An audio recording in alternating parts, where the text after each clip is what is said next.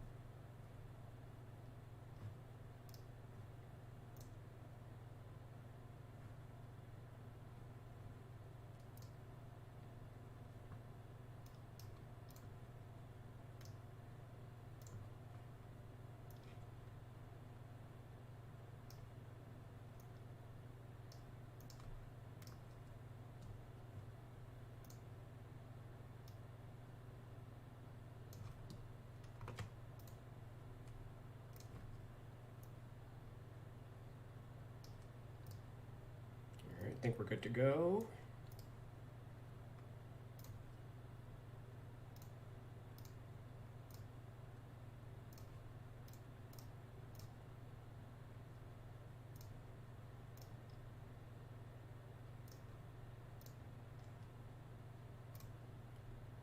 Alrighty.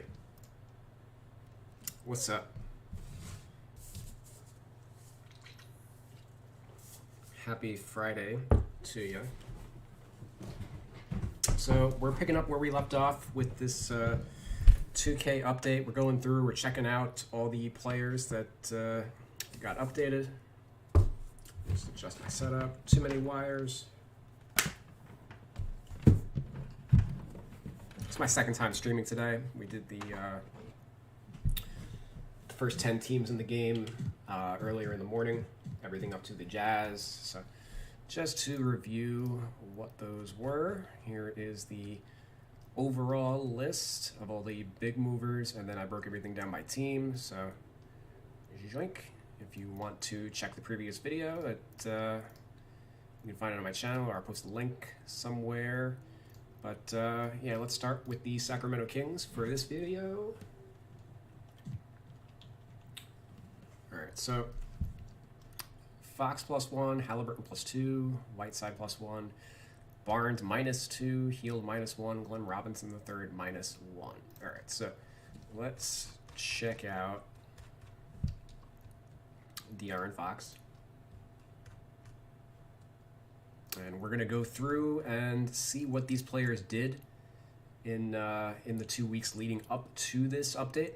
So games from 2-4 to 217 are part of the update. 218 was played last night after the update released, so we won't be counting those games. But let's look at what Fox did in the last 2 weeks.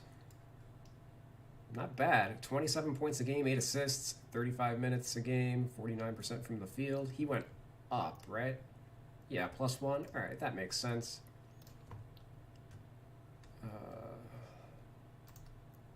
That's his first rating movement of the year.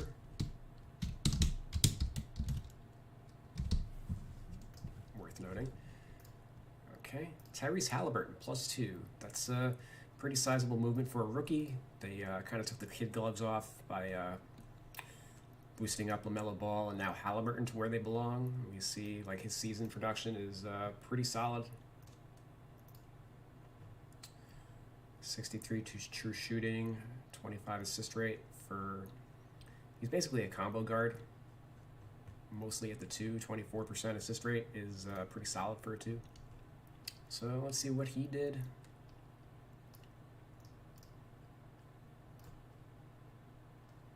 Okay, 57% from the field, 50% on threes, 16 points a game. Jeez, yeah, he started the game. He's forcing Buddy Hield out of town. Like, Buddy Hield has been awful this year, and Halliburton wanted to start, but he's coming off the bench for now. But you can tell that him and Fox are just like the future of the franchise. So no problems whatsoever with Halliburton's rating. Oh, is this the wrong... this is my file, not the 2K file.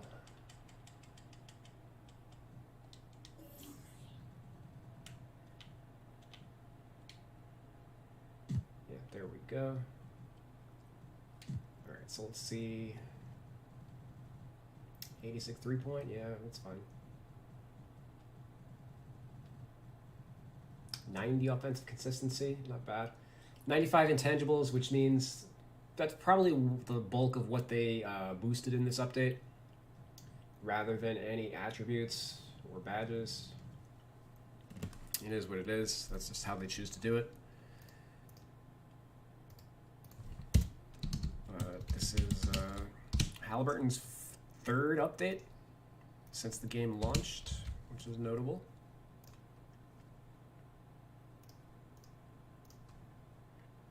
Hassan Whiteside.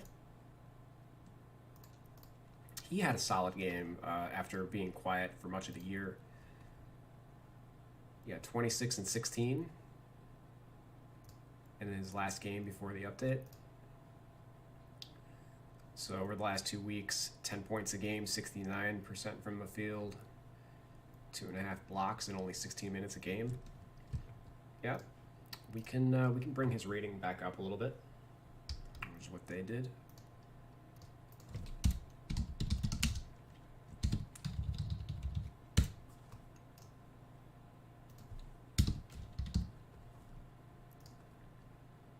All right, Harrison Barnes down 2.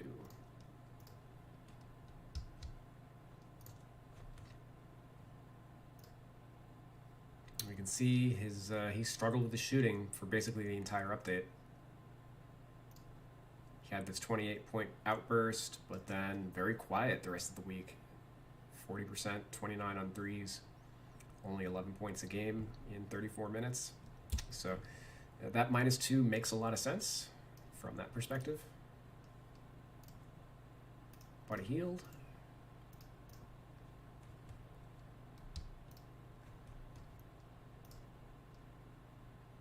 His numbers on the surface don't look like as bad as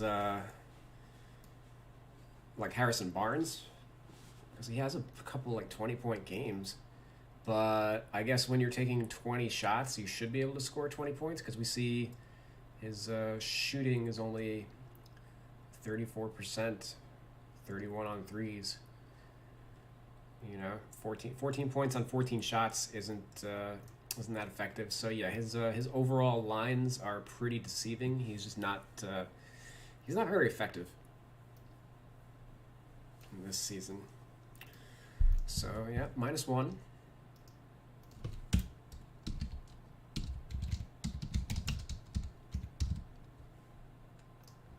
And then finally we got Big Dog Jr. or Big Dog the Third.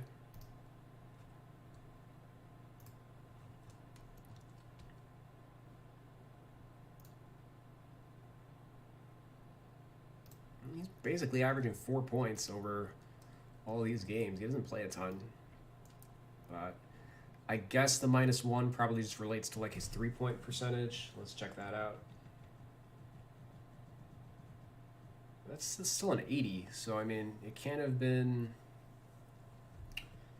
I don't know, it's just random fluctuation. Maybe his rebound rates are a little low.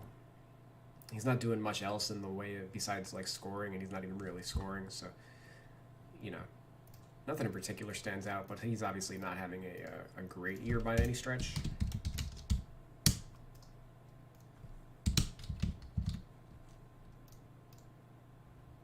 And that'll wrap it for the Kings. Let's see what they are doing on the year.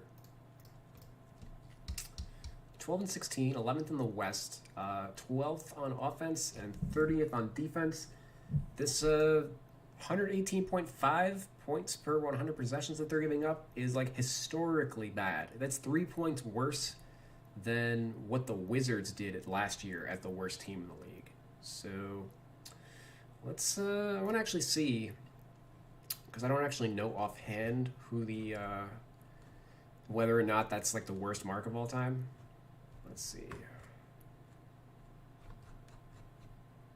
It's under miscellaneous defensive rating. Yeah, we can see here. There's a couple teams that are basically on. I don't know if it's like just the nature of this season. We see the Washington, like four other teams are just as bad as Washington. It could just be like the nature of the season that teams aren't as good defensively because they didn't have much time to prep for the year, or it's also just like by virtue of like as teams get better at shooting, teams are going to be posting higher and higher offensive ratings. We can see the 111.9 is probably the all-time mark for the league. We're going to go through and find out. But yeah, 118.5. Let's see. We're all right. Oops, not 2029. 2020. Okay.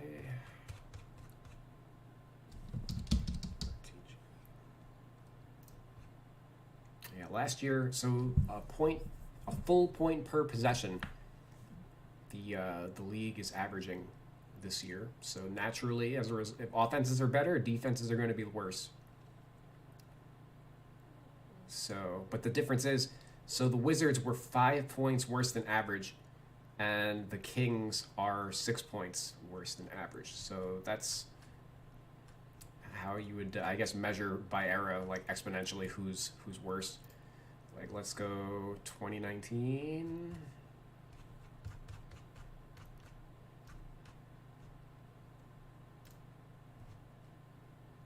Ooh, okay. The Cavs were 117.6. This is the Colin Sexton Cavs, right? His rookie year. Colin Sexton, Kevin Love. Yeah, not the greatest year. All right. And let's see where these teams are at in 2018.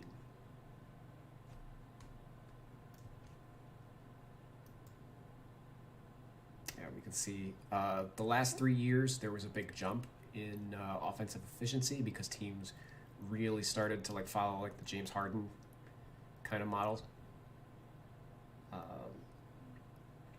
And here we see the Suns are only 4 points worse than the league average. So we went from teams being the worst team being 4 points worse to the worst team being 6 points worse than the Kings. So yeah, the Kings are bad.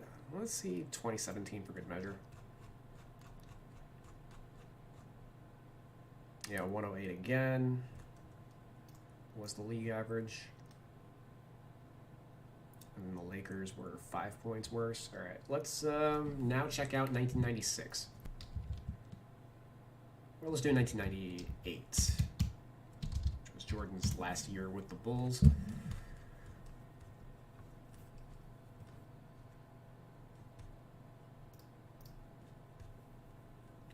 Okay. Obviously, the offenses and defenses were a little better.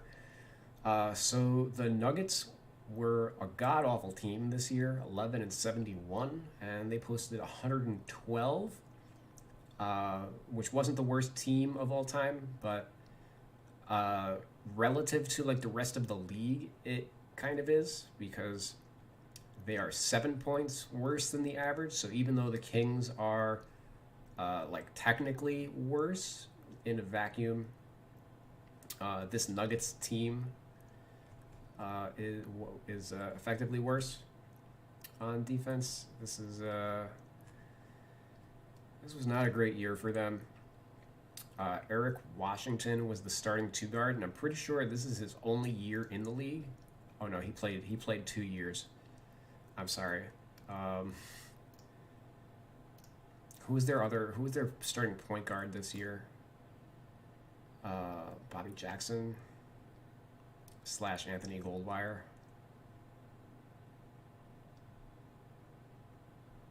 Oh man. The legendary Dean Garrett is the oldest rookie to make like the all-rookie team at the time.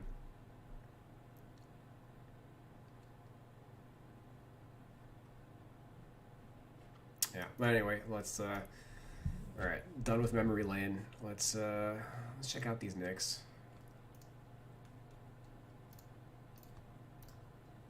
All right, so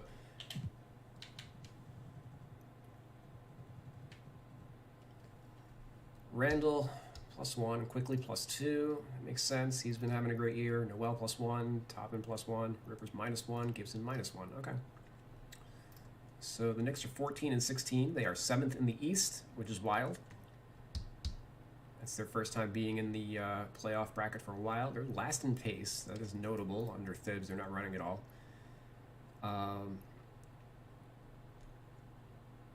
they're 24th in offensive efficiency and 3rd in defense. The fact that they have the lowest pace by like a considerable margin, like they're giving up the least points, or they're scoring the least points per game, and they're giving up the least points per game, because that's just how slow their pace is by comparison to the rest of the league.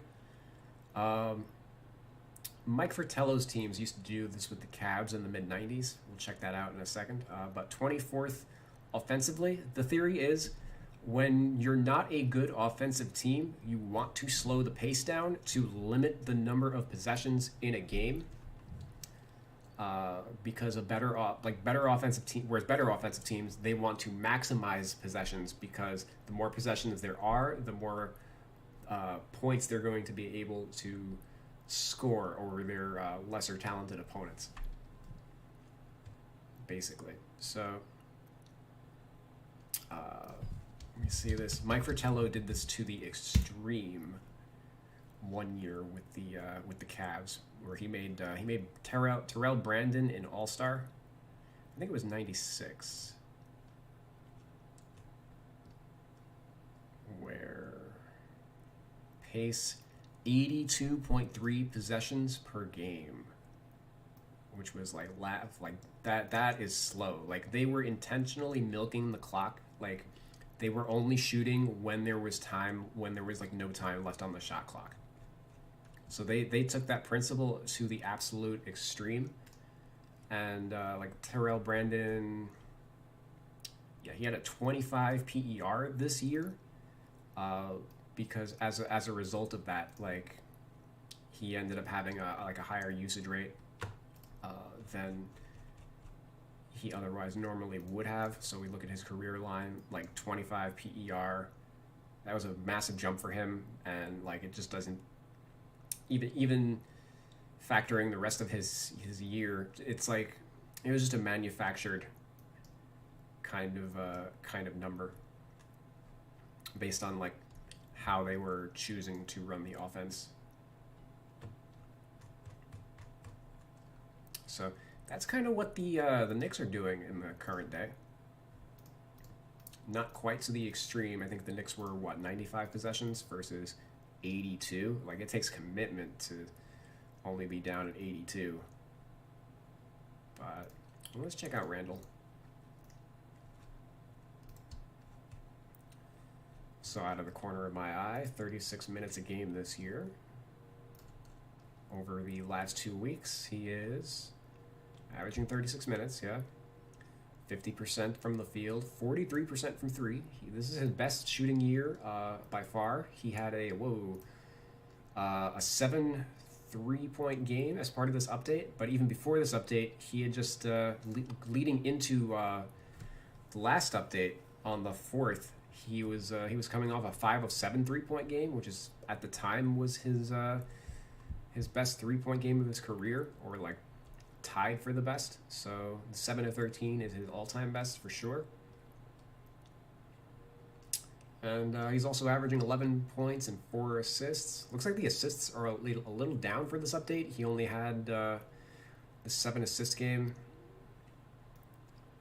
The only game where he broke 5, whereas like, I don't know, if we just look at the prior update, he probably averaged more assists during that time. Let's see.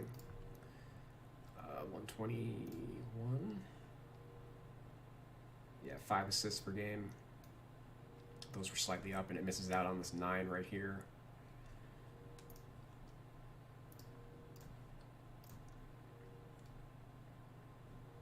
Yeah, Randall, 23 and 11. He's pushing to make his first All-Star team this year. It's tough competition, so we'll see. We'll see if the coaches take him on.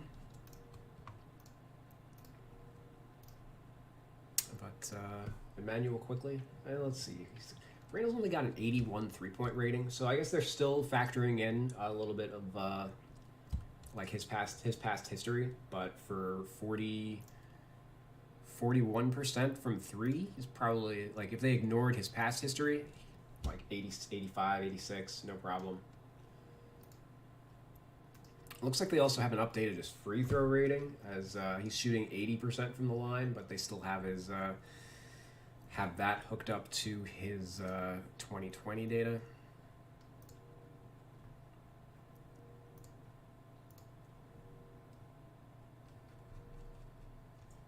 And yeah, pass rating, as we can see, much better than it has been previously in his career.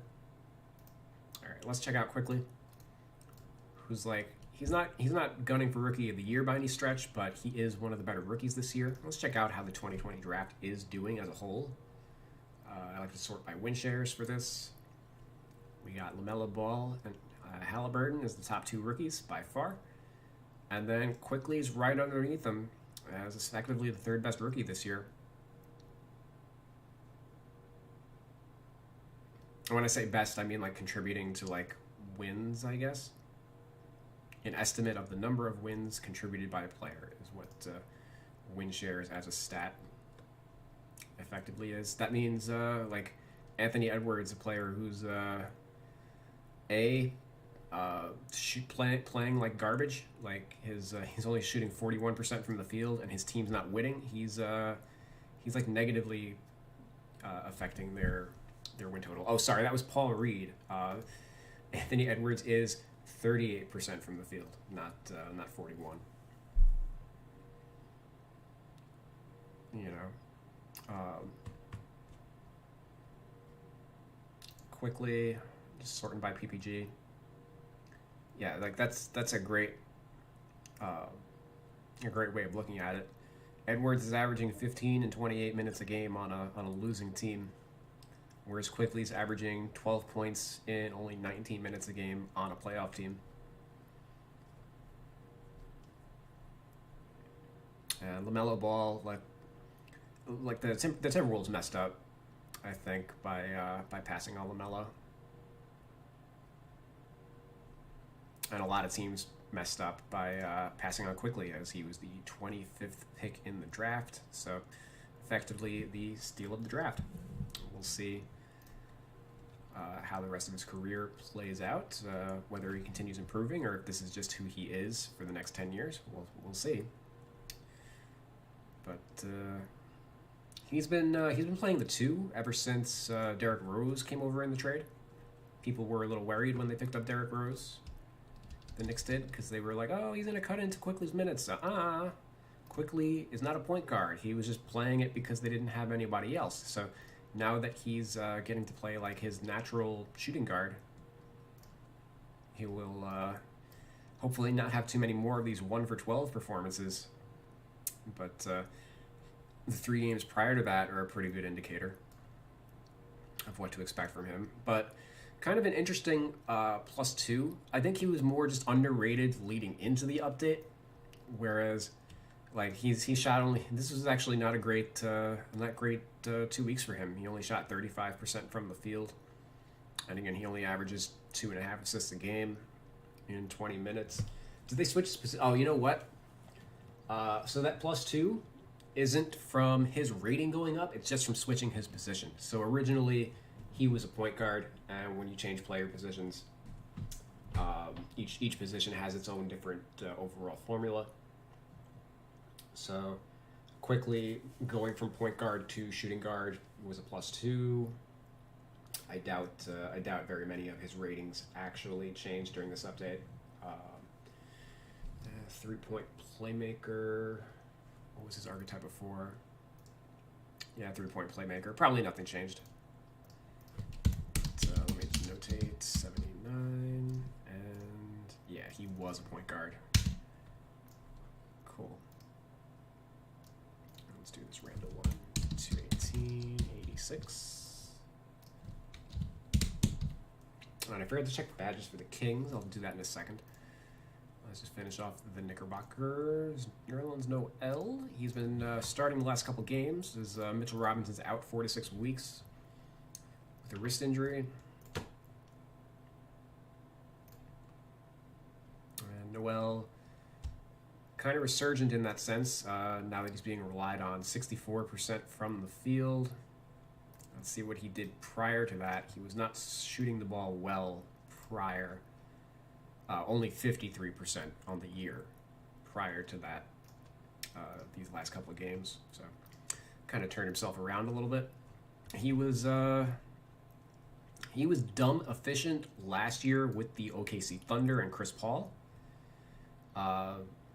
Chris Paul, obviously any rim running center, Chris Paul's gonna have a field day with. Noel was basically his Tyson Chandler, and the Knicks are not really using Noel or Mitchell Robinson in that fashion, which has hindered their production a little bit. It is one of the drawbacks to a coach like Thibs, is he's gonna play things his way and not be totally concerned with like maximizing the production of all of his players. Let's check out Austin Rivers. He's a -1. Yeah. He hasn't really been in the rotation. Basically, he lost his minutes to Derrick Rose, which makes so effectively quickly took Rivers' job, because he's the two guard. Neither one of those guys is the point guard, so the Knicks just bought in an actual point guard with Rose. I really am a fan of. I didn't like Rose in his first stint with the Knicks, but I'm much more content with what he's doing on the team in his second run, relative to like what the team needs. But let's see where Rivers is at. He's probably gonna get traded. He's not really in the rotation at all. 2 for 7 from the field the last 2 weeks. Nothing else to his name. Yeah, so makes sense. They probably just dropped his intangibles rather than any of his attributes just to get him lower in the rotation. Obi Toppin.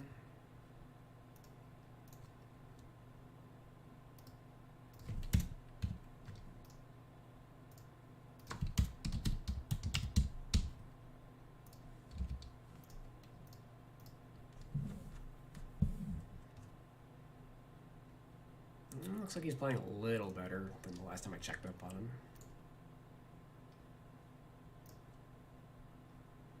Only plays 12 minutes a game, 59% from the field. Yeah, so. And what is he shooting from 3? 33%. You'd like to see him get to the line a little more. As 0.1. So he took, 1 free throw in the last 2 weeks? That's not great for a guy who was compared to Amari Stoudemire.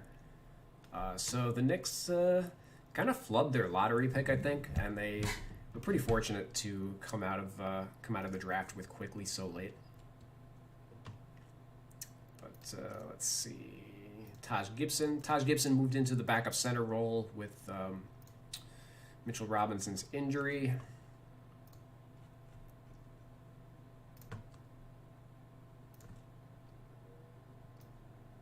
And 63% from the field. He's a -1. That probably just has to do with, he signed with the team about a month ago, and he was a starter last year with the team. So him dropping in rating has more to do with like his role change than anything to do with like a decrease in his production or anything.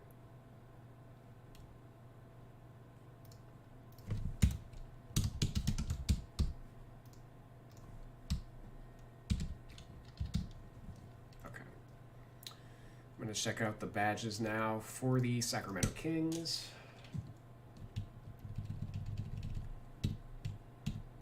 Which is this row. So far, there's only been one badge update.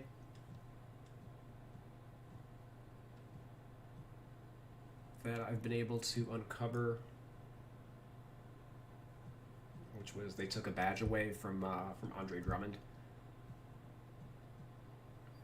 This appears to so far be a very light, a light update on the badges. It's something that 2K needs to get better at because the oops, I had something covering the comments, so I wasn't able to see you guys. But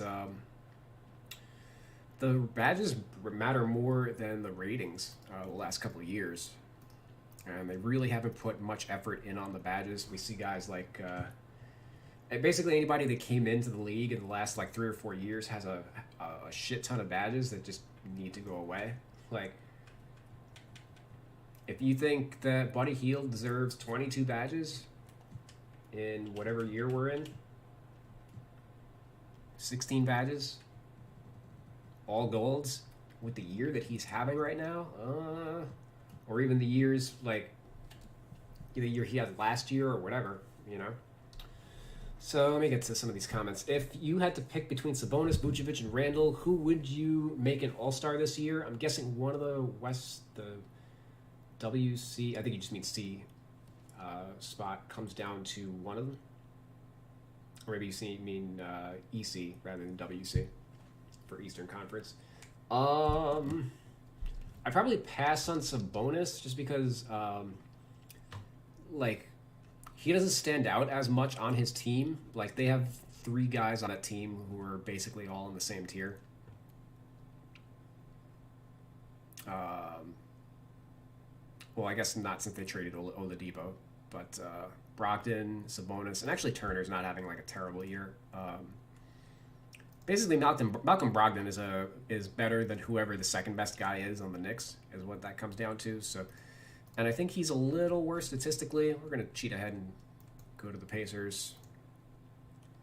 Yeah, Sabonis hasn't taken a step forward off of what he did last year. So I'm going to pass on him. I think we do give credit to the Knicks for like being much better than expected. Whereas like the Pacers at 15 and 14, I don't know if we can really call this a disappointment for them. They have dealt with some injuries, but like the Knicks, you know, I think it does make more sense to reward Randall. And Vucevic's problem is, you know, his numbers are great. He's definitely the best player of the 3, I would say. But his team is just basura. So, basura.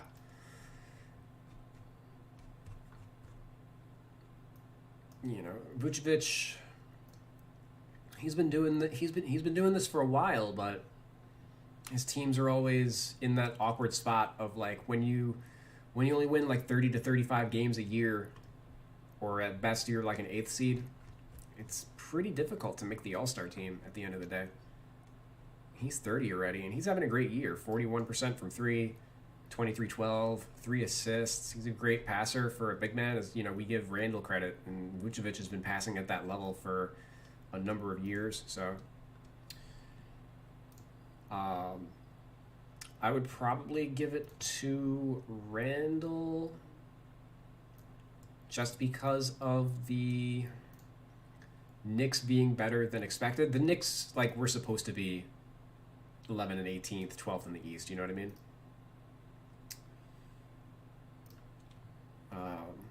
But it's close. It'll be interesting to see what the coaches do. Could be 2 of them. You know, injuries always happen around the around the time of the All-Star game. So knock on wood, of course. But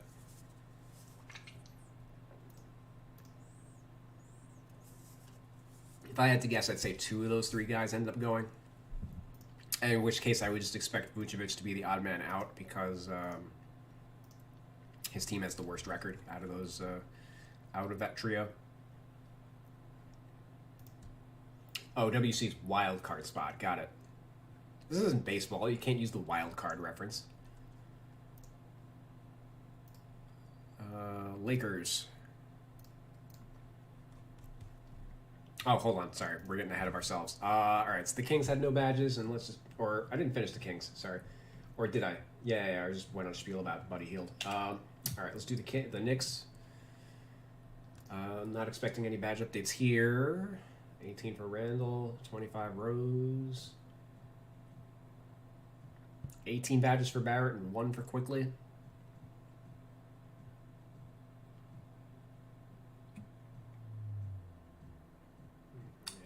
pretty all over the place. Kind of a disappointing update so far. Or just like, I don't know if disappointing is the right word, just like very meh.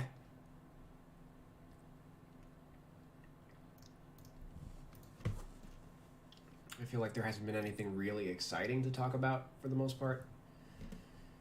All right, looking at the Lakers, Kuzma +2, KCP -2, Caruso -1. All right, Kuzma. I guess his rebound rates are up. He is starting at the 4 right now in the absence of Anthony Davis. But this game doesn't actually count towards that. He did have another 10 rebound game, though. Overall, he's, for the last 2 weeks, 49% from the field. 28 minutes a game, 14 points, 7 rebounds. You know, he's fine. He goes up to, what, a 77? Yeah, so he shouldn't have been a 75 to begin with.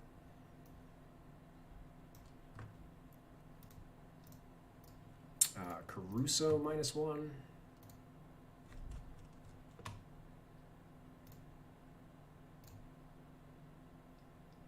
45%, 25% on threes. That's pretty much what that is about. And KCP. KCP being down -2 is pretty surprising. I guess he's going through a shooting slump, it looks like. 37% from the field, 21% from 3. 6 points, 28 minutes. Yeah, and he doesn't do anything besides score, I guess. I feel like his defense should still be like well regarded.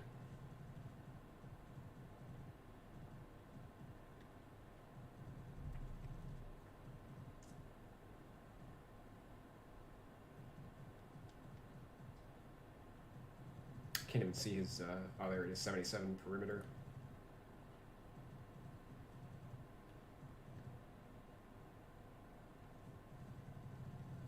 Oh, you know what? That's another.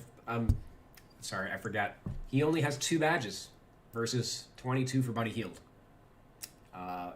That's, you know, they add up. Bronze catch and shoot, bronze slippery off ball.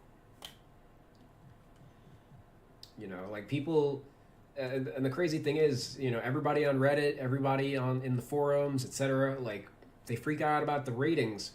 You know, they'll talk about how could this guy be a 73 dunk? He should be a 76. That none of that matters. This matters, and this is something that 2K is just not working on because they don't have to, because nobody pressures them to.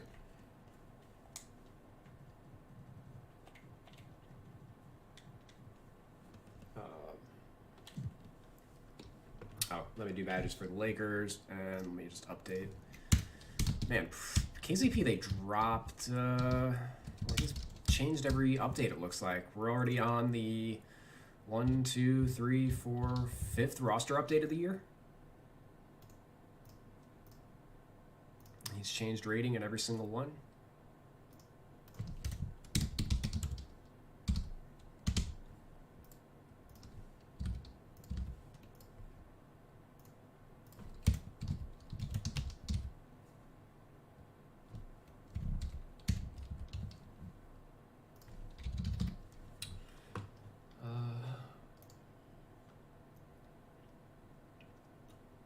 Blame the NBA for naming it that.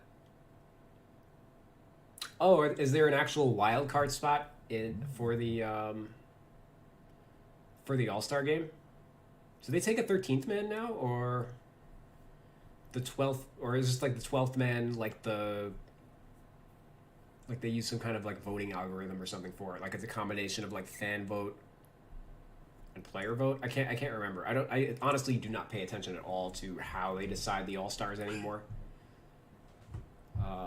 Jaylen Brown, Harden, Tatum, Middleton, Adebayo are my other reserves.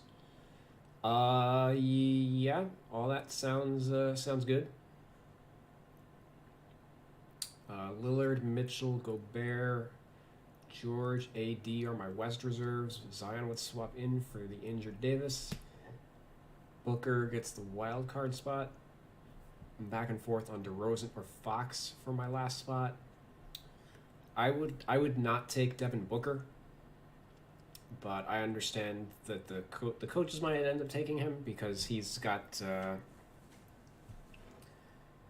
I don't know. There's a big marketing push for him to be an all-star this year. Like he's held in higher regard than what his actual production suggests. And the Suns have a good record, so he gets a little rewarded. But I'm a Chris Paul stan. You guys know that. Let's look at the badges.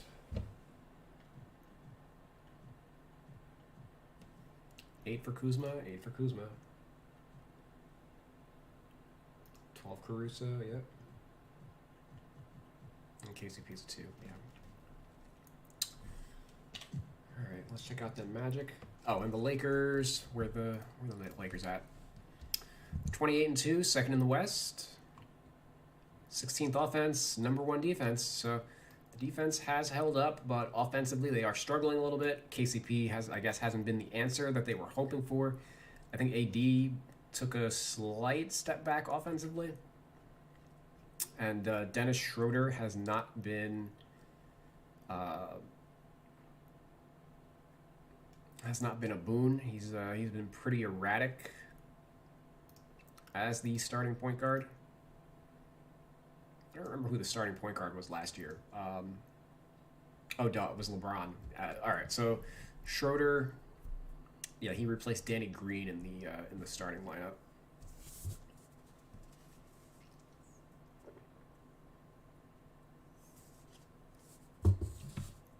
So yeah, I guess it does make sense for the offense to be struggling if you go from LeBron James to Dennis Schroeder as your starting point guard, or if you swap out Danny Green as a shooter and replace him with Dennis Schroeder. Yep, makes sense. All right, the Orlando Magic. Last 2 spots are wild card because they are positionless. 3 front court and 2 back court are the other choices. Still 12 spots total. Okay. 11 and 18, 12th in the East, 28th offensively, 16th defensively. They're better defensively than I initially thought. I guess actually since Steve Clifford took over, they have been a good defensive team. Yeah, never mind. That is why they win games. They just don't have the offensive talent to compete. But I didn't realize they were this good defensively.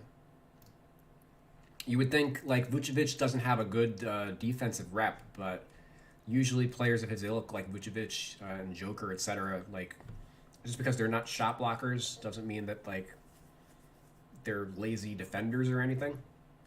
You know, they try. They're just limited in what they can do. But looking at the Magic, kind of minor update for them. Ross -1, Ennis +2, Gary Clark -1.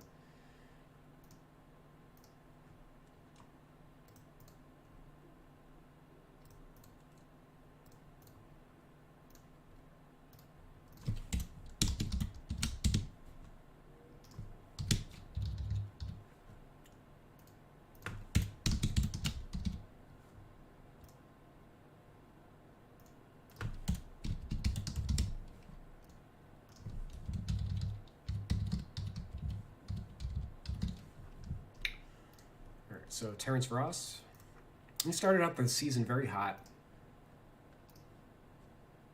His first 7 games of the year, 50% from the field, 47% from 3, 21 points a game. But since then, he has cooled off quite a bit.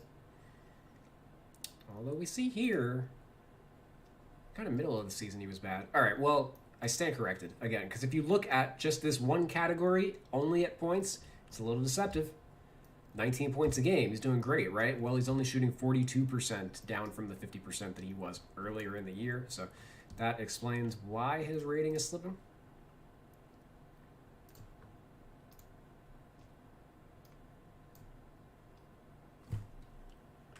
But even still, like, I don't know, 77 seems a little low for a guy who's that good of a scorer. 76 3-point on top of that. 76 3-point. He's 35% on the year and makes 3.5 threes a game. Like, I disagree. I disagree. Whatever your philosophy is, I'm not with it. 2K. James Ennis. All right, he's having a solid year, it looks like. You know, missed the first batch of the year with injury. Looks like he's turned a corner. 51% from the field, 50% from three these last 2 weeks, 13 points a game. So he's a bright spot. He's trying to hold things together as the team deals with injuries. That's what most teams want their small forward to be. Just be a rock. You know, just be that 3-and-D guy who shows up to work every game. And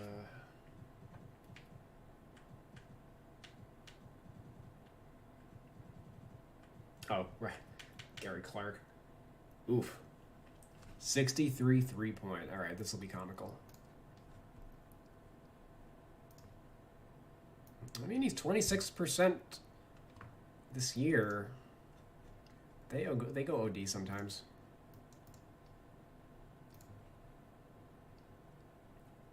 I mean, 26% from the field. Like, he's and this is in 7 starts. Like, he's not an NBA player,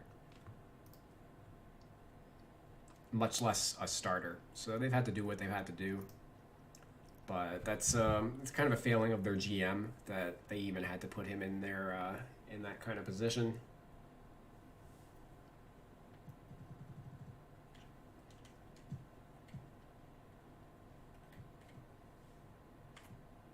Amino's healthy? Is that true?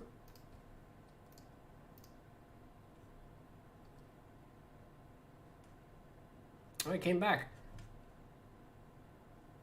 Okay, I did not realize. That's cool. So he's a player that they signed him to be a starter. And he just wasn't able to get healthy last year. So hopefully he can be part of the solution, because obviously Gary Clark ain't getting it done.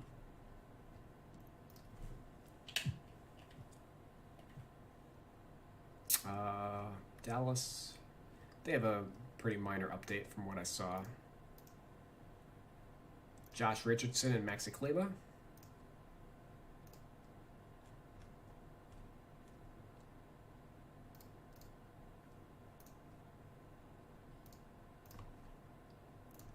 I'll do badges for both teams in a second. All right, Kleber is a -2.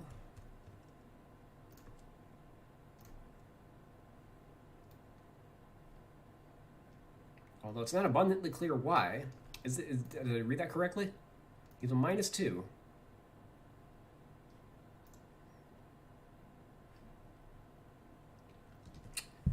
He's a -2 and is shooting 45% from 3. Like, yeah, he's not scoring a lot, but that's not really his role. I don't know, maybe 0.6 blocks in the 28 minutes. I don't know. I don't get that one. And he's a starter.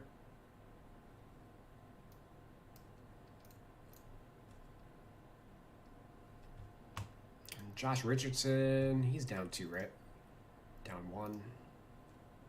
He's just been having not a great year.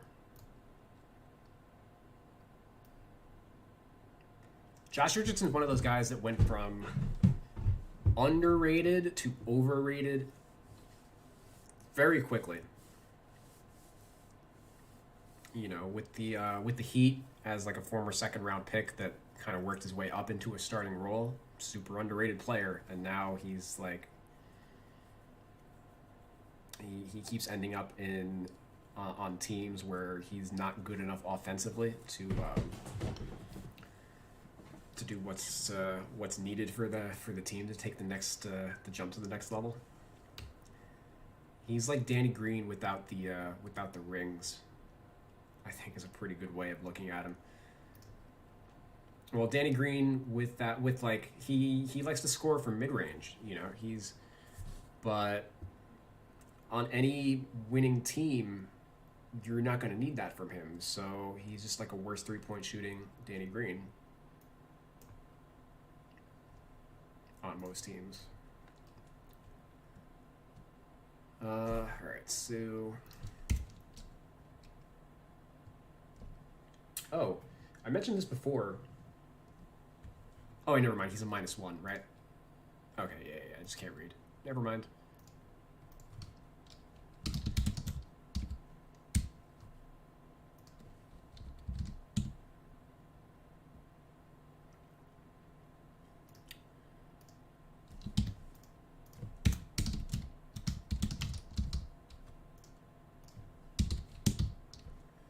He came back a few days ago, then got re-injured. Will be on knee management, so may not play in back-to-back games. Yeah, I mean, most players are on knee management or back-to-back management.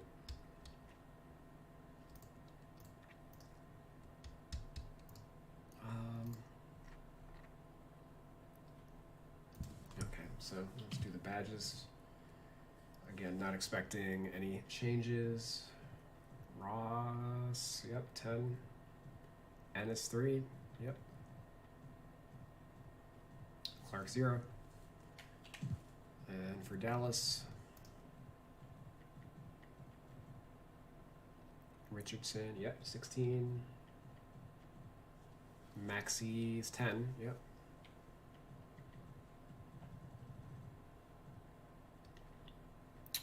Pretty disappointing. The Nets have no rating changes. They're the only team that doesn't have one. So just checking with them with their 19 and 12, second in the East.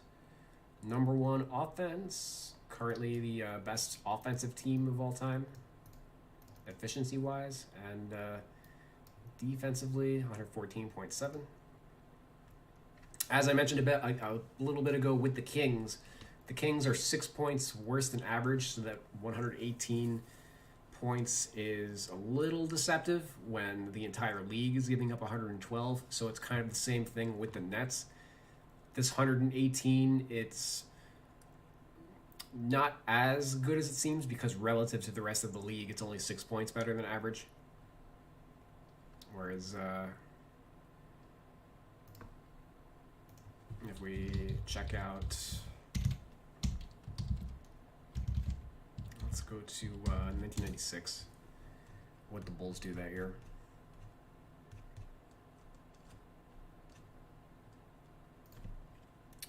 The Bulls were 115 points per 100 possessions in a season where the average team was 107. So the Bulls were, they're not the best offensive team of all time, but like by rating, but they were 8 points better than average. So relative to the rest of the league, they were a better offensive team than the Nets. And defensively, they're 6 points. They're 6 points better by defense. So +8 offense and +6 on defense.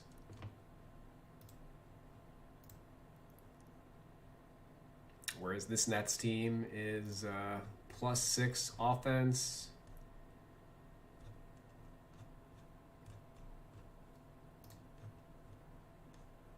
Yeah, 111.9. I guess it's actually kind of close to +7. Yeah. And defensively, they are a -3. So there's that. And they do need to work that out.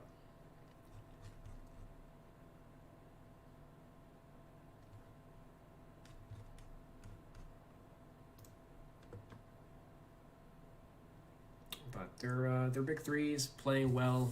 They haven't played a ton of games together. But the thing is, I'm not expecting, when they do play together, it's not like they're going to be elevating each other's games all that much. It's kind of not dissimilar of like Kyrie just becomes like Karis LeVert when all three are healthy, is what it really comes down to. But let's move on to the Nuggets. Oh, and I guess I'll token check for the badges. 41, 42, 15. Yeah, all right. We're good. Next. Denver. Murray, 85. Barton, 76. Zeke, 72.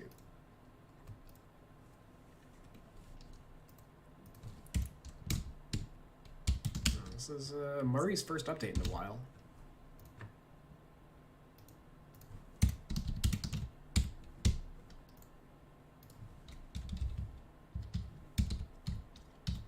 Murray's been struggling this year. He has not recaptured his bubble form. He's not in the All-Star conversation at all.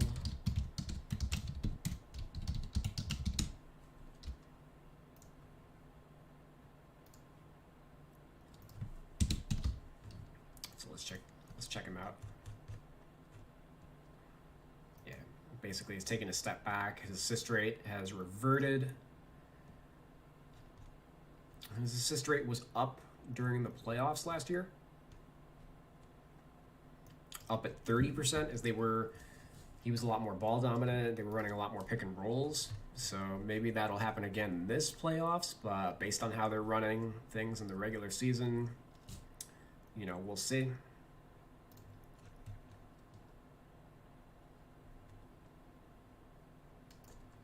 He had a solid couple games, it looks like. Hold on. Let's get that one out of here. Last 6 games, 45%, I guess, isn't the greatest. 21, 6 and 5. Probably the only thing they're dropping is his assist rate, is my guess.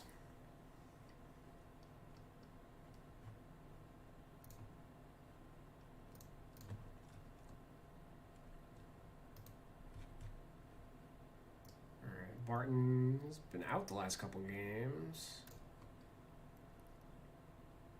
Barton's a -1. We sure about that?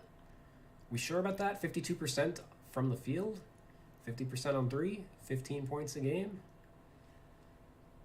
Are we really dropping him? Come on, guys.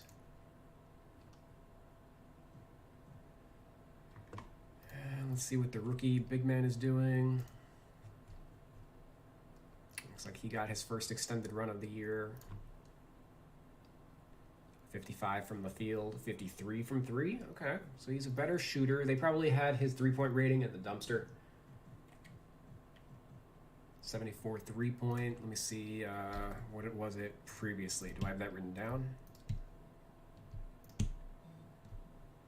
I did not. I didn't do his rating yet. It's in my default roster then. But that would be my guess is, his archetype then, yeah. So his archetype previously was mid-range finisher, and it is currently 3-level scorer, so that just indicates that they boosted his 3-point rating.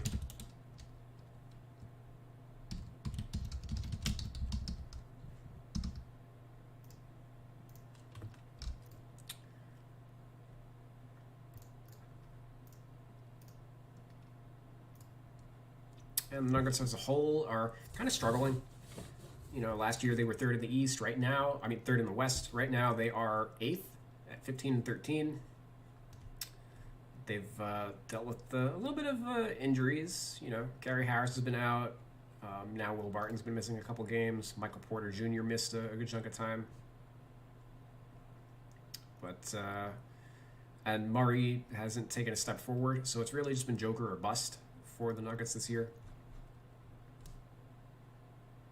And Joker, of course, is still having a mammoth year.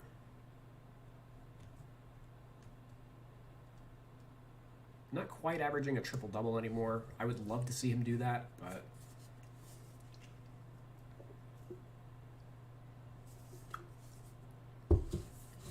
27, 11, and 9 is kind of redonkulous. Let's check out them Pacers. As we covered before, they are 15 and 14, 4th in the West. Not a high bar in the, I mean, fourth in the East. I keep mixing these up. And not a high bar in the East. As the Nuggets are 15 and 13, and they are 8th in the West by comparison. So 14th offense, 10th defense.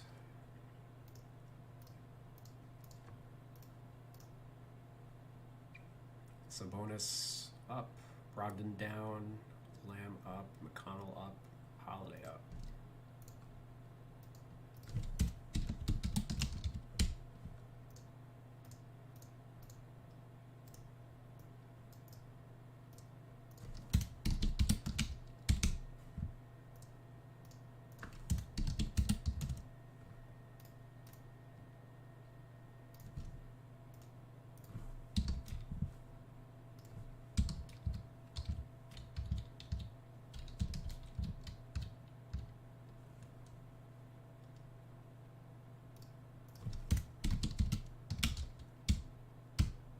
McConnell is a +2, I think. Right? +2. Okay, so we're gonna check that out. And Jeremy Lamb also.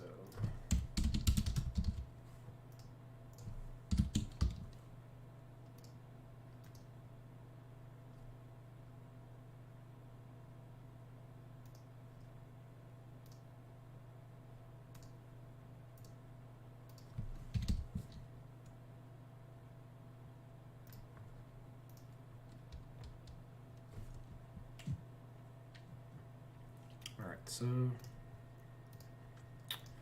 let's start with the Pacers. Sabonis. That is a triple double. 36, 16, and 10.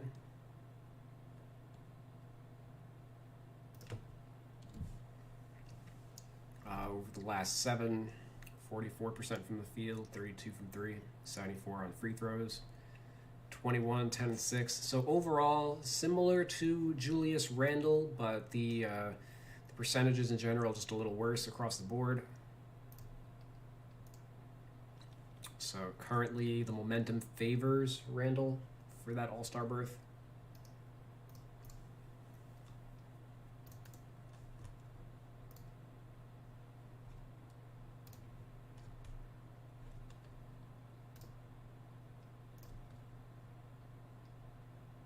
All right, 19.76 for Brogdon these last 2 weeks. Only 41% from the field, which I guess is why he drops.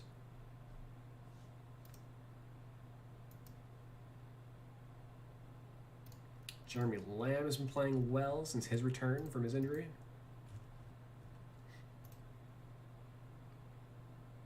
Really filling the void for once Oladipo got shipped out.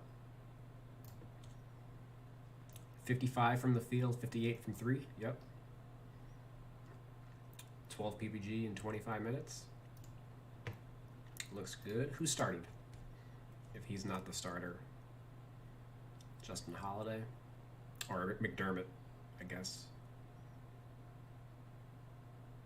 Okay.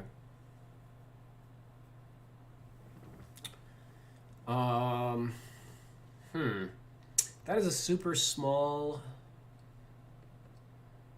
line, like rotation. Let me just check a rotation for this. Obviously, it's Timberwolves, so like do whatever you want, right? But basically, Sabonis is the backup center for Turner.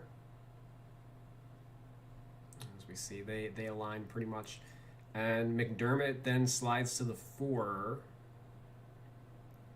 It's just weird, like all the 3 guys that came off the bench are all guards, so all the front court players are just like shifting up a lot of the time. So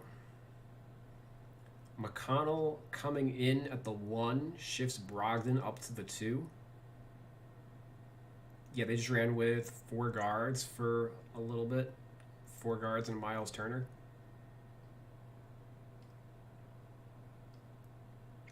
And then they ran McConnell, Holiday. So Lamb is basically a 3 in this game, it looks like.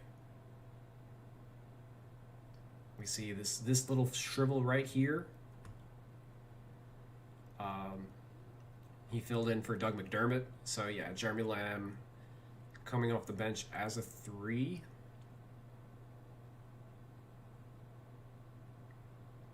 And he was a 3 here too, in this little shrivel that he shared with McDermott. McDermott was at the 4, filling in for Sabonis. And then Sabonis finished the game as a 5.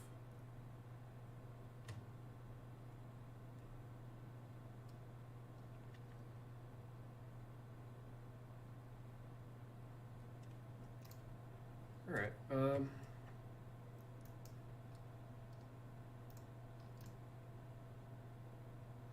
Noted. So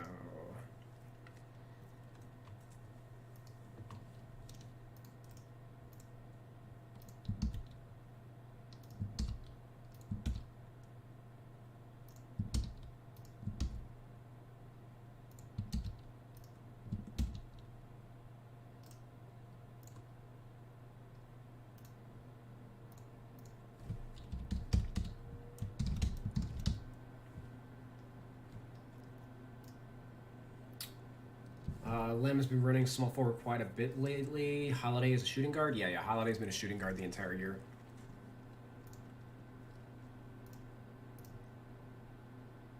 That might be why they're running it like that. I don't know. Maybe they just wanted more offensive punch. Doug McDermott's also having a great year, so they just might want him in the starting lineup.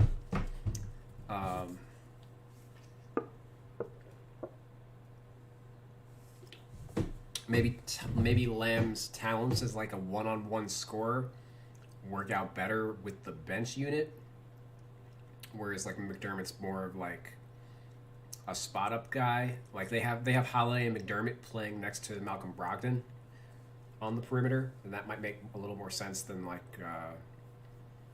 Lamb being one of those guys,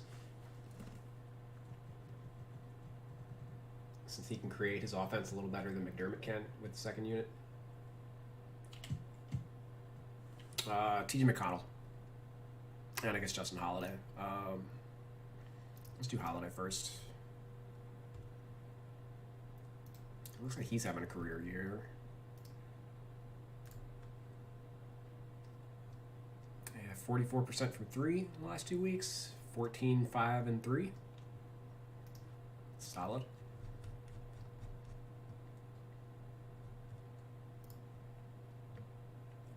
63 true shooting is his career high.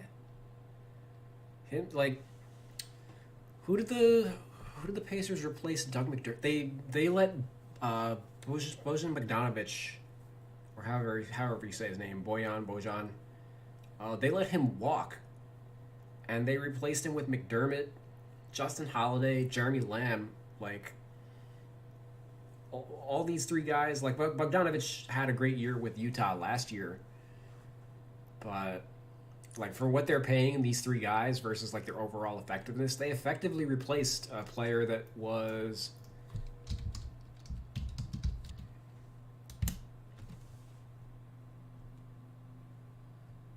averaging 18 points a game on 40 on crazy shooting. You know, they haven't missed him at all. So really, really savvy for that organization to be able to do that. T.J. McConnell looks like he's coming into his own as a Pacer. Oh man, double-digit assist games as a backup. You don't see this very often.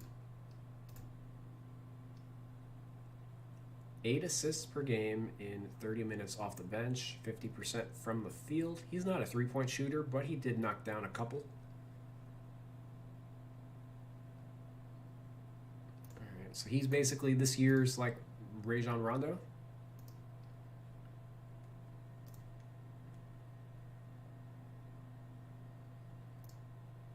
All right, badge check.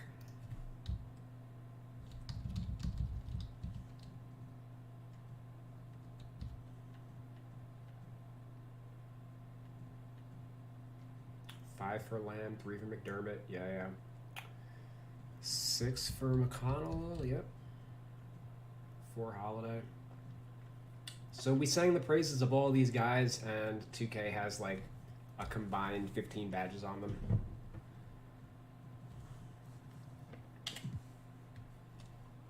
All right, the Pelicans. They are 12 and 16, 11th in the West. 7th offense, but 28th defensively, which is a little bit of a surprise given that Stan Van Gundy was supposed to come in and fix them on that end.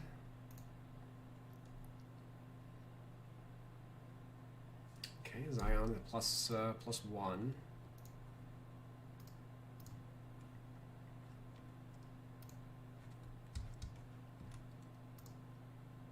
He's been dumb efficient of late. 68% from the field. 28 points per game. He's not rebounding at all. His pass numbers appear to be up. But 68% shooting is that's scary.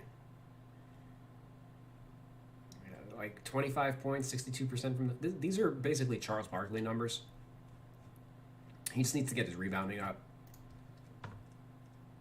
I don't know if playing with Steven Adams cuts into that at all.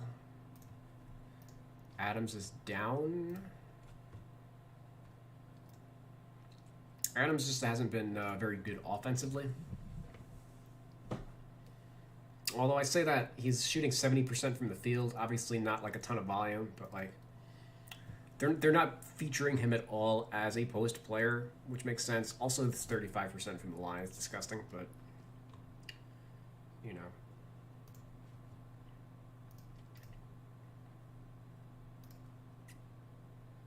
All right, Lonzo's a +2 and Eric Bledsoe's a -1. And then Walker's a -1 and Kira Lewis Jr.'s a +2. So let's check out Lonzo.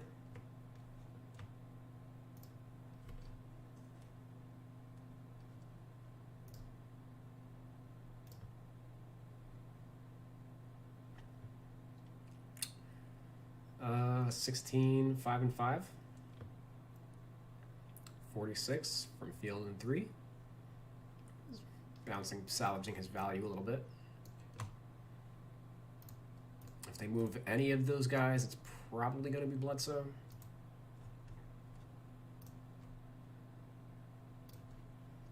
Bledsoe by comparison, 41 across the board. 41 is solid for him,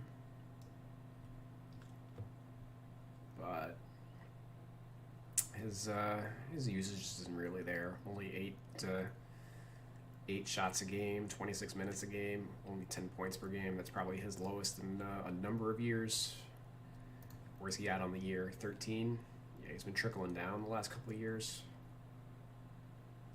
Basically since leaving the Suns. It's the best three-point shooting year of his career. So there might be he's 31, so he just has to establish himself as a role player for the next 5 years. So the three-point shooting is a good sign. Kira Lewis, let's check him out. 40 and 38.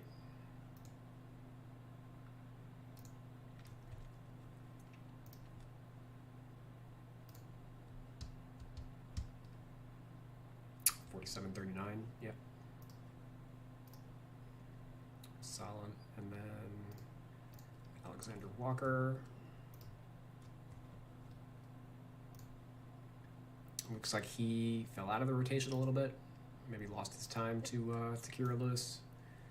47 from the field, only 22% on threes these last 2 weeks.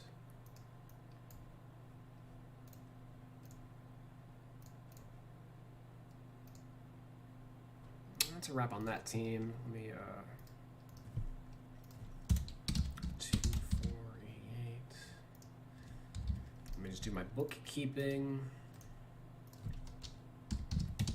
Looks like it's Lonzo Ball's first update of the year.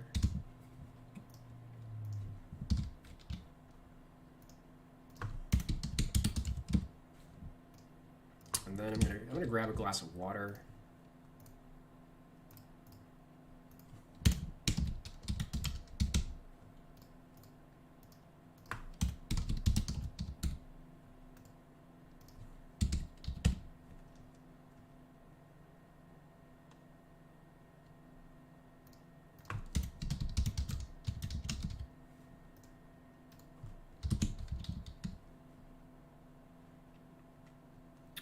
check for badges. I doubt they changed. If Zion doesn't have them, like, who will?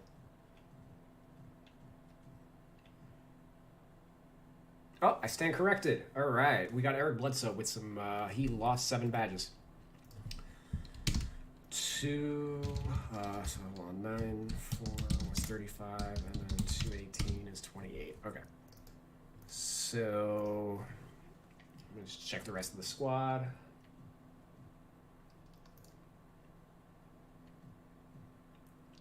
Kira Lewis. Oh shoot, Kira Lewis got 3 badges too. Oh man, just when this update was boring me to tears, we get some badges to look at. Okay, let me just grab some water real quick. Give me 1 minute. Oops. Derp derp.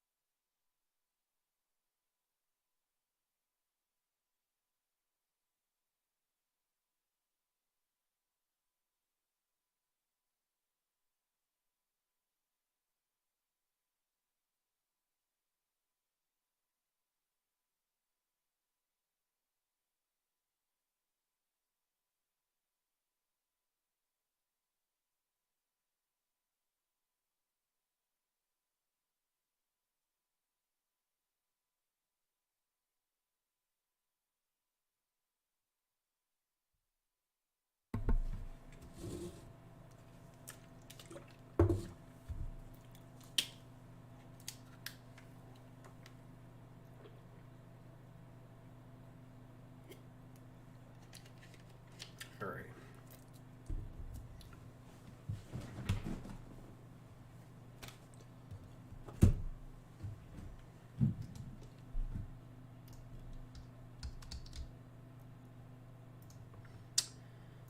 All right. So badges. Let's do Kira Lewis first.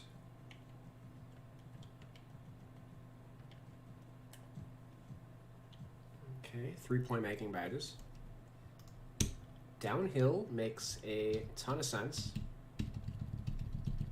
As he was regarded as like the fastest player in the draft last year, or this year.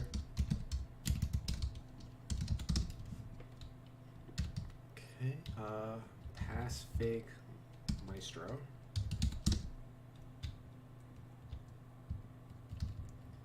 And then quick first step, which I guess is kind of an extension of his speediness or whatever. Sure.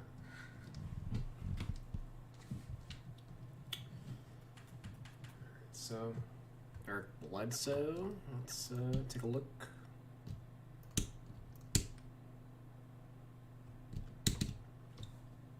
Finishing badges. Okay. So they decreased his teardrop equality to gold. Makes sense, as I had already brought that down to a bronze.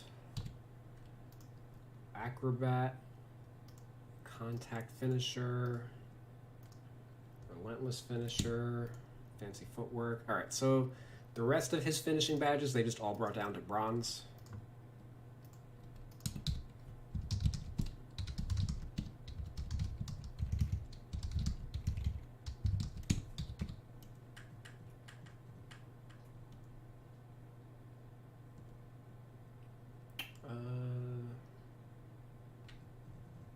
Can they take anything away from him? Or can I not math? They took off Pro Touch and Consistent Finisher. Consistent Finisher. Okay. All right. So the silver. So basically, all of his finishing badges went down one tier. Any bronzes he lost. Any silvers became bronzes, and the gold became a silver. So that's pretty straightforward, and he lost 2 badges there. All right. So shooting. Shooting, he has no badges. That's pretty much what he was beforehand, which I don't agree with, given that he's shooting 40-something% from 3 right now. Difficult shots, I gave him. That's something that he realistically... Most point guards just should have difficult shots anyway, as they do a lot of shooting off the dribble. But I'm going to guess that most of what they decreased otherwise... Oh, he did have pick and popper for some reason, so it looks like they took that off of him. I'm going to guess that his playmaking badges maybe got decreased.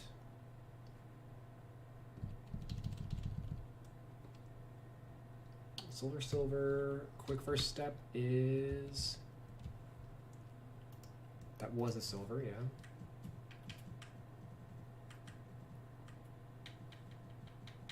It doesn't look like they changed any of his playmaking, so maybe they just took away some of his defense.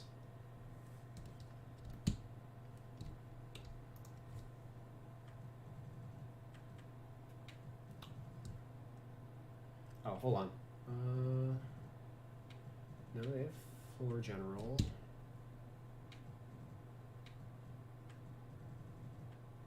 Okay, they took off Dimer, which I had likewise done.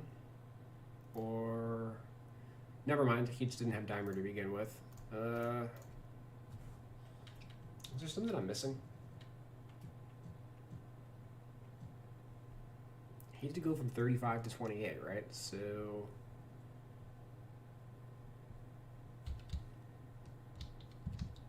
1, 2, 3, 4, 5...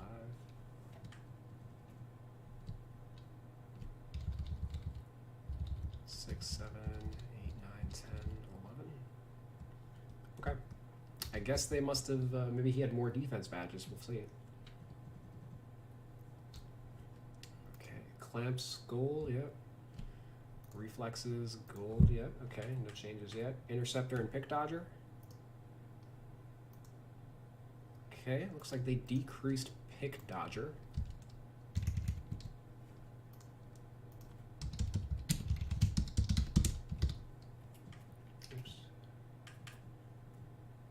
And then everything else is going to become a bronze. All right. Makes sense to take defensive leader off of him. They are 28th defensively. And I guess he went from the team that was #1 in defense the last 2 years with the Bucks to a team that is towards the bottom of the league. So maybe he, maybe he just wasn't a big part of that. A lot of that was just Giannis and Brook Lopez. Tireless defender. They decreased that.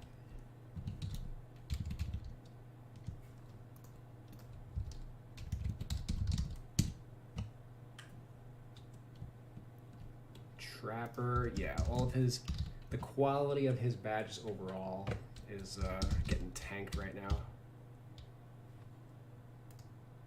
Heart Crusher, bronze. Yeah, a lot of these were all golds to begin with. Intimidator, you probably lost that, right? Yeah, Intimidator goes from a silver to no badge.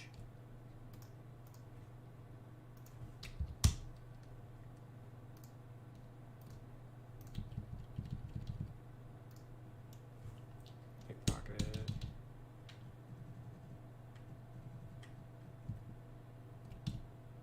Okay.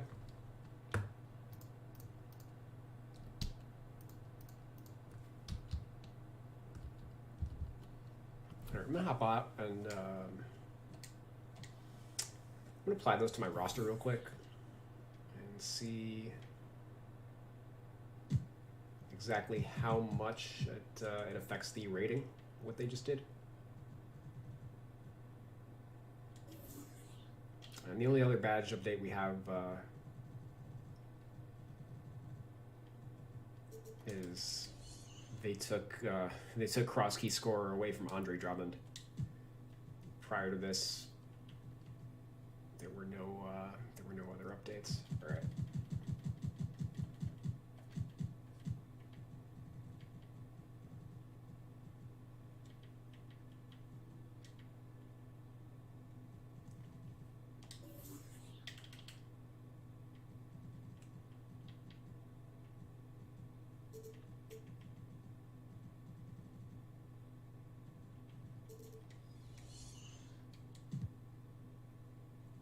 I'm gonna change there.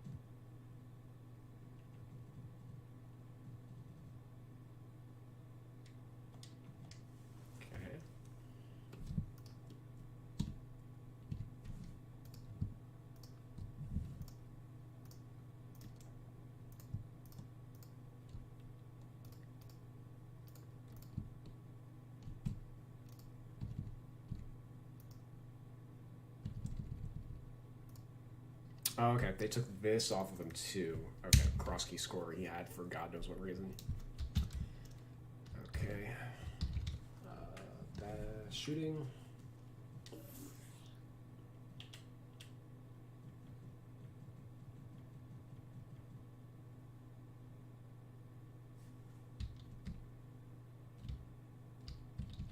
Okay, they took off Pump Fake Maestro. That's the other one that I missed. Because he had no shooting badges at all.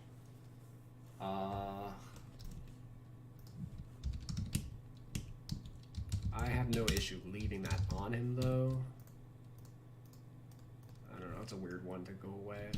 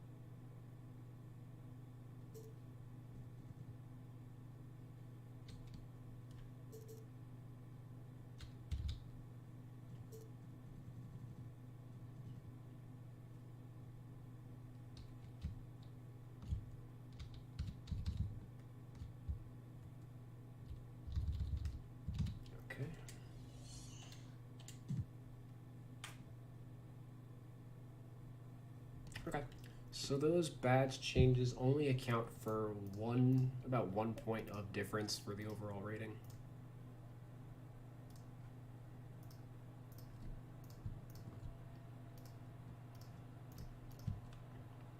Feels like it could have been more, given that, like, he lost 7 badges, but he also had a ton more that decreased in quality. So maybe he's like an 81.1, like on the verge of being dropped down a tier. Or at least in my roster, he's an 81. And there's he's still a 78.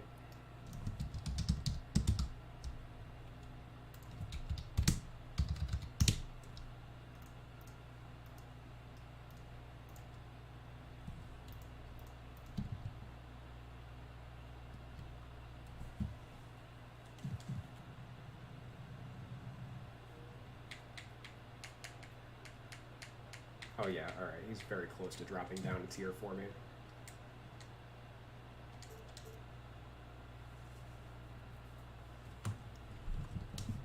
Coolio. So he's now a 28, and this is a 3. And let me just notate those. Alright, cool.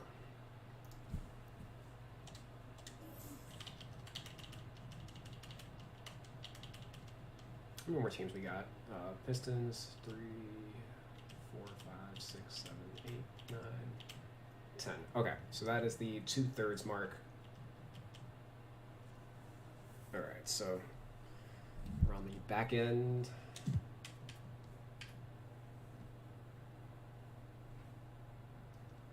So looking at the Detroit Pistons, 7 players got adjusted.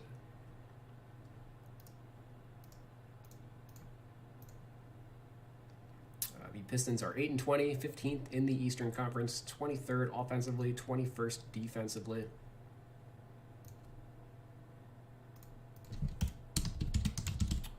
Jeremy Grant dropped in rating, which is a little bit of a point of contention for a lot of people. But it is worth noting that while he is having a career year, his production from earlier in the year has slipped.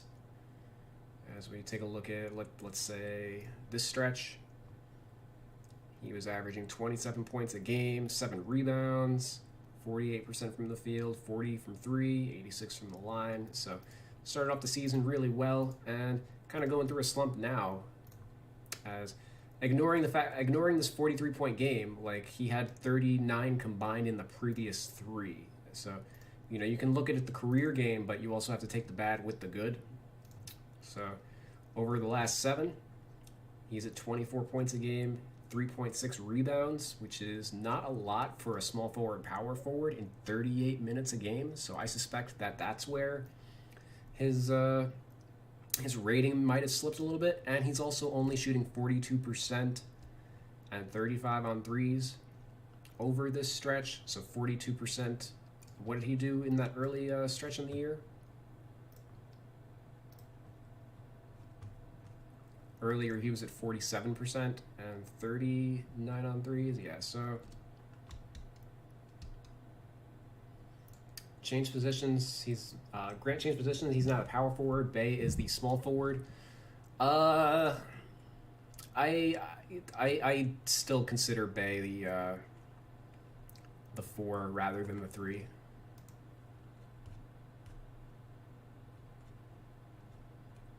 In terms of functionality, I guess we'll see.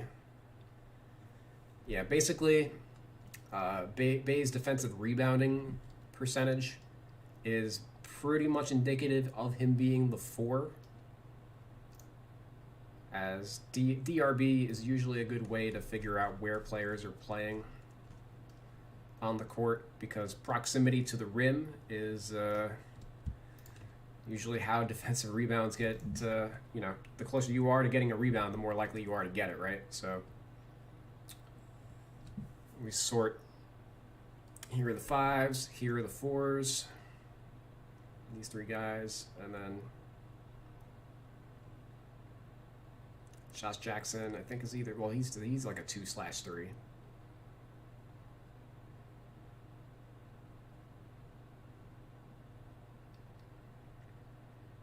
And cards down there.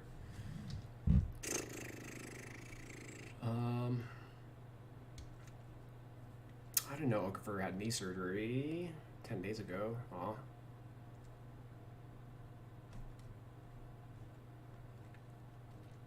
Oh shoot, the Pistons have won 3 of their last 5. Look out. Alright, so Grant's a -1. Let's do Mason Plumlee now.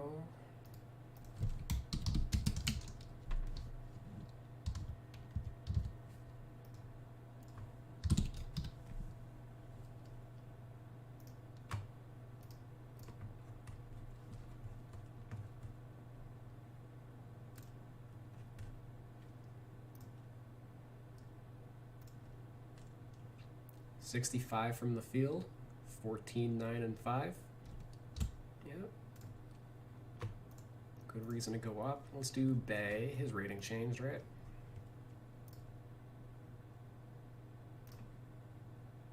And it looks like they're obviously prioritizing his development. After this 10 of 12 game, where he went 30 of, where he dropped 30 and 12, like at that point, yeah, it makes sense. Sorry, Blake.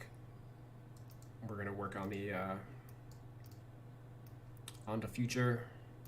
These last 2 weeks, 55 from the field, 51 from 3, 15, 5, and 2. What's his rating? Oh, a 7. Okay, never.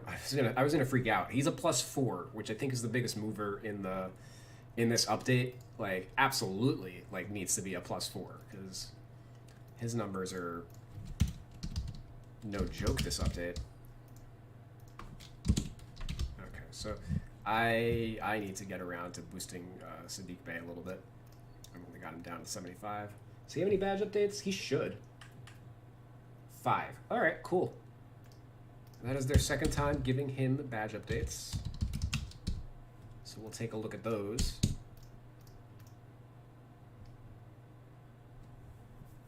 Oh, you meant Grant and Bay changing the official roster, Jackson 2 to small forward? Oh, I didn't notice that. No, Grant's been back and forth. I think he started off as a 4. In my doc, I still have him listed as a power forward by default. So if they did switch him, they switched, you know, it was only temporary.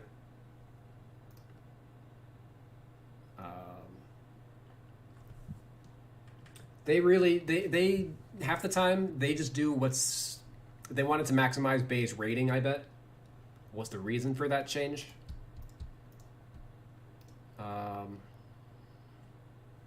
They might be lying about Grant's rebounding too to keep his rating afloat.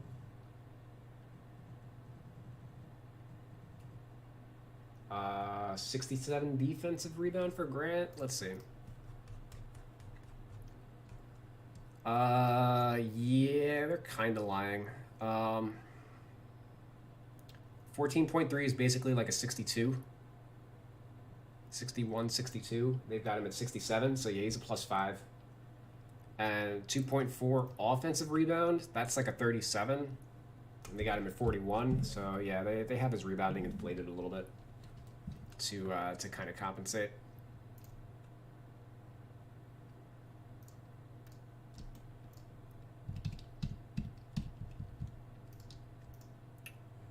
Uh, 83. Bay's a 78. Plumlee. Who else? Blake Griffin is down a point. Blake Griffin probably has some badge updates too, right? Right? Because you've already updated him once, and we've talked about him on the show. He's down to 23. Let's see. Yeah, all right. Oh, this is actually their first badge update for him. Cool. All right, we're making progress. Thanks, Mike.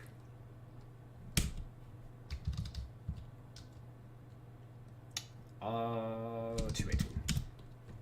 Okay. All right, cool. So it looks like all the goodies are in the second half of this. We went 15 teams without, or I guess 19 teams with no badge updates, and now we got some action. This is what I was doing this all for. So 78, so let's check out Blake Griffin.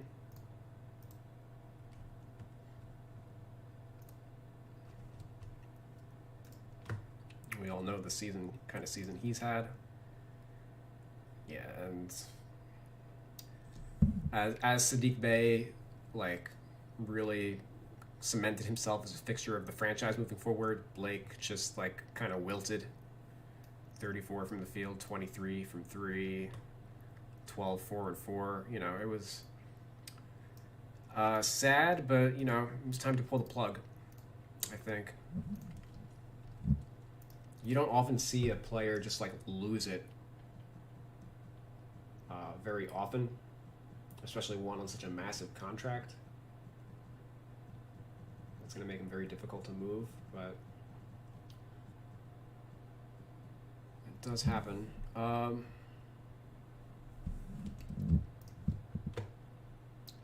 Wright +1, Josh Jackson +1, Isaiah Stewart +2. Okay, so damn, lots of Pistons on the way up.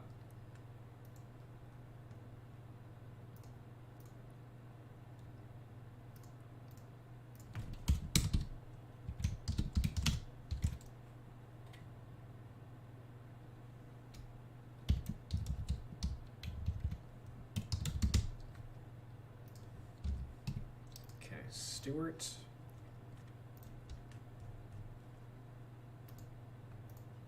A solid 17-point game. A double-double.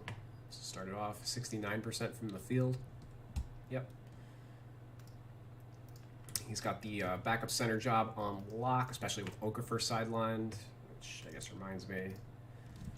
Do that.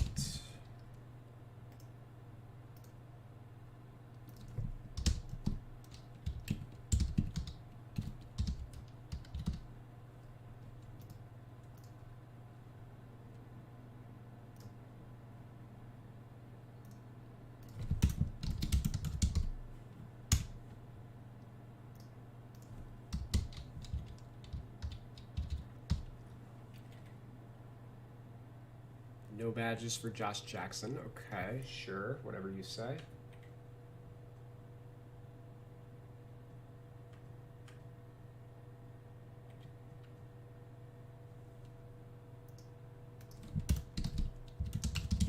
Okay. I guess let's see. Josh Jackson's production. He started off hot, cooled off a little bit, and looks like he might be bouncing back a little bit. He's got a 28-point game, 48, 41 on threes, 16 points a game in 28 minutes. Yep, solid. Probably should be higher than a 76 is my guess, but DeLon Wright. He's having a bounce back year after, like, he got his contract from Dallas and, like, they just completely, they didn't really know how to utilize him. So it's good that he's able to salvage himself a little bit in Detroit. 56 from the field, 40 from 3, 15, 5 and 6, 1.5 steals. Not bad, not bad. Probably should be higher than a 77 is my guess. Okay, no other Pistons, right? No, okay. So let's check out these badges.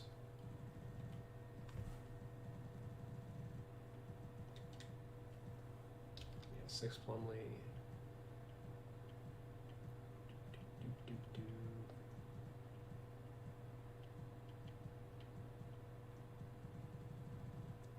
Alrighty.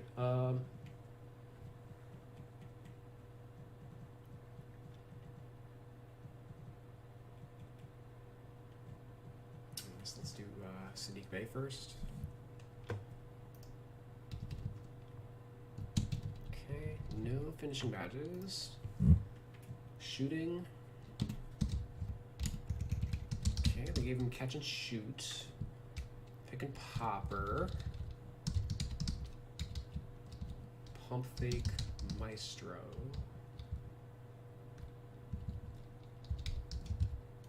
Corner specialist. And green machine. So I didn't do his badges previously, it looks like. But I did notate that he got 3. Okay, so... dang it, that means I don't know what he had, what he just got added, the 2 that he got added. Oh well.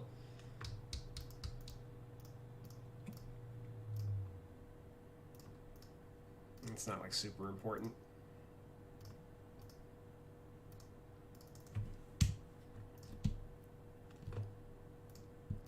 Silver. Oh, ha. He doesn't have a green, he's got a bronze in green.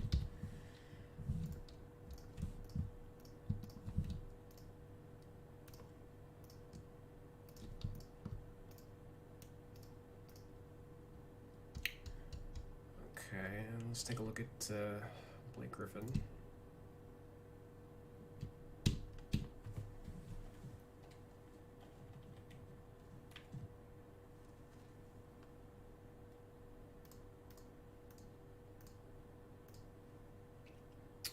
Okay, so only 1 silver finishing badge, which is back down Punisher. Relentless and Contact go from silvers to bronze. Acrobat, he still has. Lob City. Okay, well at some point they, I guess maybe watched my content.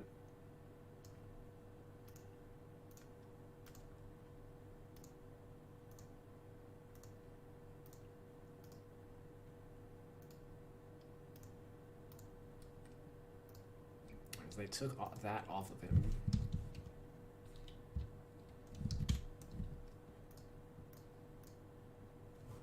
Fast break finisher looks like that one. Oh no, it's a bronze. Okay.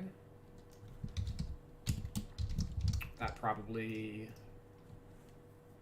can just go away too, if we're being honest. Showtime. Yep, they took that away. Okay. Silver back down, cross key scorer, sure, we'll bronze it like they did. Drop stepper, that one we're gonna keep.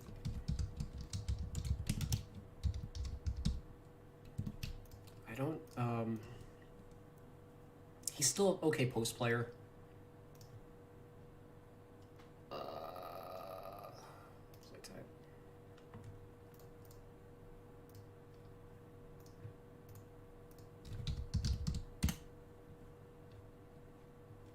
Yeah, like that's a high volume of post possessions that he still gets, and 49th percentile. It's not like he's embarrassing himself. He's pretty good. So I don't think there's much of a need to like decrease his effectiveness in the post. The problem is he's not he isn't able to score anywhere else besides in the post. Is his problem. He's kind of he went from a high flyer to like the modern Zach Randolph. Yeah, basically the same efficiency as last year. He's just doubled his amount of possessions because he can't really do it any other way. Yeah, 50th percentile here. Yeah, so I'm not gonna hinder his post scoring all that much. Really, the biggest issue was his finishing ability. Stuff like Acrobat, Fast Break Finisher, Showtime, Lob City Finisher. That's all stuff that needed to go the way of the dodo.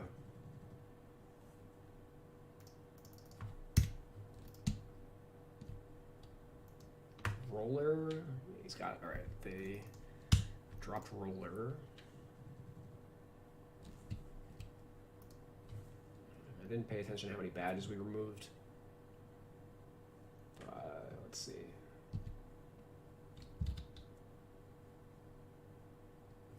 Catch, yeah.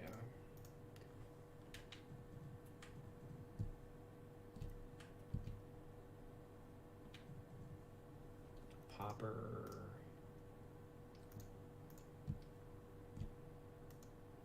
Green zone, hot start. Okay, looks like they took off hot start. Make Makes some sense. Playmaking.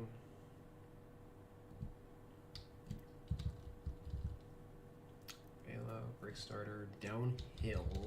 Okay. Yeah, I took downhill off of him. Flashy passer, needle threader, pass fakes, post spin.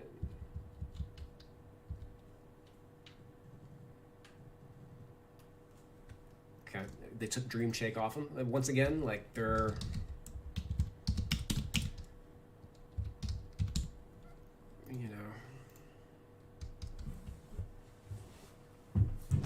I like to treat the players fairly and not just swing like I don't brush. I don't make that kind of a broad stroke. Like, oh, we need to make him worse. Okay, just make everything, all of his offensive badges, just make him worse.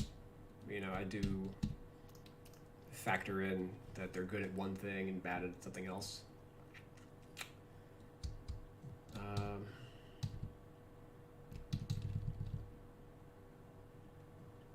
Moving truck. Yeah, that was a gold. All right, so they dropped that. I dropped his golds to silvers, and they dropped his golds to bronzes. I'm cool with that.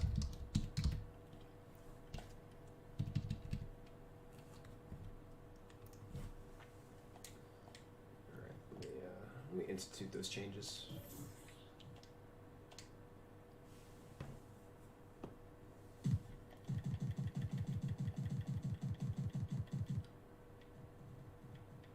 And also, while I'm here, I gotta knock out Jahlil Okafor for the next 6 to 8 weeks.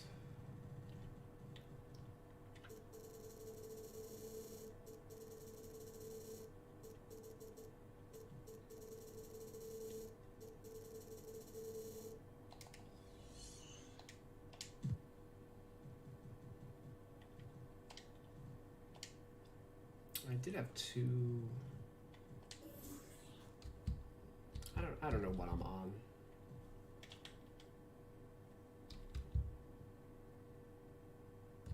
Did I have that notated before? No, maybe he started with two. I don't know. Regardless. Let's do that. Let's do that. Let's do that.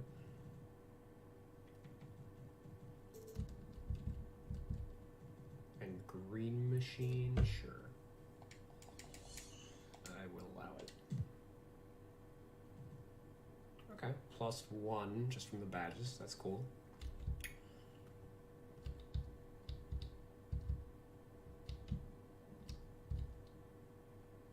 I added something.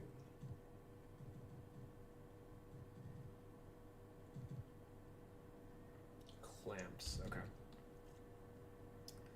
That's definitely based on his college when I scouted him out.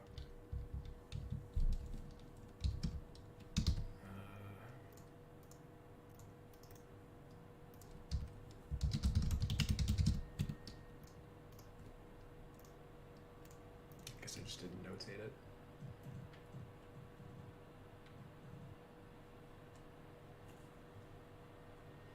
Okay, and Blake Griffin.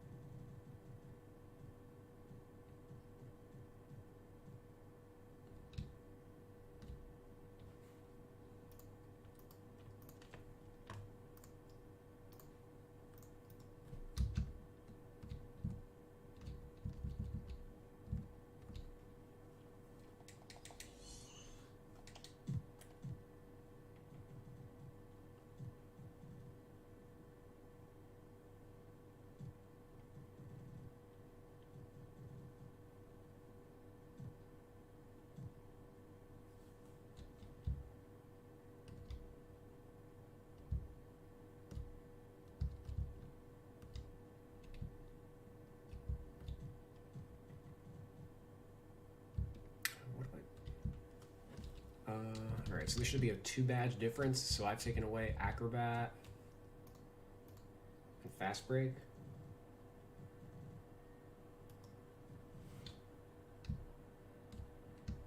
And that should be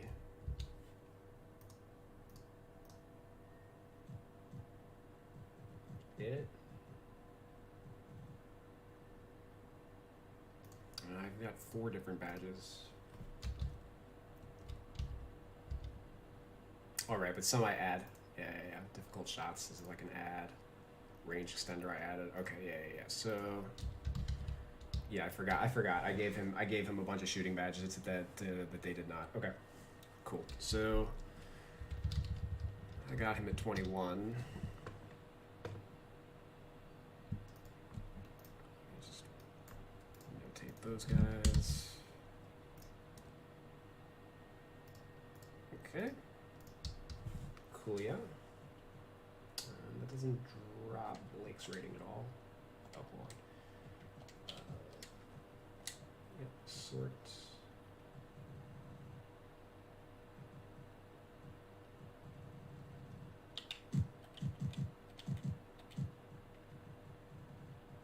And I guess while I am here, before we forget,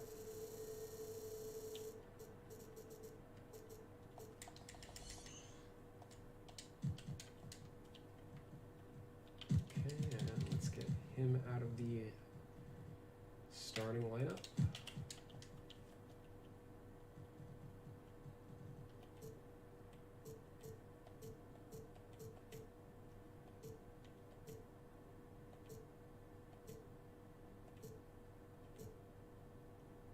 Paul George, that's right. Paul George is out.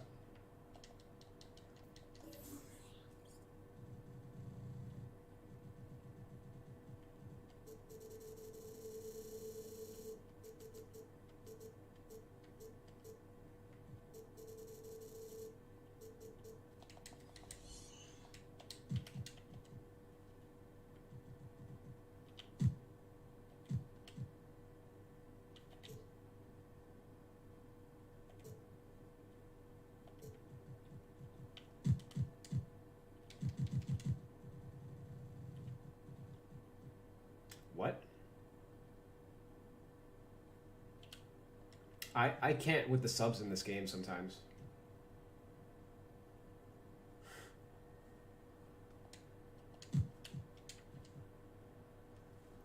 Okay, that's weird.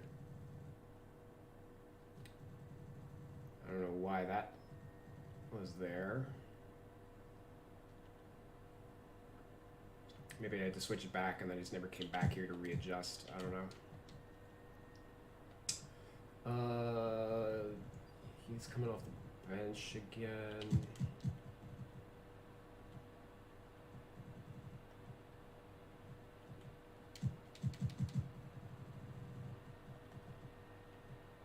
Let's do that. I think that'll make Temple the starter.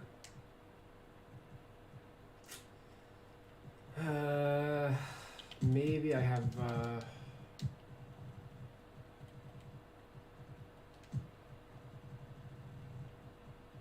is that activated on him? No.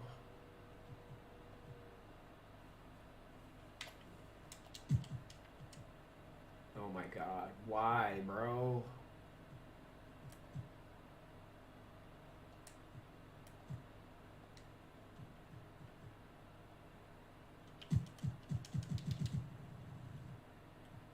This shit is like pulling teeth. They don't have a second position.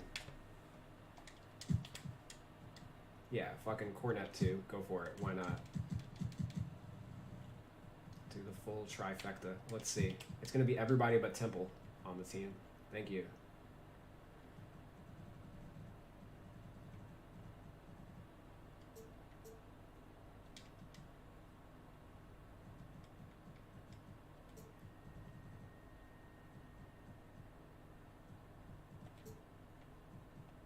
Okay, we are up to date. It looks like.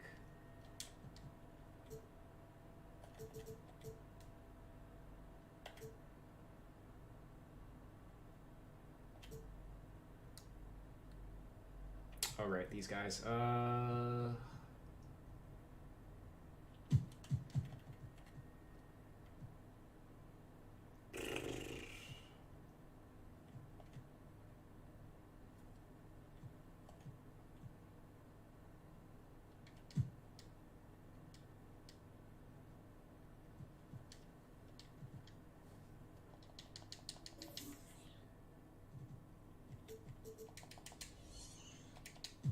This is probably the easiest way to do it.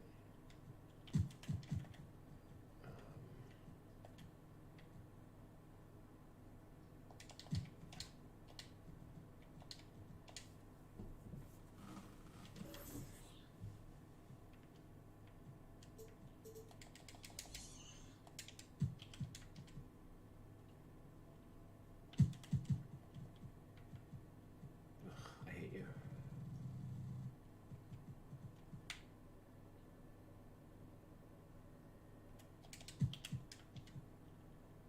Oh, God, why?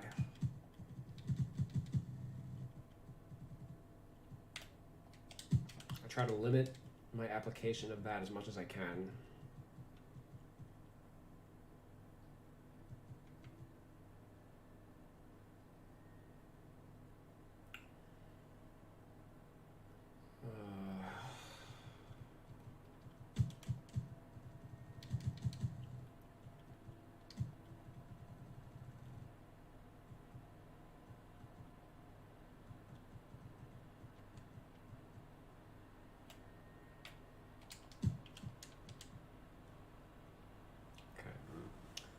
Do I suggest Jeremy Lin or Justin Holiday for fantasy? Probably just Lamb. Lamb's a higher volume scorer. It depends on how much you care about 3-point percentage, probably.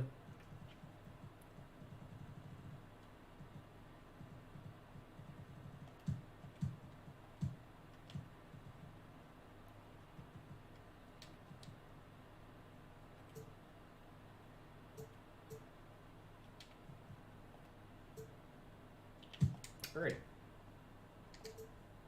We did our 5 minutes of cleanup.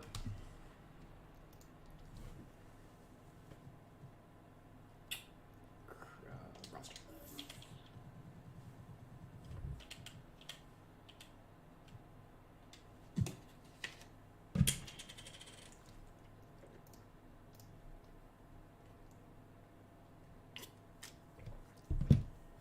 All right.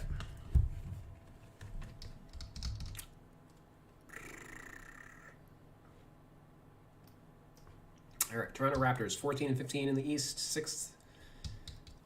They started off a little slow to start the year. Since then, they've kind of turned it around. They are 8th offensively, 15th defensively. Last year, they were 2nd defensively, so they have slipped a little bit on that end. They did not re-sign Marc Gasol. And the replacement for him, Aaron Baines, has not lived up to expectations.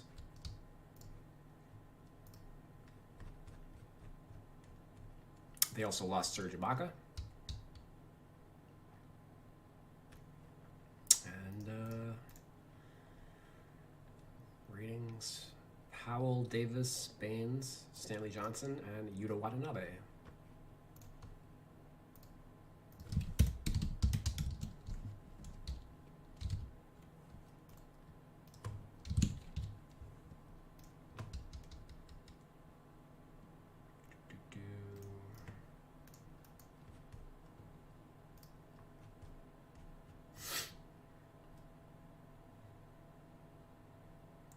Well, this 29-point game is unfortunately not part of Powell's update, but he's had a couple good games outside of that as well.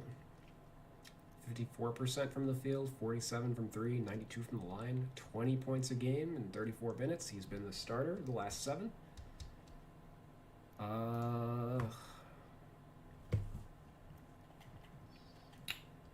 Starting then at the 3 and Anunoby at the 4. With Siakam at the 5? Or has Anunoby, how many games did he miss? Okay, So Powell was starting for OG, and the last 2 games they've just went to Siakam as a 5 and taken Baines out of the starting lineup. Those are the first 2 games that Baines did not start. Okay, so with that in mind,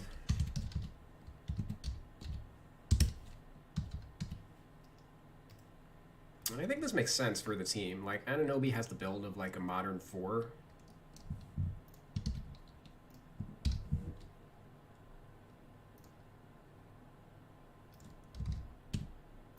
And Powell's been playing the 3 as a 6th man most of the year anyway. So yeah, let's shuffle these guys around. Let's first look at Aaron Baines.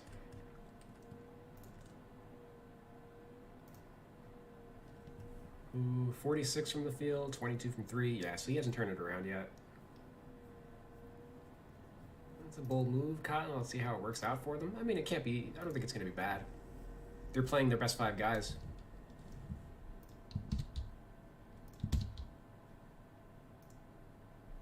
Alright. I'm going to switch positions in my roster.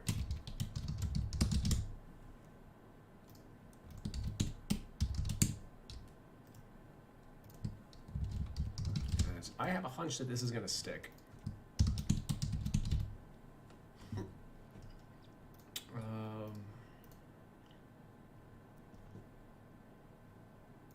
me just see Toronto. Their actual depth chart. 2, 3, 4, 5. Yeah, that's their top 5 guys. Boucher, 6th man. And then after that, it's kind of a crapshoot. Like, I guess Baines is technically the 7th man. I don't know what he averaged off in his bench minutes, but the rest of the guys are all kind of not really doing too much.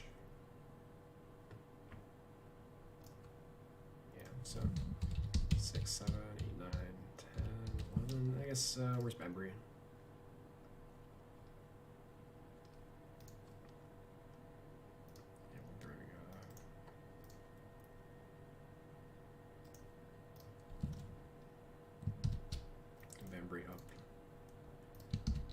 Tick.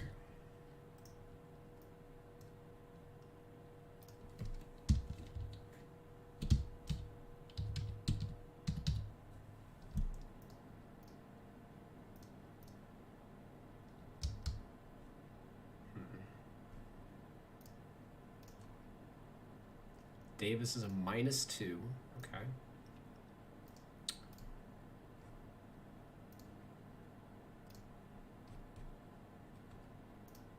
Looks like he's fallen out of the rotation. 34 from the field. Yep, nothing to see here.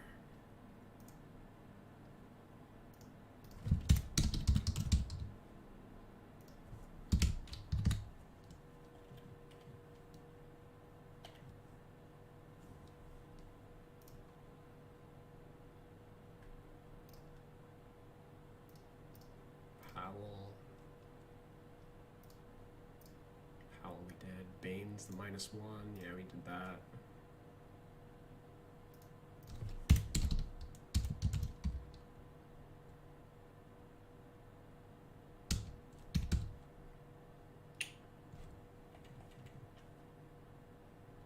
Oh, no. Okay.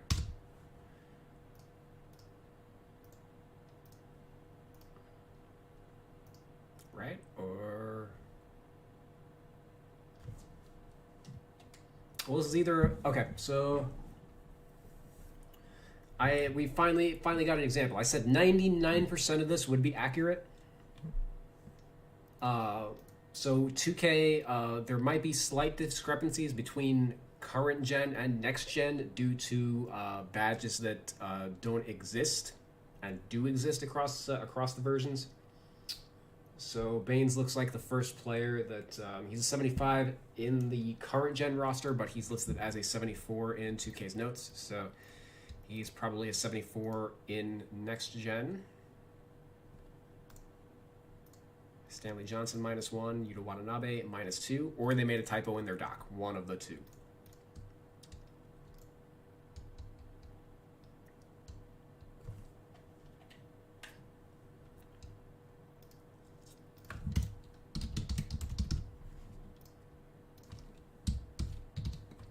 Okay, Stanley Johnson.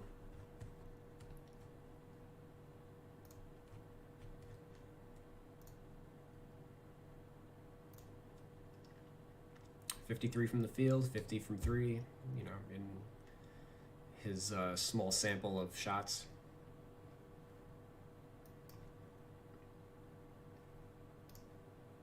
It's Yuta Watanabe. He's a little bit of surprising to be a -2, but he hasn't really played. Like, he kind of fell out of the rotation, which I think is why he dropped. More so than, like, he's 0 for 4 for the update. But I think it's these 4 inactives are the reason for his rating to drop, as they basically need to get him underneath Stanley Johnson in the rotation. That's what that comes down to.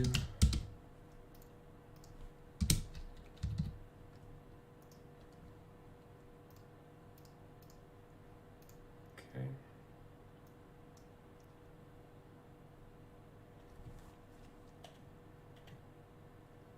Okay, let me make those that lineup adjustment and see how things work out.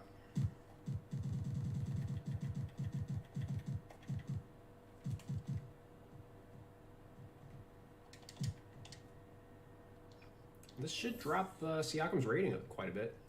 This is something I've wanted to do. Yeah, he rates 3 points lower at center.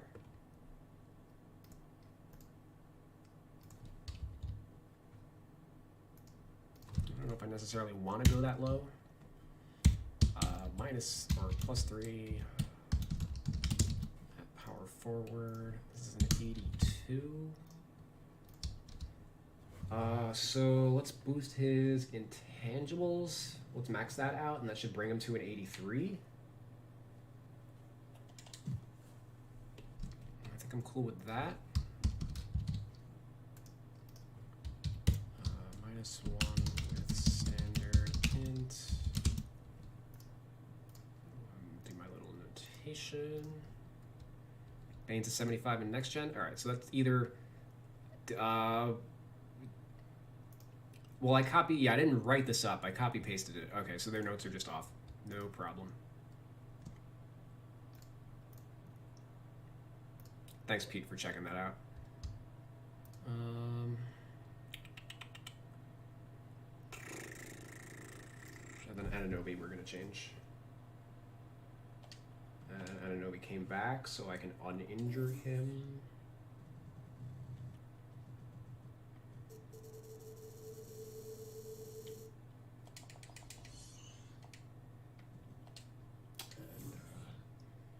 Position. Okay, it's going to be kind of the same conversation with him. -3 at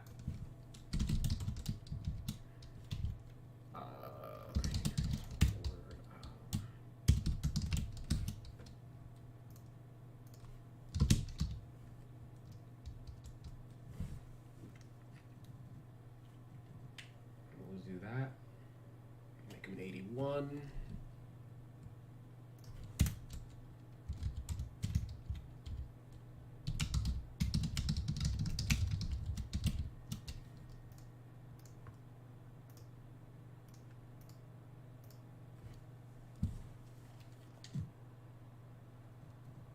And Powell should already be a 3. Yeah, okay.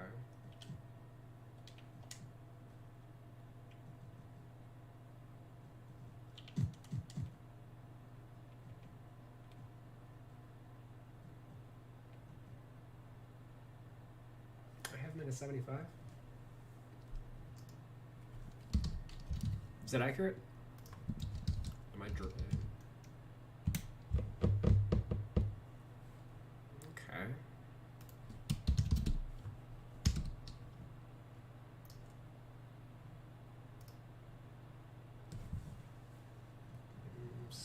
somewhere along the way I forgot to update something. Okay. So 75.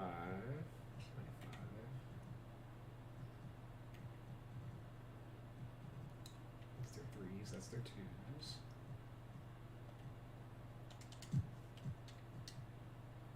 Alright, looks good to me. Will this lineup rebound? Yeah, Kyle Lowry is a good rebounder for a point guard, so they do make up a little bit of ground there. I anticipate Siakam's rebounds will go up as a center from where they're at now. Yeah, Lowry's a very good rebounder for a point guard. Fleet's average, and Powell is definitely below average for a three, though I guess I would expect that to trickle up a little bit as a three. Realistically, Kyle, like, Van Vliet's the one, Powell's the two, and like Kyle Lowry's the three, realistically. From a rebounding perspective. Where's OG? OG's right here. Yeah, OG basically rebounds like a three also.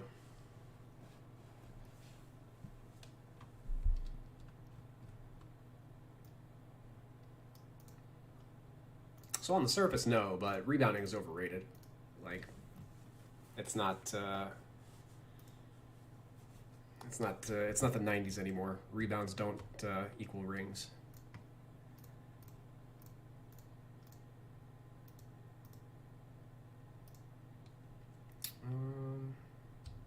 All right, so they are done. Let's hop along.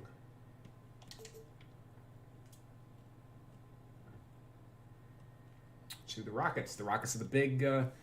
Rockets are our big mover team for this update. Oh, actually, let's check badges for this team.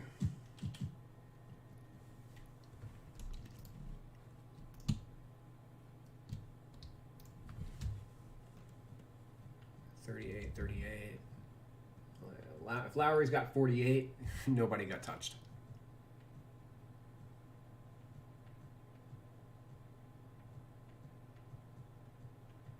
Yeah. Baines will be gone if they somehow get Drummond. Yeah, I would imagine. Well, it's probably Powell that'll be gone. Just because of the way that they have to match the contracts.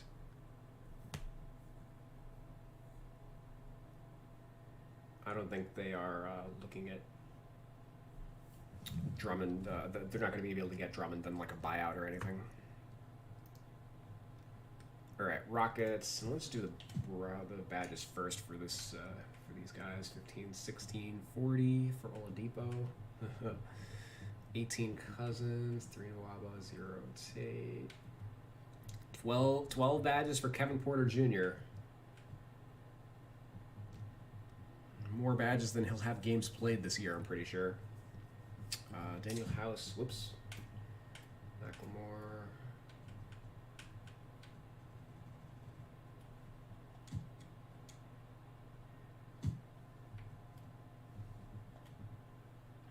All right, so no badge updates for this team, just ratings.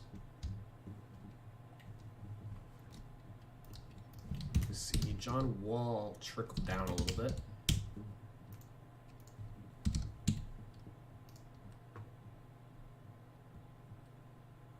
Eric Gordon's up.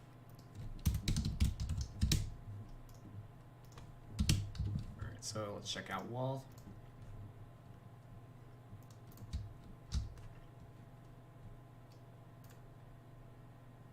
Wall's down, huh? Well, I guess he didn't shoot great. 44 and 33. But he did average 25 and 7. So, I mean, it depends on what they dropped on him.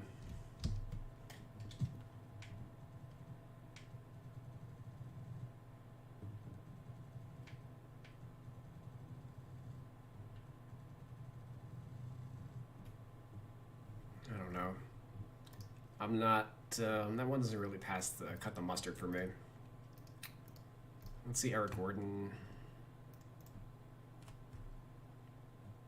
He's been sporadically. He's starting every other game. I think Oladipo's been in and out of the lineup. Gordon's averaging 21 in 34 minutes a game, 46, 34, 87 shooting. He's scoring. I don't know if, like, I don't. Gordon being only 1 point less than John Wall is kind of like a head scratcher to me. He's having a pretty solid year overall, but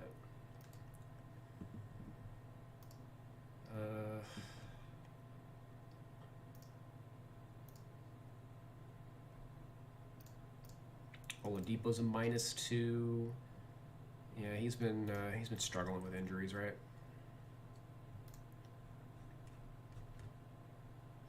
Kind of unfortunate.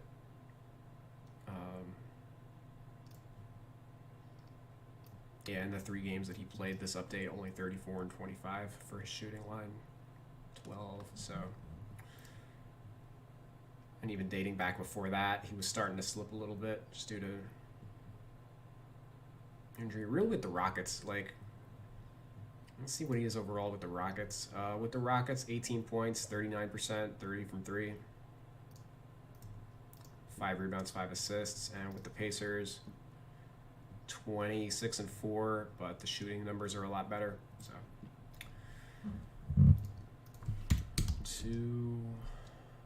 14 is 80 or 218. I had to adjust my contract sliders in my league to get Patton to accept a 2-way. Also had to lower his years played to 2. Oh yeah, that's right. Patton. We gotta add him to the Rockets.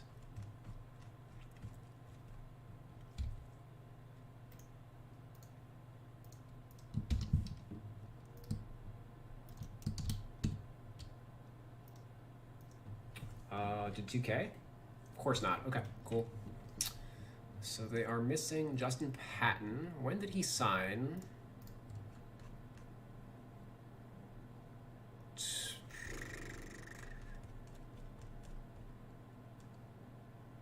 Okay, well, he hasn't officially signed yet.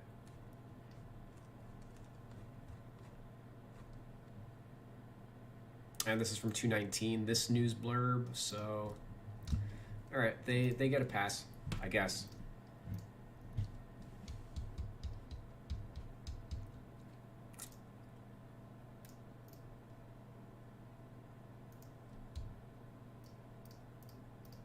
Okay, DeMarcus Cousins -1.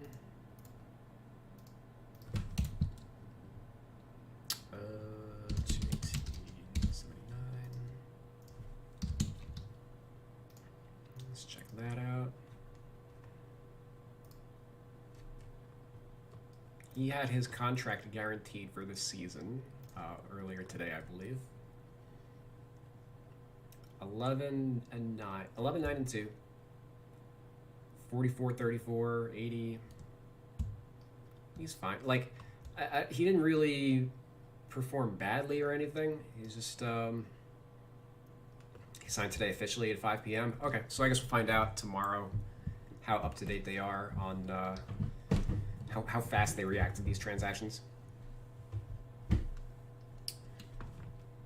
Because usually they update the rosters at like 10 a.m. EST in the morning. Something like that, between 9 and 10 o'clock usually. If memory serves. Yeah, I don't think Cousins like played his rating down. He's just kind of like, it's more market correction.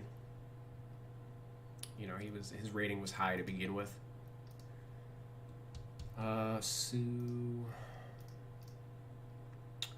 Nwaba and Tate are both up 1. Let's check out Tate. He's been their starting 3.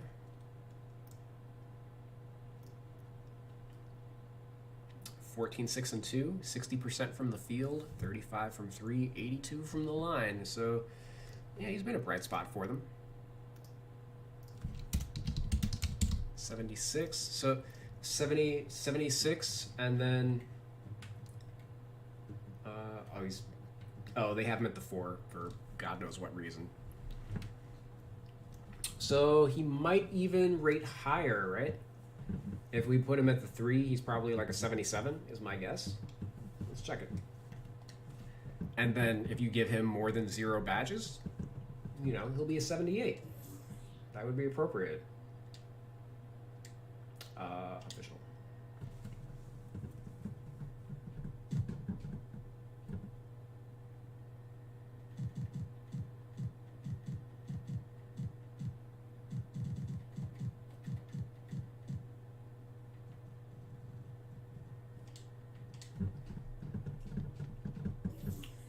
Or what am I doing?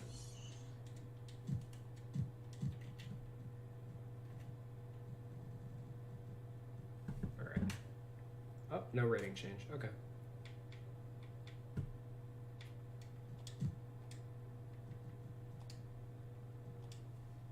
All right, we'll go with that theory. All the same, if he's starting next to PJ Tucker, he should be listed as a 3. One of those guys should be listed as a 3.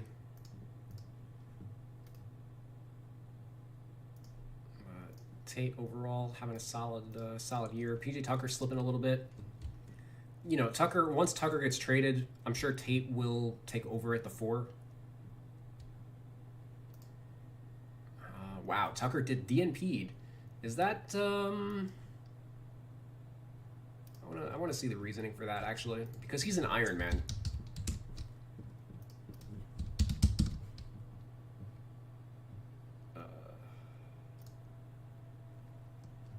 Left thigh bruise. Okay. They're just being cautious, I guess. PJ stands for nickname Pops Jr. Okay. Did not know that. Real 2K, I have a question. When I import your rosters into my GM or my league, nothing is correct under league history? What do you mean by league history?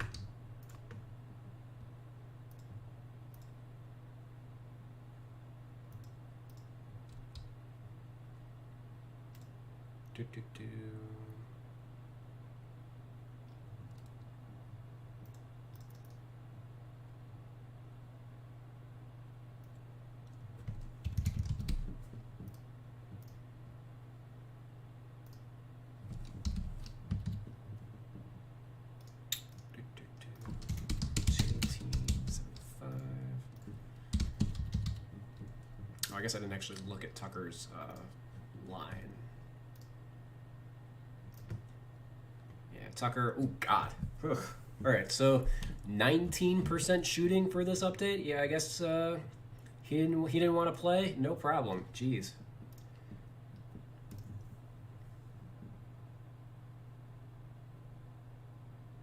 Roto said Tucker's the only player in the league where his floor is his ceiling. Yeah. That's a good way of putting that. He's the modern Bruce Bowen.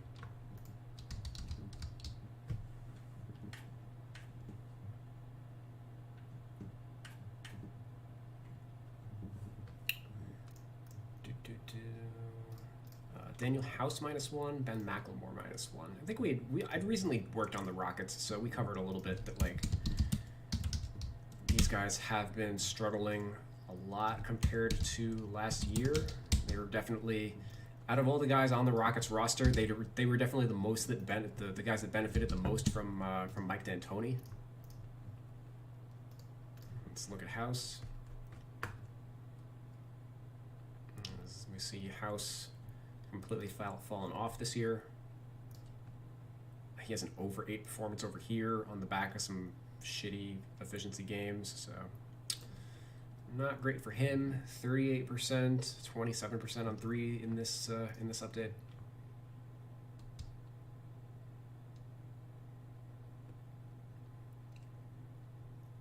No, that's Brian Bowen. Brian Bowen's a white guy. That's not Bruce Bowen. Even though anytime I write out Brian Bowen, I usually, start it out wrong. But which you're being facetious. You know that because you're from Indiana. Ben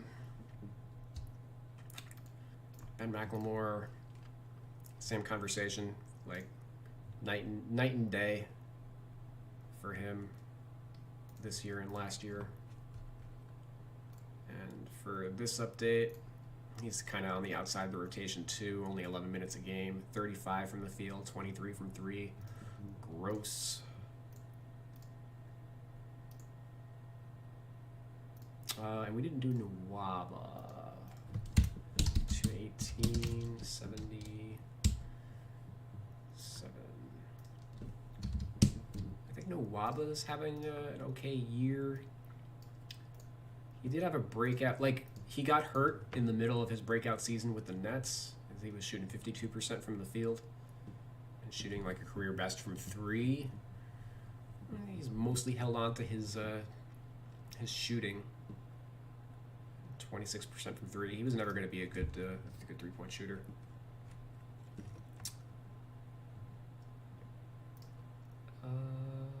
I'm sure most people mix him up with Bruce and Brian. Just like Dean Wade and Dwayne Wade, It's his son playing on the Cleveland Cavaliers. Nwaba, 25 MPG, 50% from the field, 9 and 5 these last 2 weeks.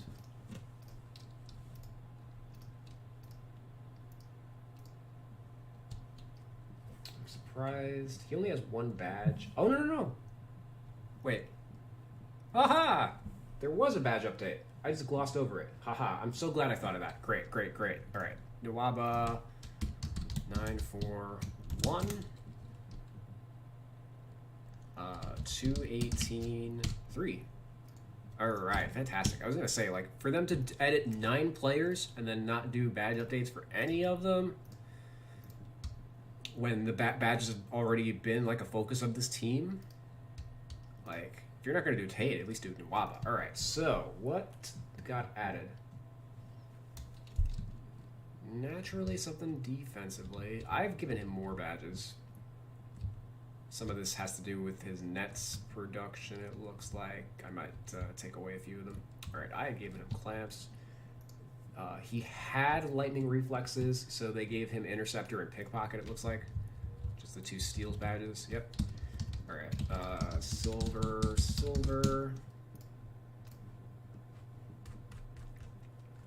What's his steal rate this year? I mean, it's okay. This is nothing crazy. But it's, at the very least, I would give him bronze. Like, just silver, I'll allow it.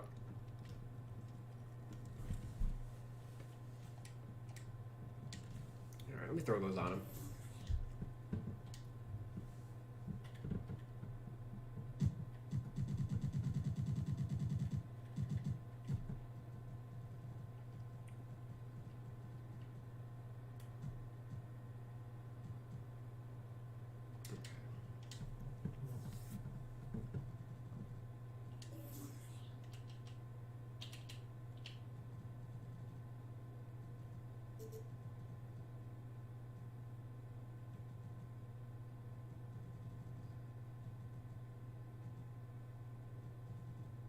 I can't read. Why is this so disorganized? Pickpocket. That's hot. Okay. All right. And while we're here, his block rate is great for a guard. I am giving him chase down artist. While we are here, pre-Achilles, he probably deserved pogo stick. I'll just keep it in the back of my mind for, like, things to check. Like what his athleticism looks like post-Achilles tear.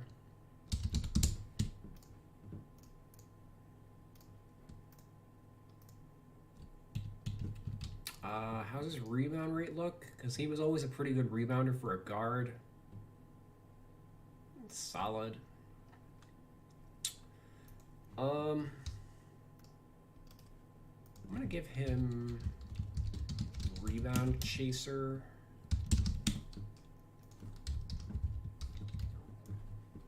I prefer to give that one to guards rather than bigs.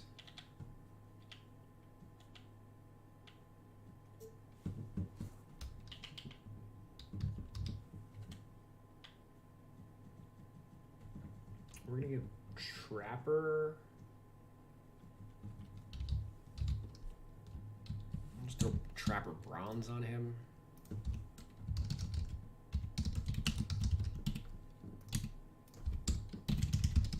Because why not?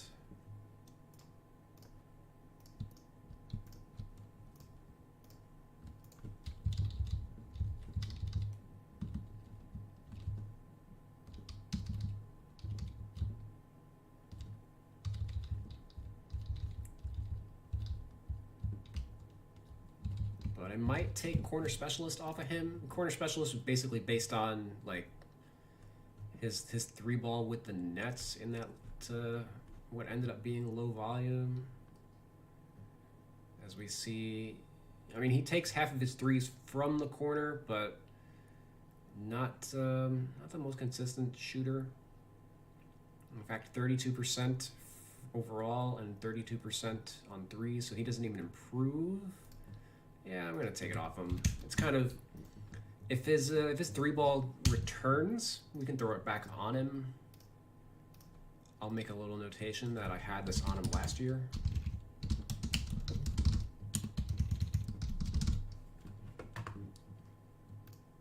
Under the tab League News, when I go to League History 1920, it will have some stats for such as Defensive Player of the Year, Coach of the Year, but none of the NBA rookie teams are there. As well as it doesn't display the Lakers as winning last year. Hope this makes sense. So what that basically means is my roster is an out-of-the-box roster. This game came out before the conclusion of the season. So any awards and stuff that happened after the game dropped are not going to be there because all that core information happened. You know, there's no way to update that for the users to update that. That's all things that like 2K has to update on their end. I want to actually try something and see if this is a hot fix for it. Nwaba got him up to 77. Cool. Let me just 2020 76. And then how many badges do I got on him? 7.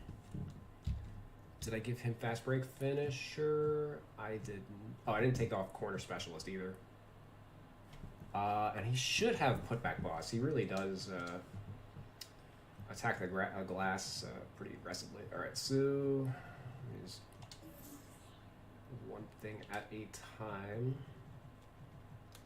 Put back, fast break, and then remove corner specialist. Okay, which is actually 8 badges. See, guys, at 2K, this is not that hard. You just got to put the time in. I understand you may not have the time. All right, save.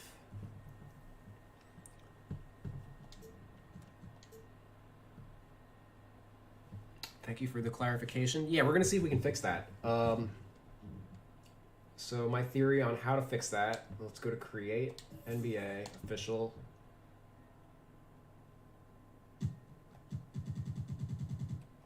Okay, let's go to LeBron, edit. We're going to export his DNA.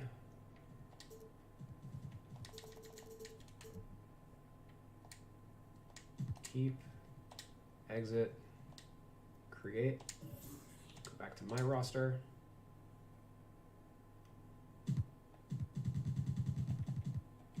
Okay, so in my roster, award history. Okay, so league history, all the stuff under league history, I guess, is under like award history and stuff. So, all NBA, looks like all NBA. Yeah, those awards all happened after the bubble and everything. NBA Champion 3. Okay, so edit vitals, fingers crossed, not vitals. Import DNA, load. We're gonna import appearance and keep attributes.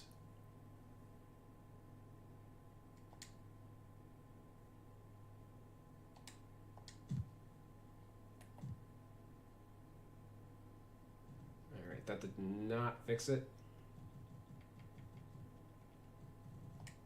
Okay. So I guess, all right, so that's part of his attributes then. Export, no, import.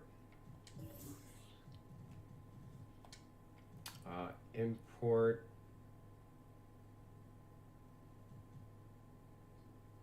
appearance and attributes.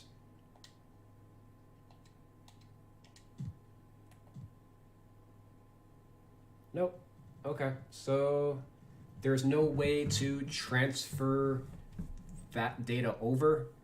Basically, I would have to restart my file from scratch in order to get the correct award history to show up, which is obviously just not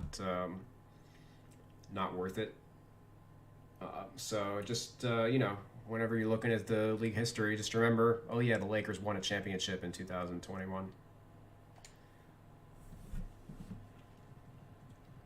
Obviously, this is the only year where that issue is going to come up, as the game, you know, normally the game doesn't drop mid-season.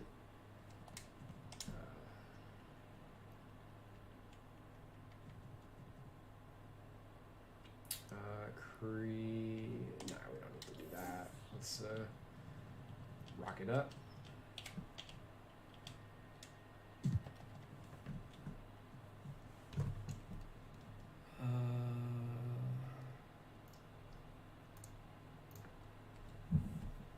All right, so I think they are done. Oh, Justin Patton.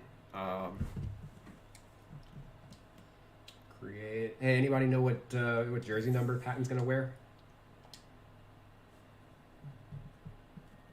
That's what this little red dot's about.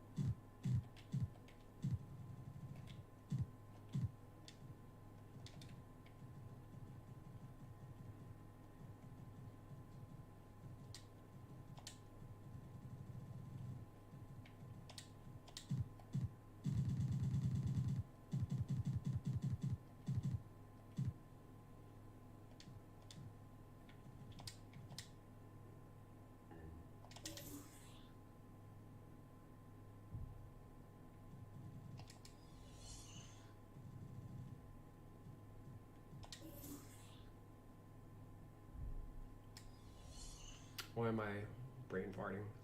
Contract.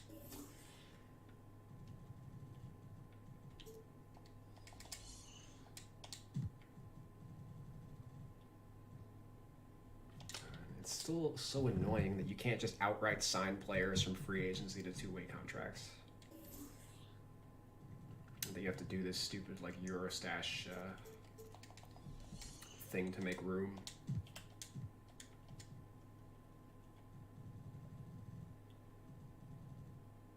Alright, let me see.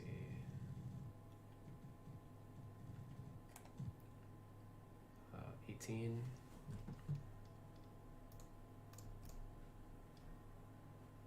mean, his jersey numbers are all over the place. Obviously, he doesn't spend a ton of time with any of these franchises, and some of his jersey numbers are like what he wore in like training camp, and he didn't stick with the team.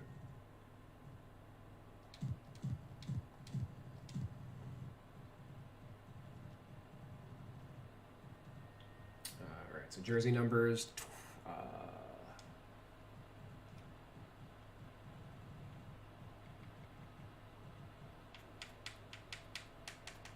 24 is retired. 0 is not. 13 is not.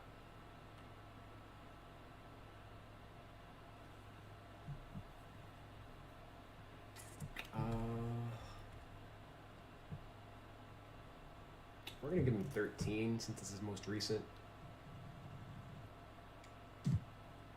Lower his years played. Years pro 3. No, he's been a pro for 3 years.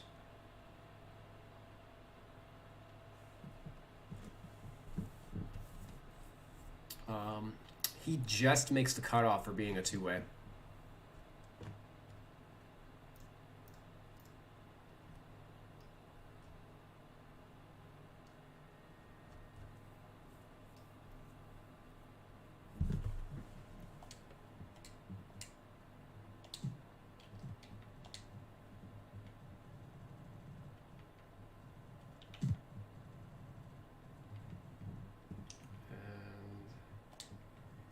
Also going to injure him.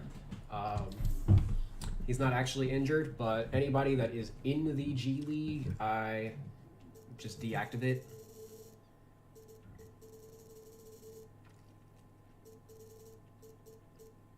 Oh, well, I don't need to... if he already has the two-way, then I don't need to do that, right? That's a solution to a problem that nobody should have now that he's already on the roster. Okay.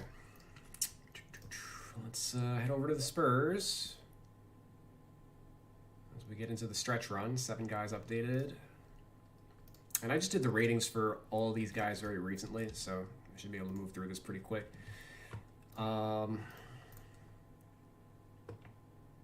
They are, and their stats are done for the for a while, as they're having their games postponed due to COVID. So that basically locks in their probably their stats for the remainder of the update, is my guess. 18 points, 46 and 29, 7 rebounds, 4 assists, 2.5 steals. Any of his badges changed?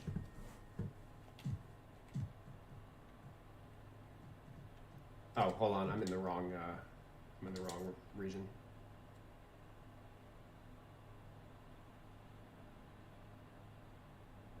Not now, you don't. It would make it so in the future you could avoid the Euro stash workaround. I don't follow. From the roster, you can't add players on a two-way because they don't... it has nothing to do with years played. Like, the roster screen itself doesn't...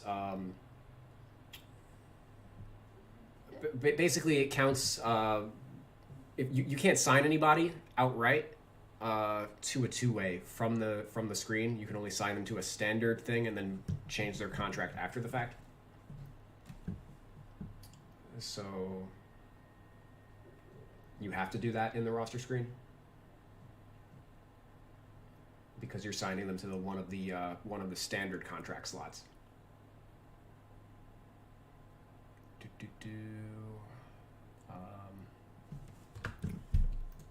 Sorry, 2, 18, 82. This is an 82. And what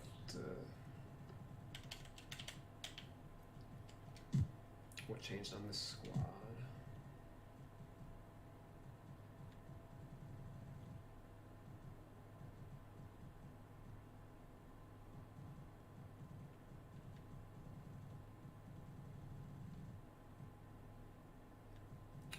Probably his rebound rating went up, is my guess.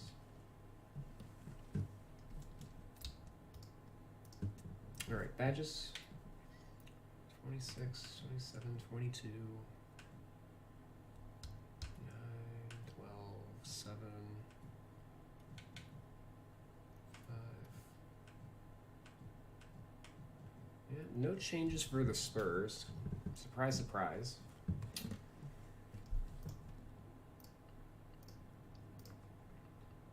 Keldon Johnson's down 1. Yeah, he hasn't been shooting well of late. He's only at 33% on threes this year. Down from last year's crazy 59.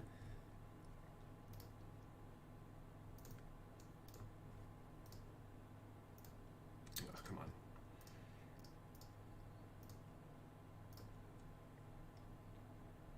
Only 29% in this cycle. Yeah, you can't. You just can't do it in the roster screen. I mean, that's a problem with 2K's roster screen. Like they need to update the coding. You should be in the roster screen from here. I should be able to trade injured players, release injured players. Because what does it matter? You're in the roster screen. You're not in an active season. What does it matter? It doesn't have to do anything competitive. Like the reason you can't do that is so players can't cheese and oh, my player got hurt, let me release him. It's outdated, or trade them. That's really the issue is if you don't have that barrier, you'll be able to trade players when they're hurt with that, to kind of cheese the computer that way. Just always trade your injured players for healthy players, but again, once you're in, that only matters when you're in a season, not in the setup, which is basically this. All right, so Keldon Johnson is an 80.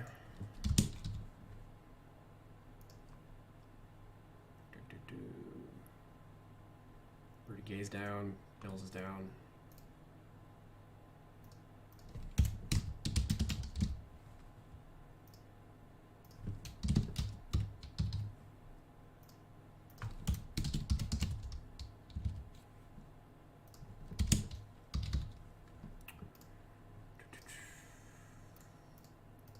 Hurdles up.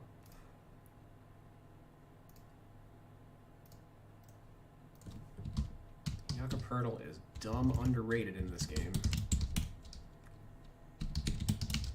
77. I have him at 81.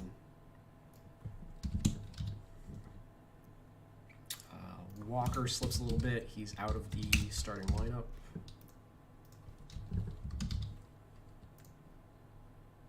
Eubanks is a +3, probably not even because he's playing, just because he was dumb underrated to begin with. I've had him at a 75 for the longest. 9-4, 68, 218, 71. All right, so let's bang out all these guys. Let's start from the top with Poeltl. He's starting in the absence of LaMarcus Aldridge. 59% from the field, 8 points, 10 rebounds, 2.8 blocks. Yep.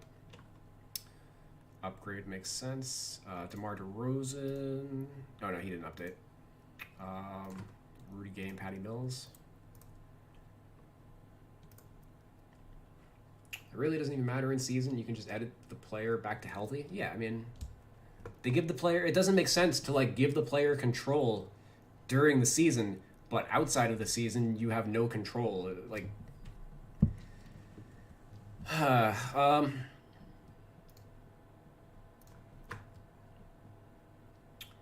39% from the field this cycle. Not really getting assists up. So, yeah, that makes sense. Rudy Gay. Rudy Gay is kind of an odd one. He's basically their sixth man. Or one of their six men. He could be starting. He just doesn't want to. But slips a little bit. Only 39%. Is shooting 48% on threes over the stretch, but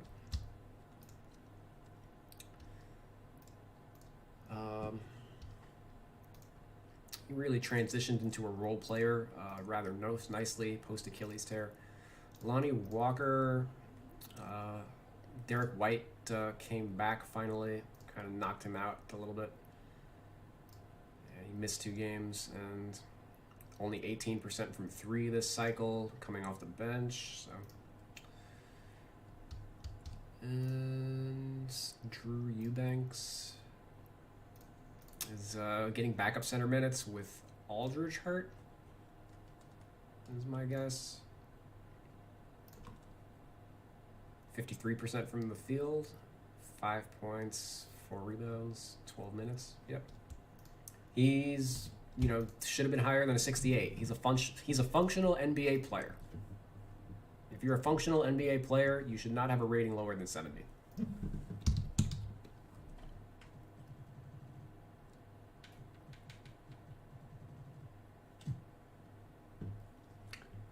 Also, a suggestion outside of a My League, your GM is correct. Have you thought of moving the GM to assistant GM so at least they would be in a My League, My GM? What does that even mean? So what that means is I'm aware of this, and I haven't. I only did it for like a handful of teams. Let me. Since we're done with the Spurs.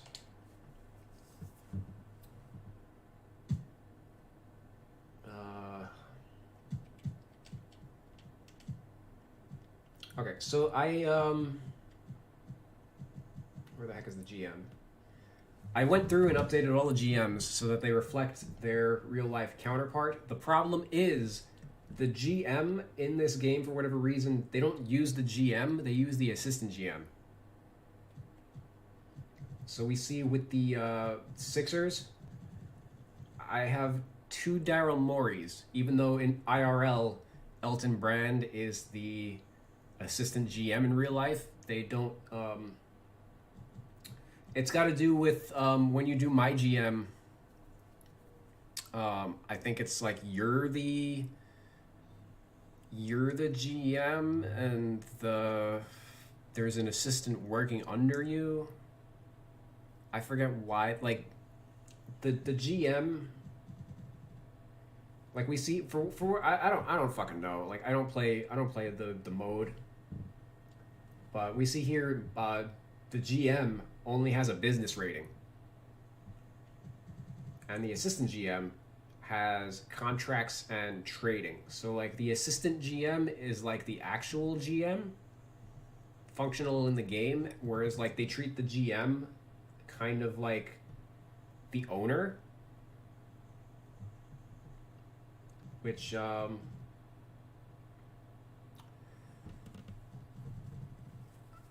I don't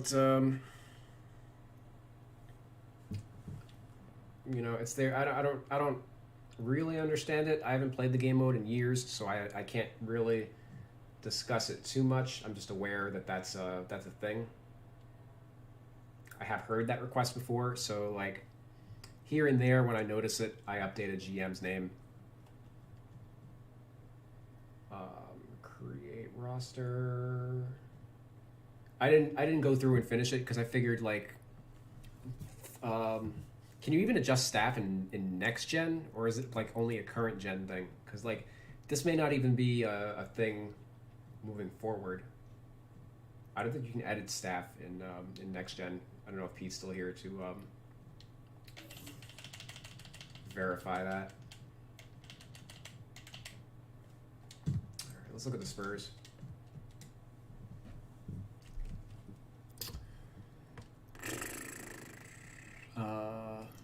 I'm at the Spurs, the Suns. You are the GM, but the badges in their interactions, but the badges work in their interactions with staff and players.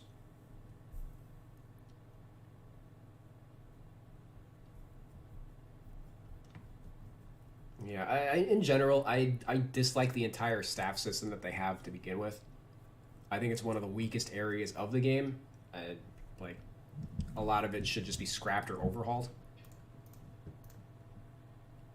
So, all right, we got the Spurs. 4 players. Chris Paul, Saric, Kaminsky, Jalen Smith. Jalen Smith's a weird one. He's not even in the rotation. So let's look at Chris Paul.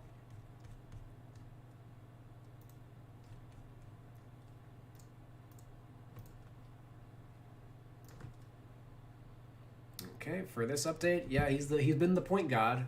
20 and 7, 53 from the field, 44 from 3.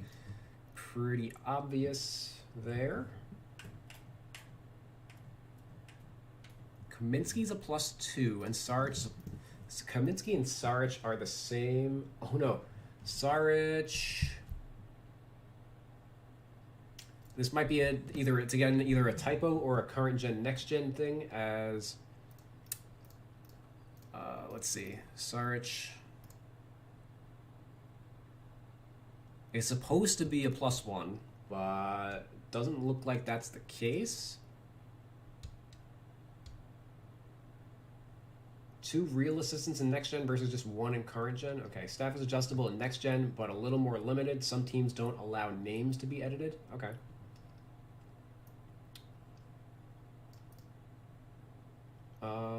Pete, can you check on Dario Saric? See if he's a 78 in next gen. Otherwise, this is just wrong. But Kaminsky is he's a +2, which is kind of awkward because he's the third string. He's behind Saric on the depth chart. Although maybe okay, he's starting. Why is he starting?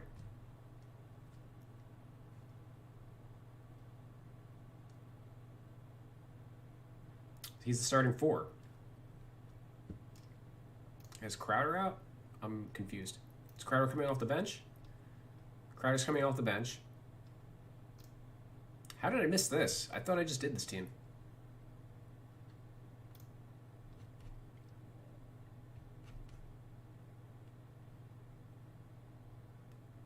Okay, Kaminsky is starting. And yeah, Saric has been out. So let's check out Saric real quick. Because I knew that he had missed a whole bunch of time, so I just figured that Kaminsky was filling in.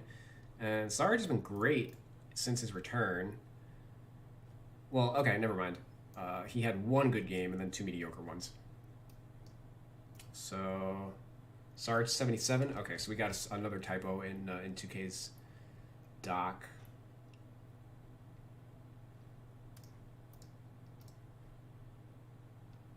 All right. But so, oh, okay. They did switch his position. Oh, so his ratings didn't even go up. They just changed his position. Cool. So update that guy. When's the last time Crowder started? Like, I feel.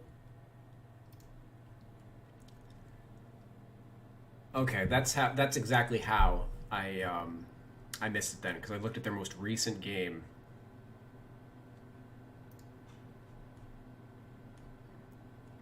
Yeah, this is what I looked at and was like, oh, okay, Jay Crowder's a starter and Kaminsky DNP. Okay. Yeah, I looked at this and was like, oh yeah, this is the normal rotation. But why was Kaminsky out? Was he hurt or he just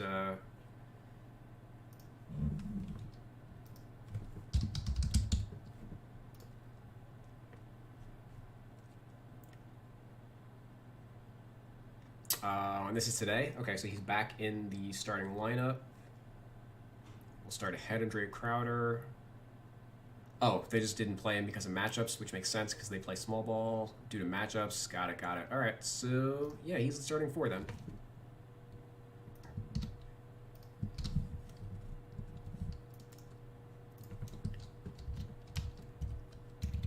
So what am I doing? We'll just make this change. PFC. This is going to boost his rating. Also, we might be working on his intangibles a little bit. Let me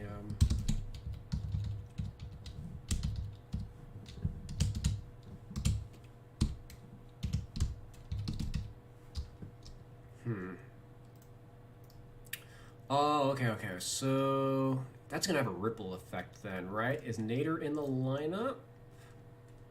That makes things a little straightforward for me, because I was like, he's not in the rotation, but I was like kind of at a loss for for the rotation because I ended up switching Langston Galloway back to the 2.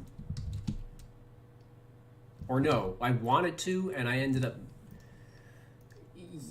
Yeah, they have a weird lineup situation. Let me just finish them off. Jalen Smith is a 72.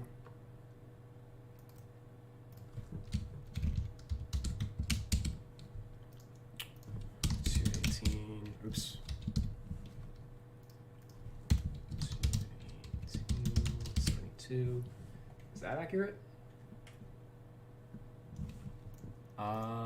And looks like they just switched its position is all.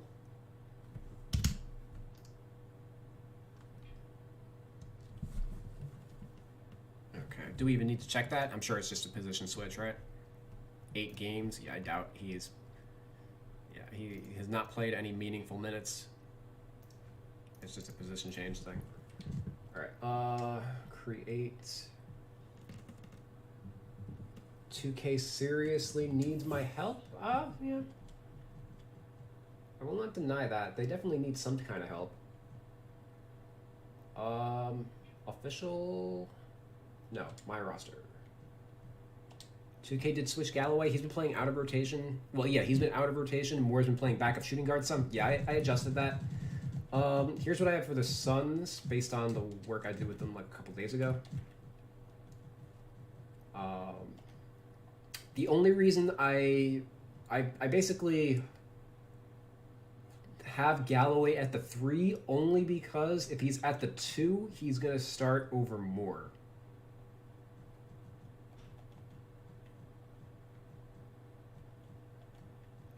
Because I also did the intangibles min-max thing in order to get him to not be like the backup 3. So like I had to get fucking crazy to get them right.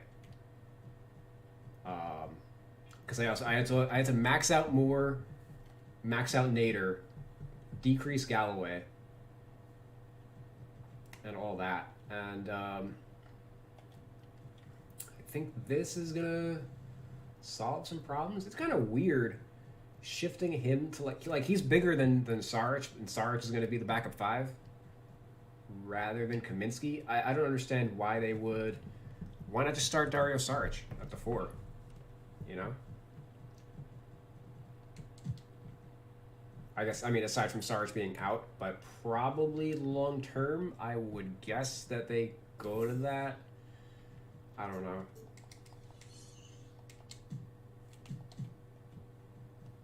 But tentatively, yeah. We see here the +2. I'm going to do this. +1. And we're going to switch CJ to the 3. Which should also boost his rating.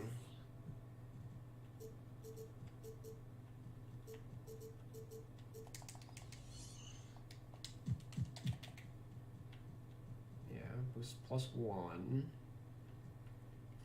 And then let's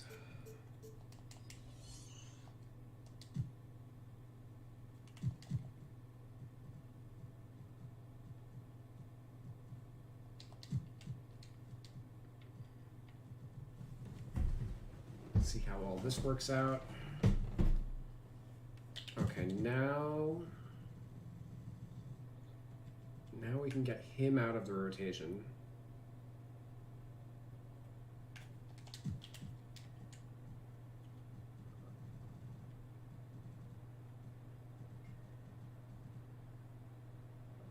Okay, fingers crossed. This is gonna break it.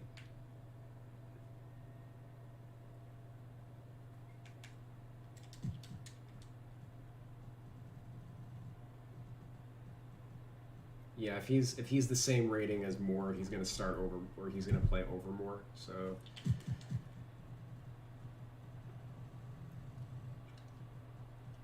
let's do that.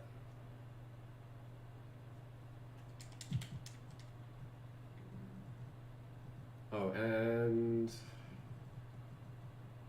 right, we gotta do the thing.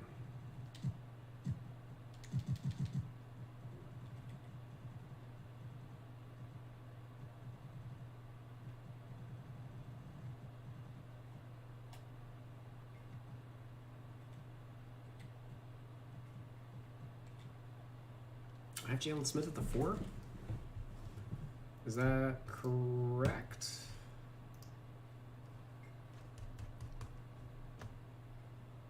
I think I'm going to leave him at the 4.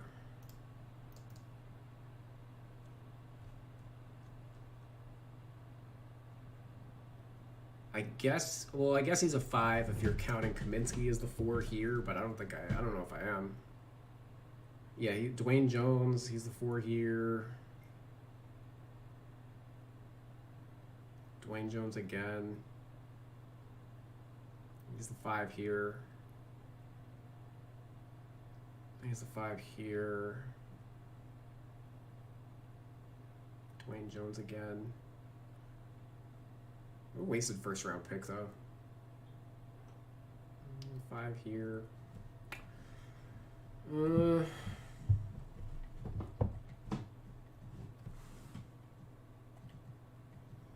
Can't really go wrong.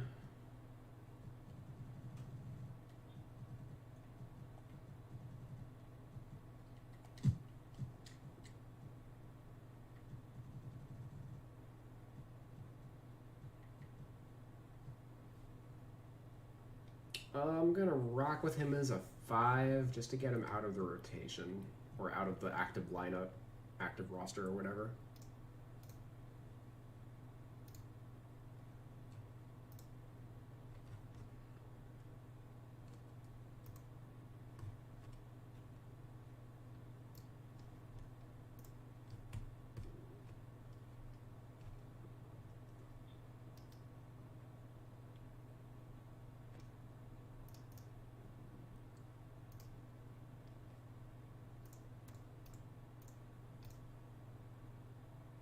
Let me just see Damian Jones.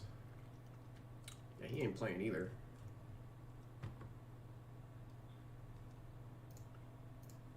Yeah, I'm gonna leave Smith at the 4.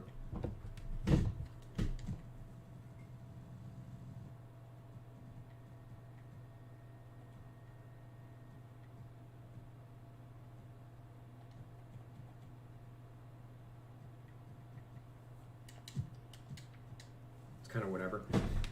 So moving forward into additional seasons, do you just change player positions? Example, DeRozan will not stay at a power forward because he's a natural 2 guard.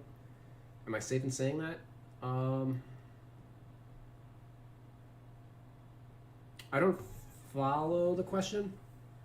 So moving forward into additional seasons, do you just change player positions? Like me myself, I don't play seasons. And if I did play seasons, I would not play an additional season.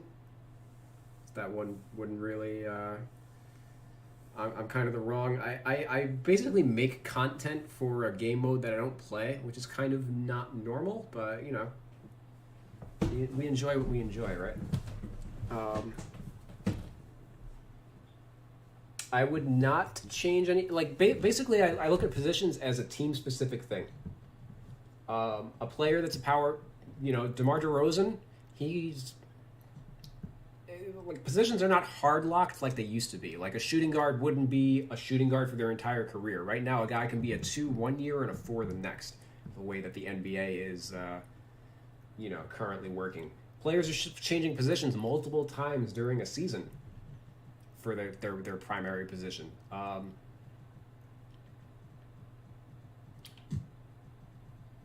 Which give 2K credit, they have been keeping up with those trends for the most part.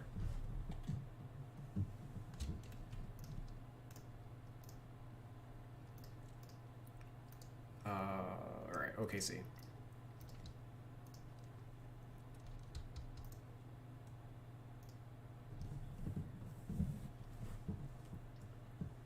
Shai Gilgeous-Alexander still out?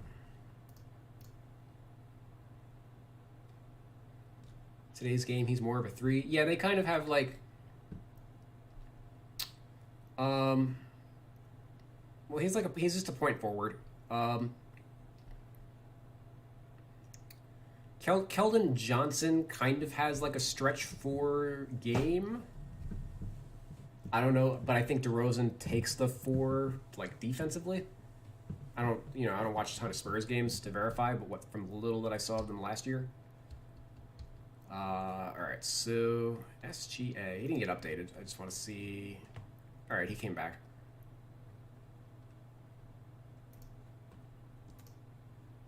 Alright, so Horford is a +2, it looks like, or a -2. He's a +2. Cool. 218, 82. 82.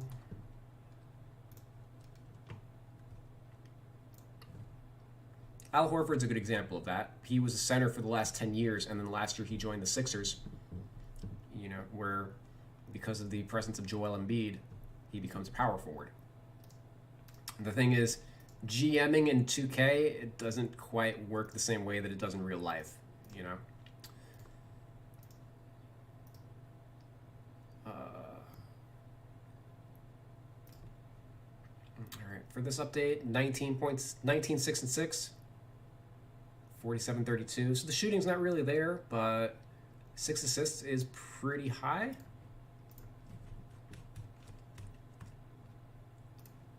It looks like that is slightly up. He's rebounding a little better than he previously has, at least on defense. And I think he just like started slow this year. Yeah, at the start of the year, only averaging 11 on 42%. So a little bit of a market correction for him. Mike Muscala and Roby go up. 218.76. 218.76. Keldon Johnson takes the power forward matchup on defense this year, so I might switch Keldon Johnson to the 4 because he's actually got the better rebound numbers than DeMar DeRozan.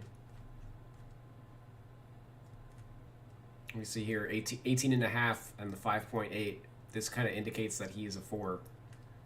It's just like, well, the reason I didn't is because Rudy Gay is usually subbing in for DeRozan, which kind of indicates that he's the 4. But let's look at a recent Spurs game. Sorry to interrupt the Thunder. Also, I didn't check badges for the Suns, but I doubt anything changed based on those players. So, all right, Hornets game. All right, let's see what's going on here. All right, Mills in for Murray, Walker in for White. Yep. Vassell and Gay come in at the same time for DeRozan and Johnson. Okay. And then Eubanks in at the 5. All right, so they have a pretty straightforward rotation. So let's see. Yeah, pretty straightforward in the first half. For the second half, same guard alignment. KJ, ooh, okay. KJ for Gay. And then Vassell came in for who?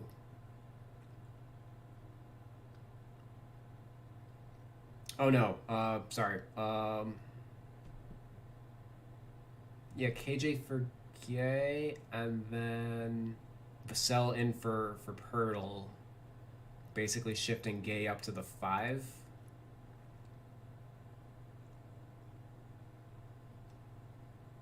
And here they ran, so they basically ran DeRozan as a 4 here for sure.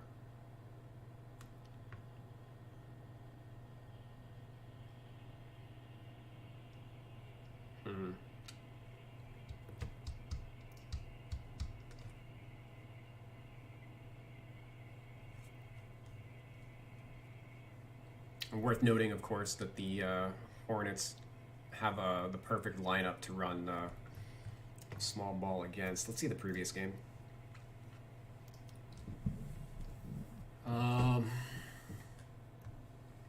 It's a blowout. Okay, so DeRozan left early.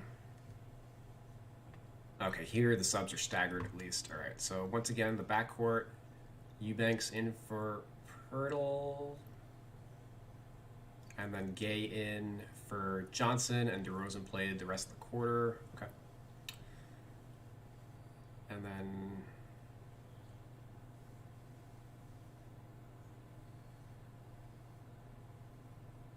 White back in for Walker.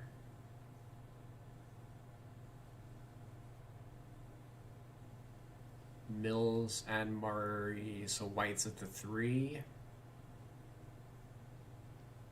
Gay's at the 4.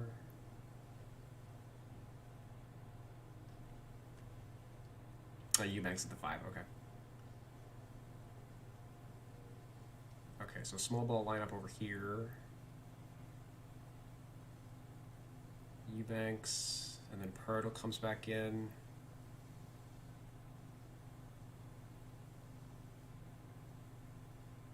When does Vassell comes in for Derek White over here? Keldon Johnson, it looks like he comes in for Rudy Gay. Sometimes they don't really align right, but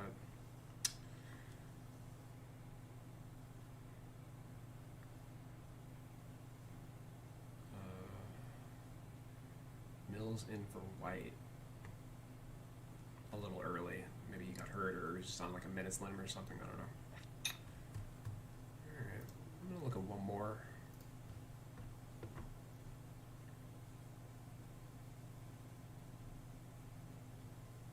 Yeah, once again, Gay in for Keldon Johnson, it looks like.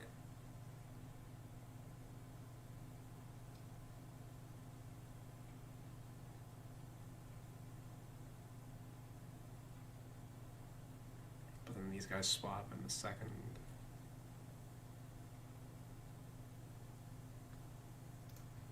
Okay, I'm gonna switch him. Where do they have him? They've got DeRozan at the 4.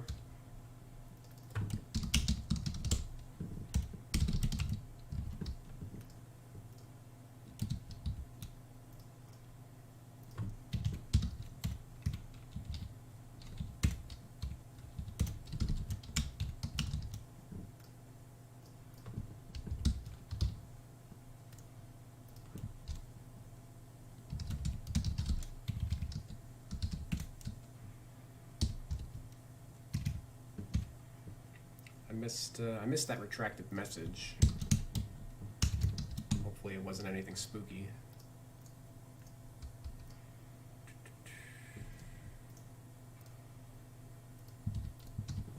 Alright, I'm gonna switch that. Oh, I'm in my roster, not looking at the 2K roster. Whoops. Okay. So okay, well, good thing I didn't check the badges on the Suns. That would have been an act of futility. All right, Spurs. Edit. This is going to boost DeRozan's rating, I think. 90-ish. This is going to drop his rating.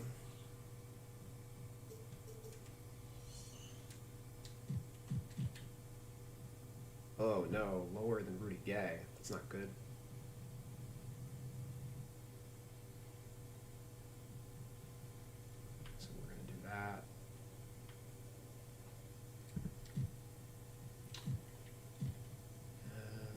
I think I'm okay with him at a 90. What's his stats this year? 25 and 7.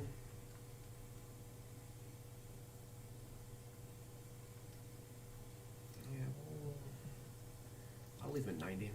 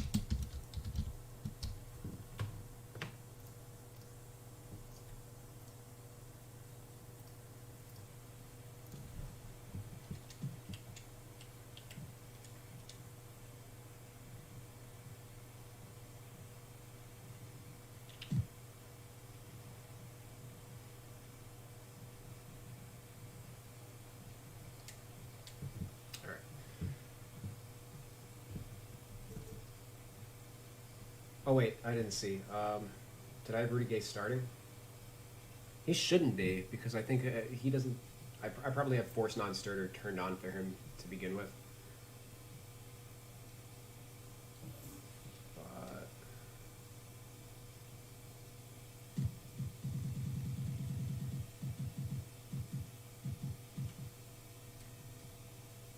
yeah, is that true?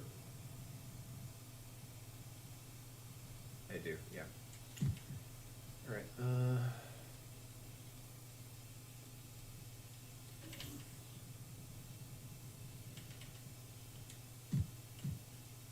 right. Stretch run. Let's check out Suns badges. 49, 35, 14, 10, 8, 3. Yeah, no changes. Is it crazy to say that Spurs DeRozan is far better than Raptors DeRozan? No, not crazy.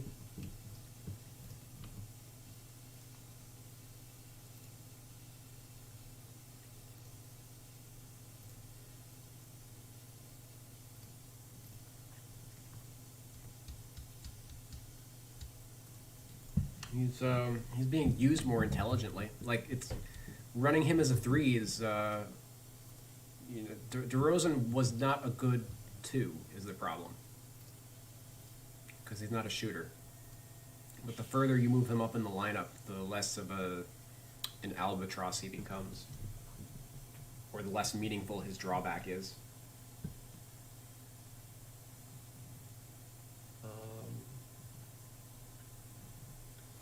Two-way, three-level playmaker. Okay, so they definitely boosted his pass ratings in this update, which is fine. They probably should have been high to begin with.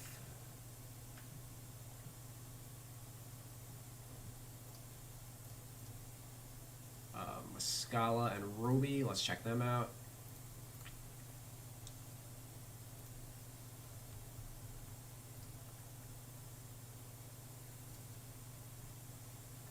.47, 12 points a game, 5 rebounds, 47, 31, 94. Yeah, I mean, he's just been productive. Like, all the guys that are playing for the Thunder are better than what they've been rated at. Roby didn't play at all this year and has been productive for this team. 55 from the field, 30, 9, 7, and 3 in only 23 minutes a game. So, pretty productive stretch for him.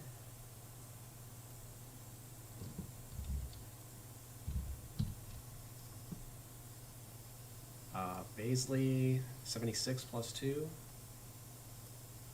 He should never have been this low to begin with, I think, as a starting power forward.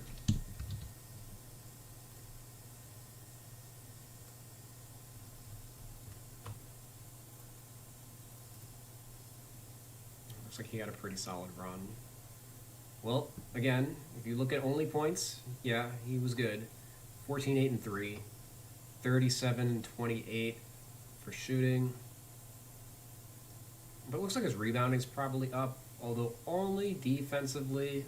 0.4 offensive rebounds is nothing to write home about. We know how far the rebound rating goes for power forwards and centers, so that's probably where the +2 comes from. Just this little 2% improvement over here.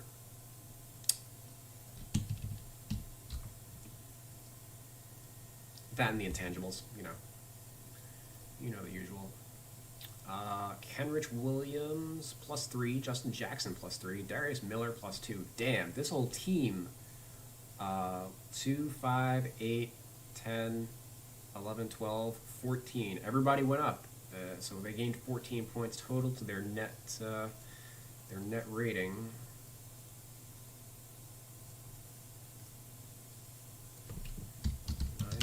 .72.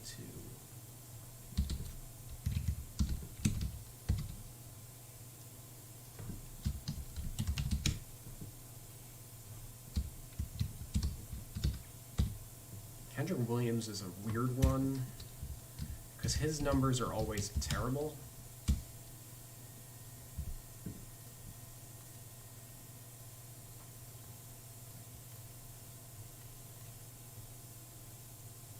well, they've been better this year. Like, he was awful with the Pelicans. But this year really turned it around. 60 true shooting versus 43. So it looks like his three-point rating is probably through the roof. Last year he was 35% from the line, which is fucking, like, he was garbage last year. And this year, at least, he's not abominable.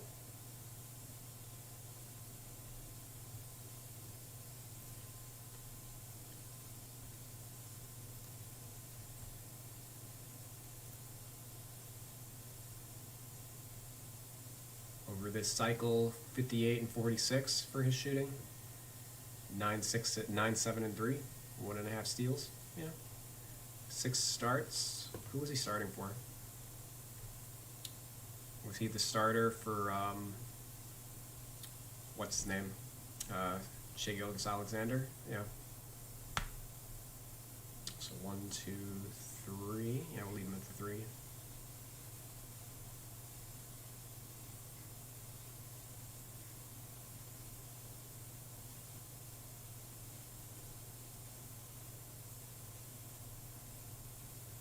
Justin Jackson. Yeah, looks like he's in the rotation after not really playing much to start the year. 51, 52 shooting. 11 points per game, 24 minutes a game. So, where's he been playing? I guess his emergence kind of coincides with SGA being out.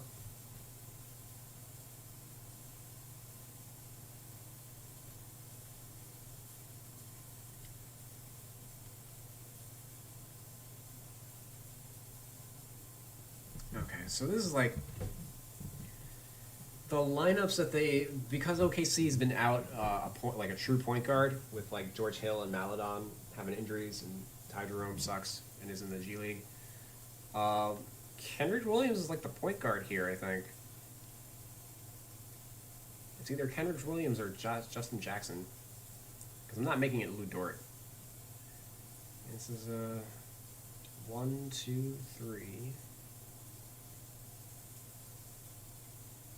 Yeah, I'm counting Kenny Will as a point guard, I think.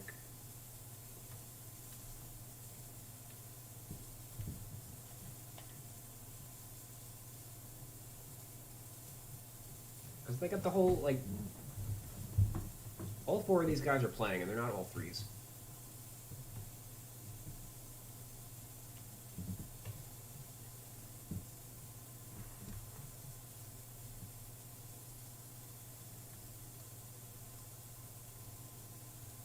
I see Darius Miller.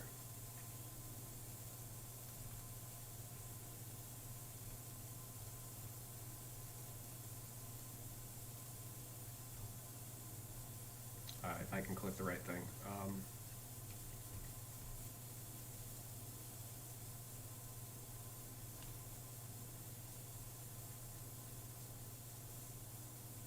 He's playing, like, he shot the ball well. That's pretty much all you can really say about him.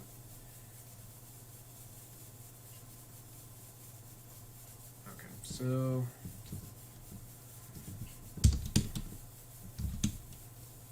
I'm gonna change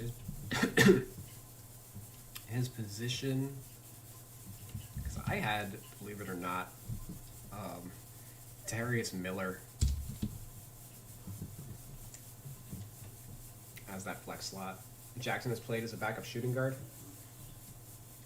Yeah, I saw he's half and half.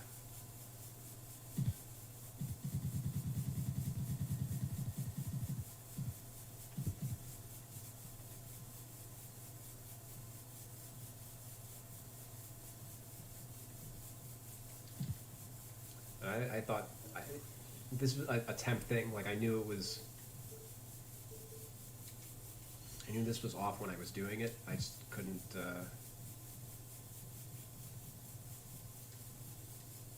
I couldn't find the light. I don't know who I was looking at that made me think that. To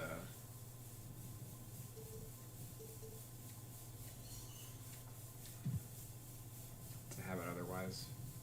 I mean, I'm sure there are lineups where, you know, he is the 3 because it's his natural position. But I mean,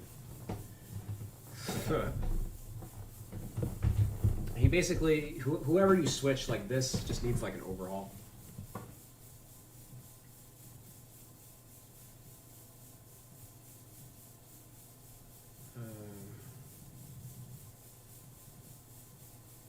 This was part of... All right, I'm going to have to do some surgery on the Thunder at a future date. Oh my god. At a future date? How about right now?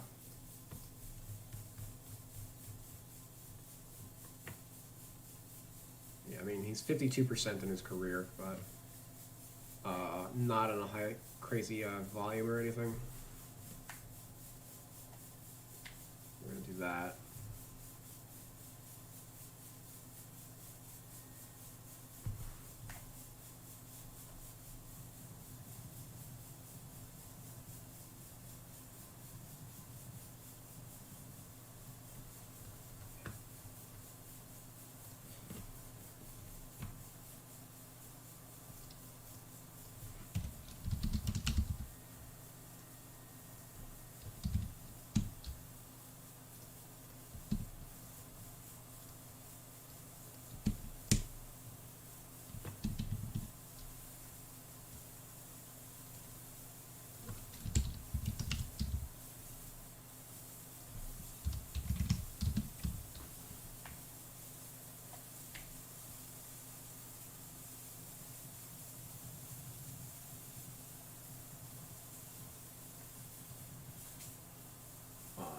That's probably not.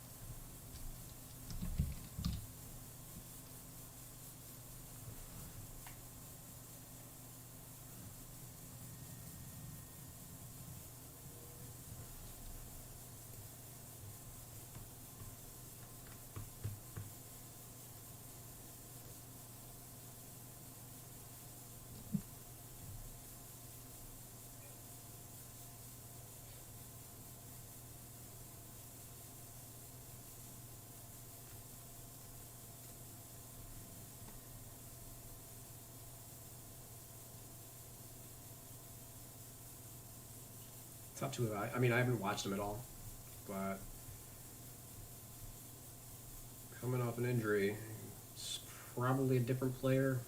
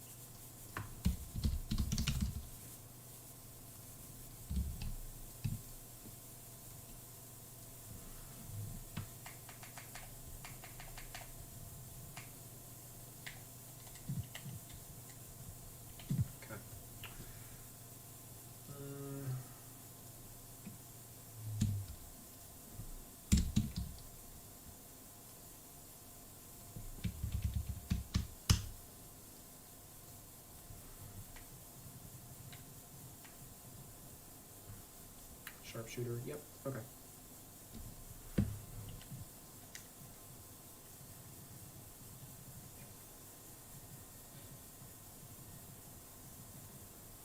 And then Kendrick Williams.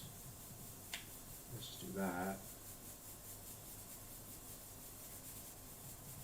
to start us off.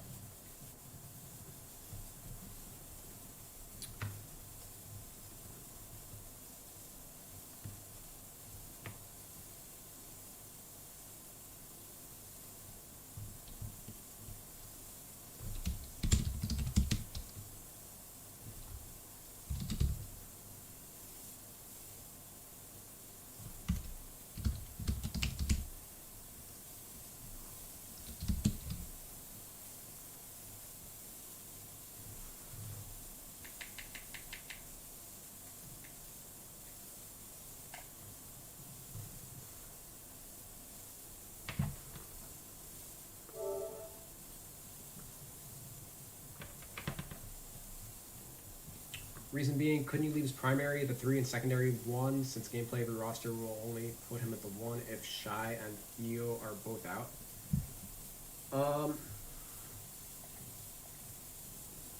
The problem is if he's at the 3, then Justin Jackson isn't going to be playing.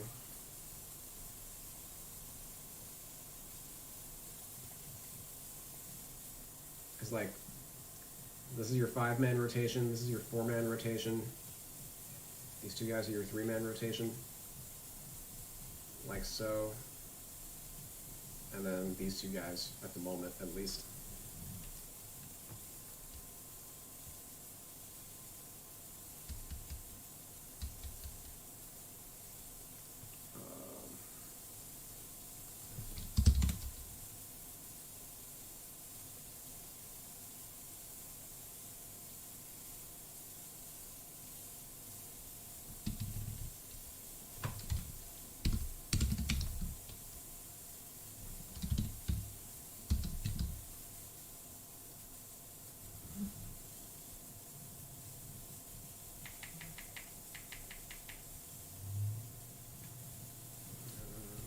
Yes.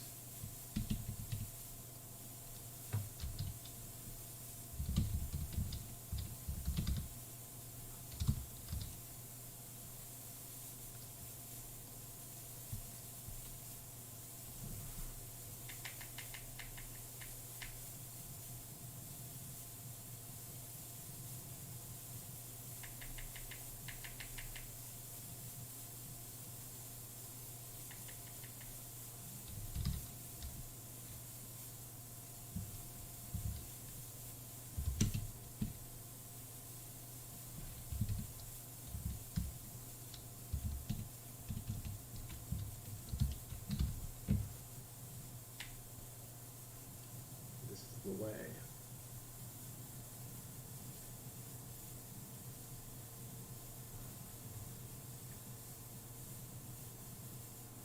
Shot IQ.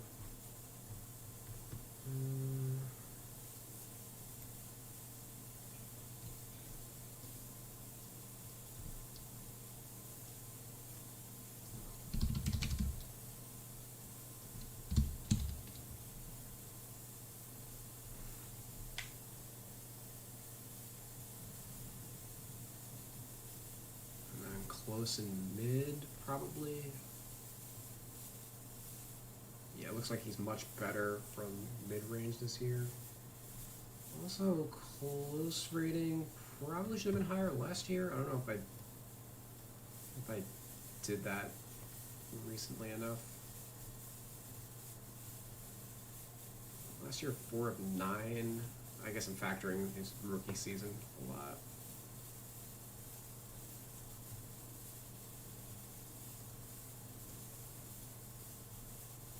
This year, 12 of 30, which is what, 40%? Yeah, 40. 42%, okay. So...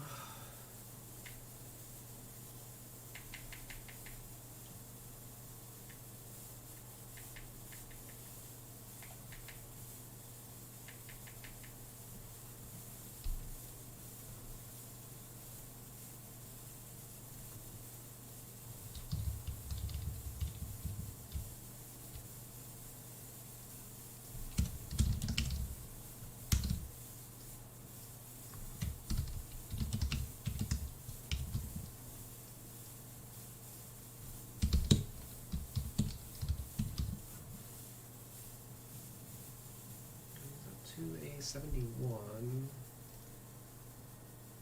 layup. Oh yeah, okay, cool. We can boost that.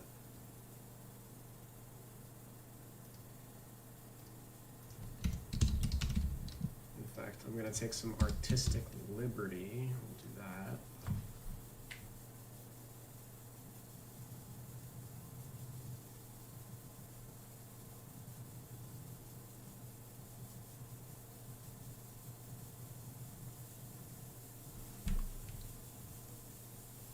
RPM. In yours, it would give, for example, my roster, I have Shea, Dort, and Diallo at the 2. using all three on court at the same time. As long as secondary allows for it, they will play. In yours, it would give Williams, Dort, Jackson, since I assume they don't have... Since I assume Dort has two as a secondary.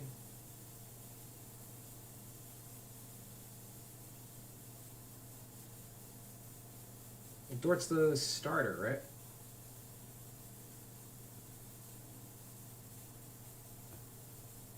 Let me take a look.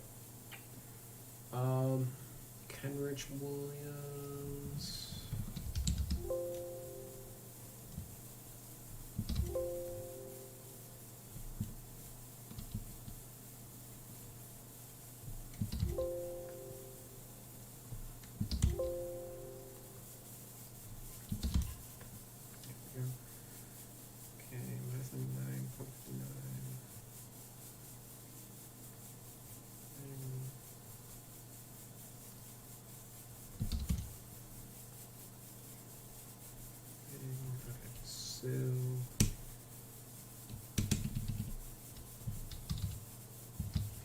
Offense, that's fine.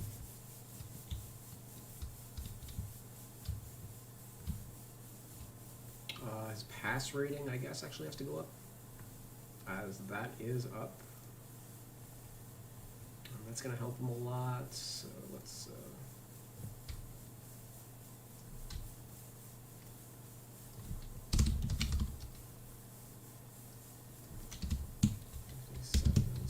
60.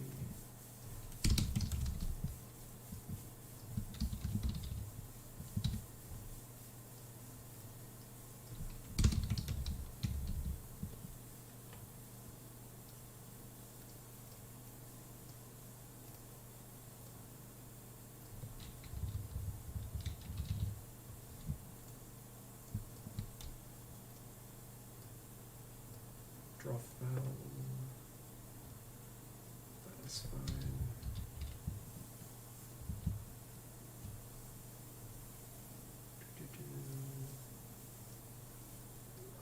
Rebounds and everything's fine. Rebounds are fine. He's up here, he's down here, whatever. Steals up, blocks down. He has no badges on him, which is kind of annoying. Because that maybe accounts for a little bit. But how far is he? He's not like super far. Alright, so let's make this 72.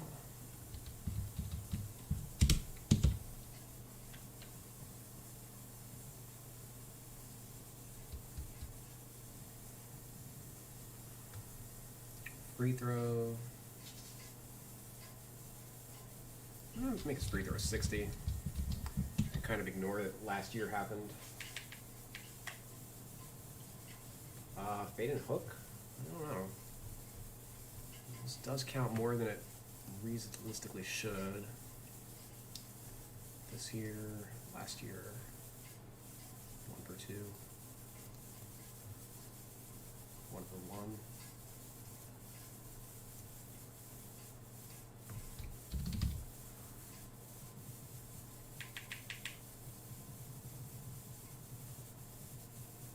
Oh, I didn't improve, I didn't touch his passing. Derp, I just did in the text. Alright, so that 72 is which is basically what I wanted to do. What does he rate at small forward? 75? Or, no, 77. Egad.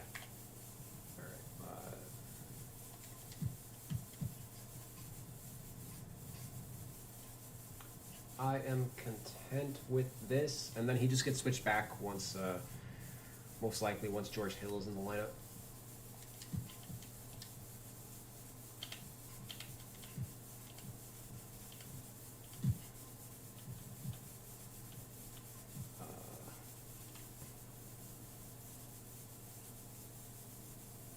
He's not even in the rotation because he's under Darius Miller.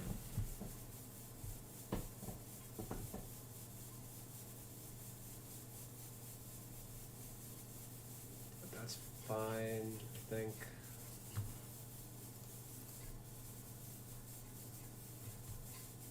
No, it's not fine.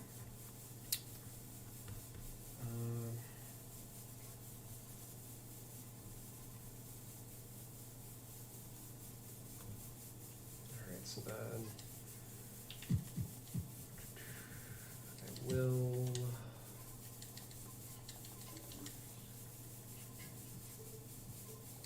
make this change.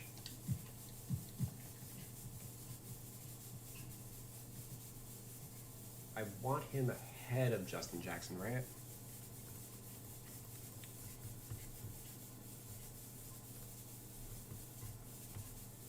Realistically, I want them both.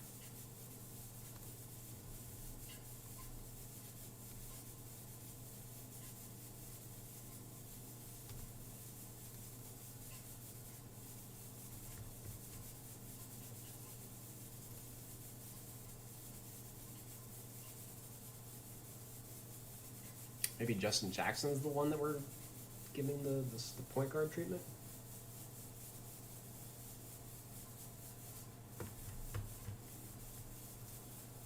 Because he even has a higher assist rate than Kenrich Williams. So if we're counting him as the 1, 1, 2, 3, maybe that's where I'm messing up. 1, 2, 3, sure. Although technically you could make an argument for 1, 2, 3.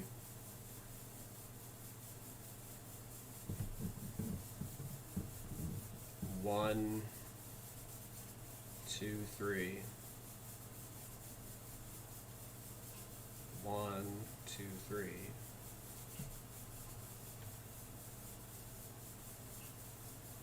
One. Yeah, let's see 2 men real quick. Maladon. It's no PT with George Hill, right? He didn't start playing until after Hill got hurt. Like very like his least amount of PT is with the with Maladon and even SGA.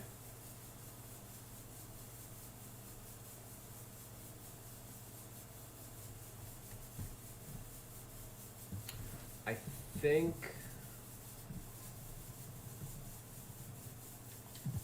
I'm going to try that, because also his second position is power forward. I don't think is necessary on this team. Let's see how this looks.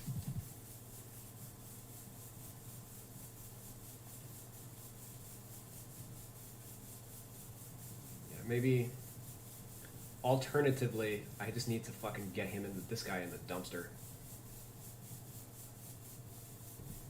Offensive consistency. Yeah, let's that's a segue out of the update, but okay, we've got an update on Darius Miller finally,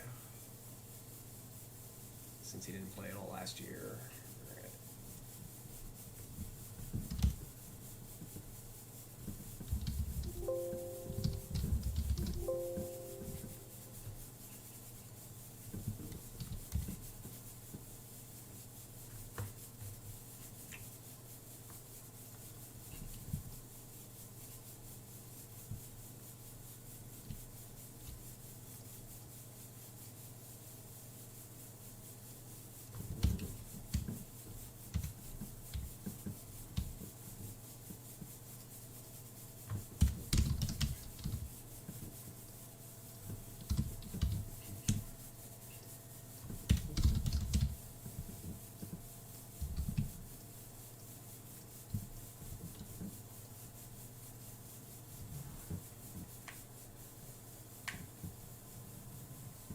Okay.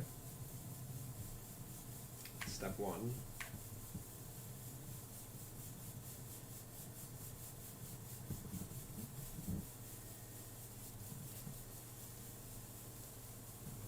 Shot IQ.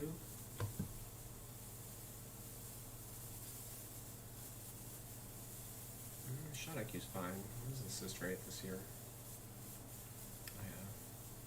I mean, he is shooting well. He's not playing much. I'm gonna drop his stamina again.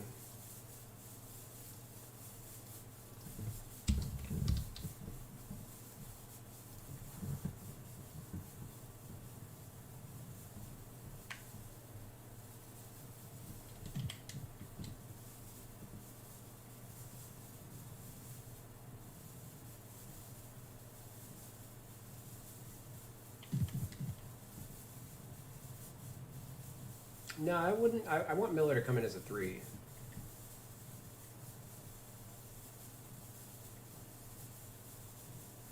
I'm content with this. This is just that.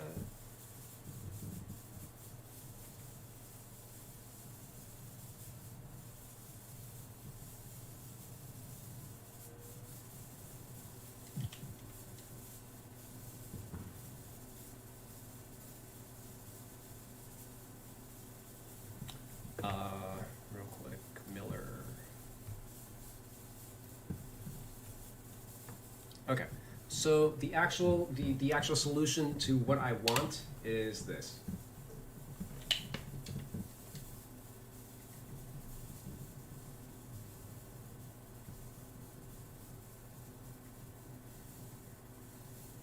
It does look like all these guys are in the rotation. Like every single healthy player that they have is playing for the team.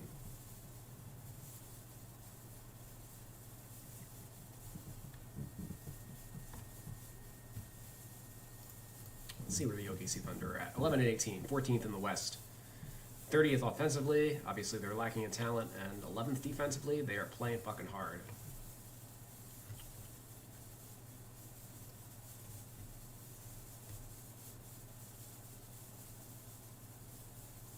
Use a DMP. That doesn't really matter.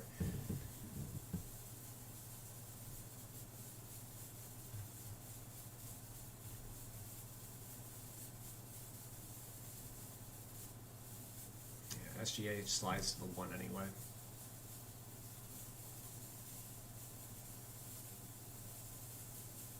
Well, alright, one of these guys comes in at the 1.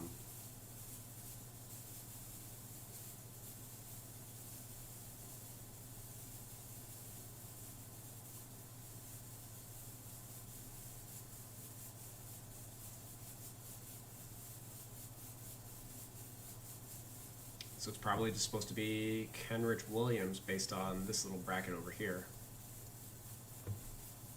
Anyway, I have spent way more time than I wanted to on that.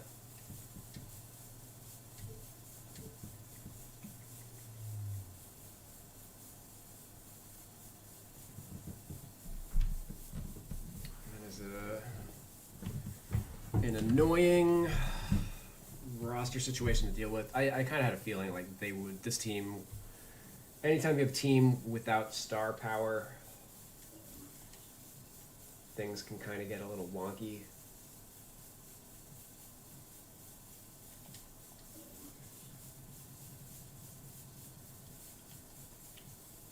We're down to the last 4 teams. I know the Wizards are a very minor update.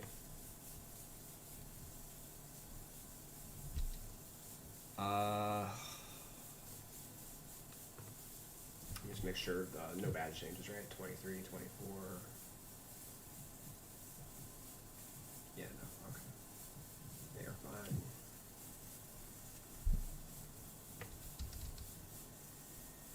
Yeah, definitely by committee. As soon as George Hill comes back, it won't matter. That's all. You know. Ooh, inside. Oh no, he already is an inside out scorer. Towns -1, Beasley +1, Layman +1, Noel +1, Kogi -1. Okay, first rating edit for Towns.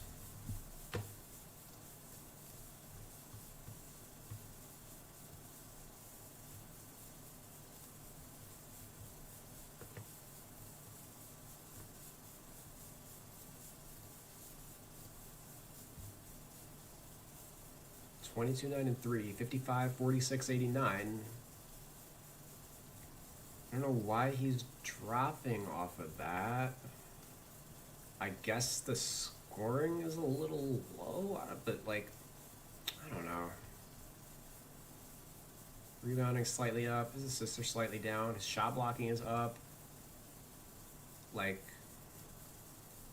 his scoring is a little down. But I mean, like, just his usage rate, and I doubt they're changing like his posts or like ball control or anything like that. They adjust his badges, 28 badges. I don't know. Plus, he hasn't played a ton. I don't know. I would have passed.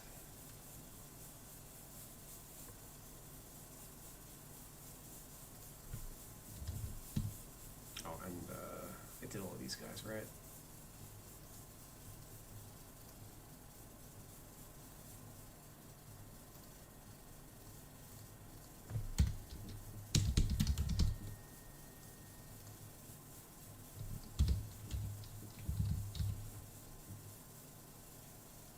They're all good.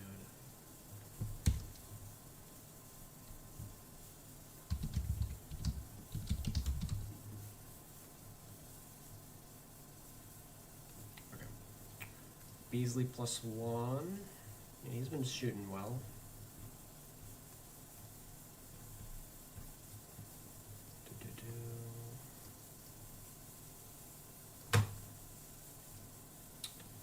Yep, 45, 44. 23, 5 and 3. 36 MPG. Seems reasonable. Seems better than Eric Gordon, who they also gave an 82.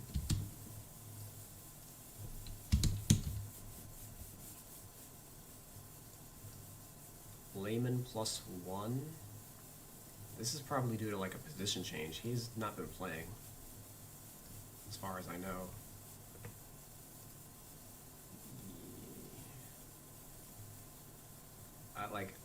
I guess in his 4 games he shot well.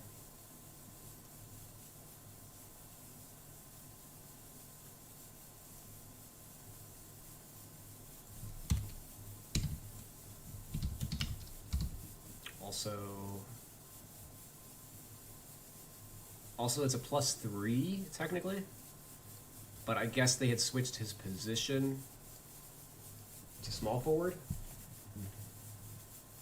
No.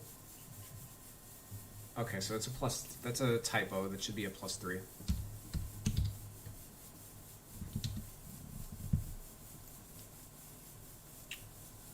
And then Jalen Noel 74.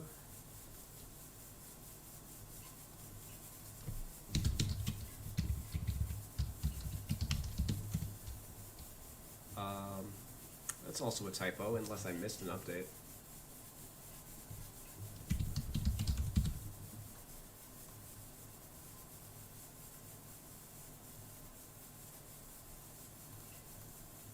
It's possible I missed an update with them.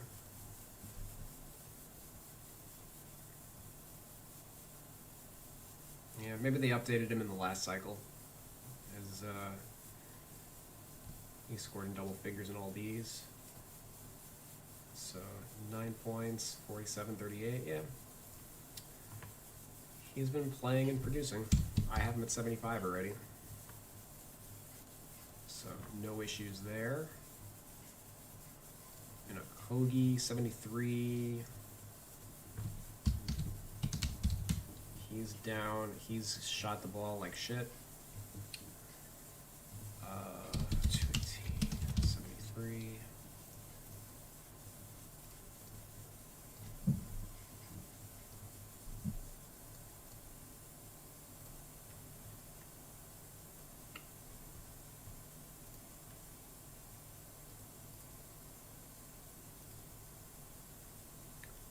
%, from the field. Yep.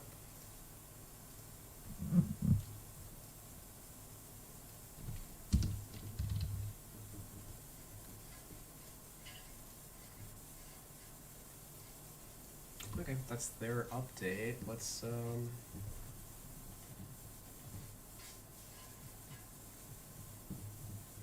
check badges.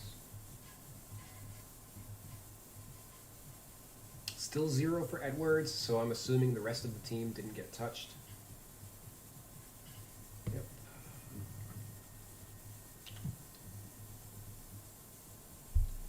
Also, hold on.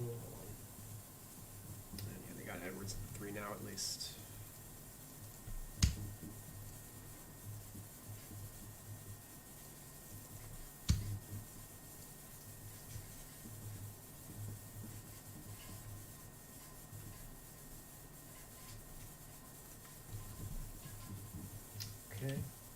Portland. Let's check their badges. Or who changed. Mello, Trent, Simons, Hood, and Giles.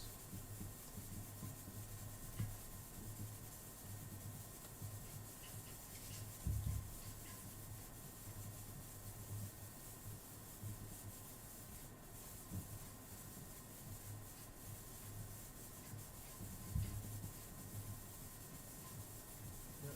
Only 2 badges per try, right? Yep. Yep, no badge updates here. That's a bummer. I thought we were getting a bunch after once we got to this little section. But they died off pretty quick. Okay, Melo's a +2. Simon's a +2.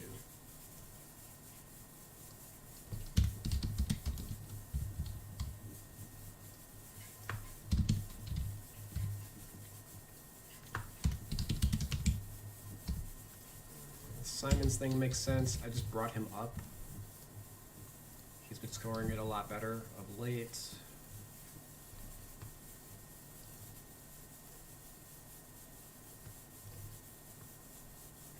.47, 44 from 3, 87 from the line.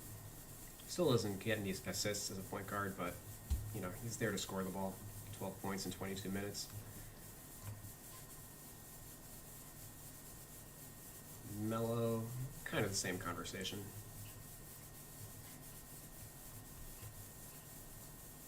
Looks like he bounced back a little bit from a subpar start. 44-46 for his shooting line. 16 points in 25 minutes a game. Yeah, +2. +2 seems good.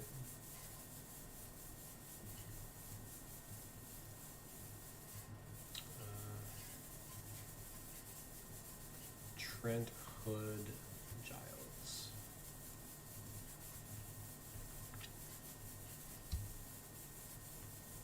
Yep, Trent's playing well.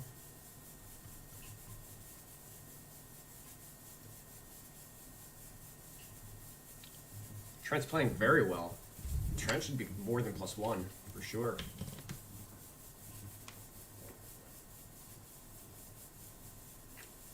This is fucking wild.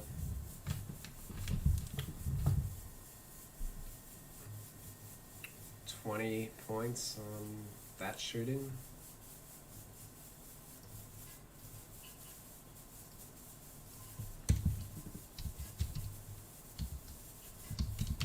Or is he a +2? He is a +2. It's just a typo in their data.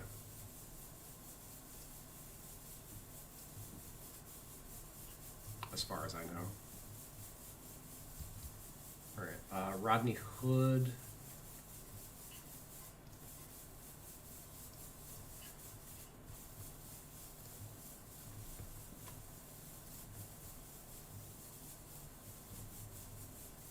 Okay. Somehow this is actually him playing better. Like 38-25. He's been really bad this year. So he drops a point.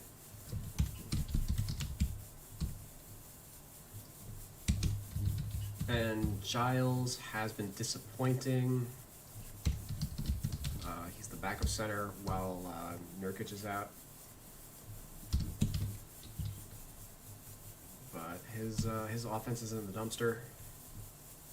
Only 42% from the field. Again, he's a big man.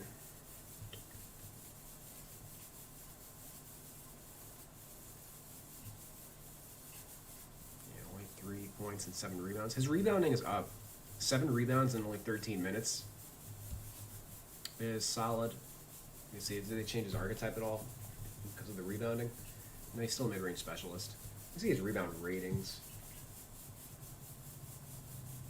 Of course, they have him sideline 86 and 65.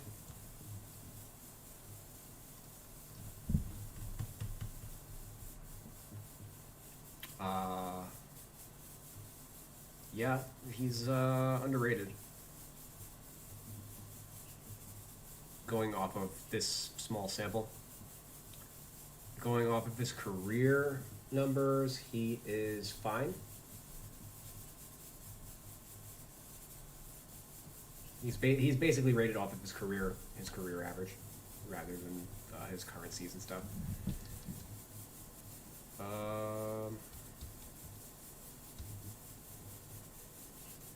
So that's all she wrote for them. Let's do Golden State.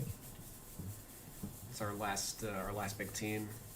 Actually, let's do the Wizards. I want to finish with the Warriors, since the Wizards look like they have a kind of lame and easy line thing to check. All right, Advia.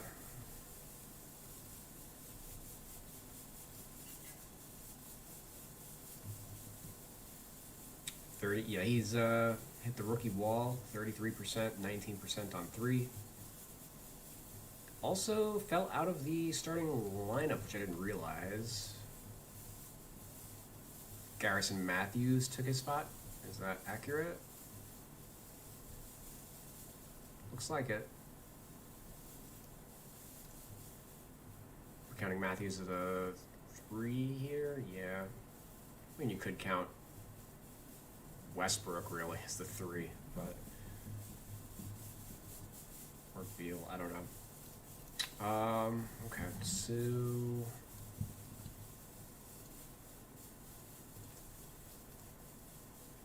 Let's get him over here.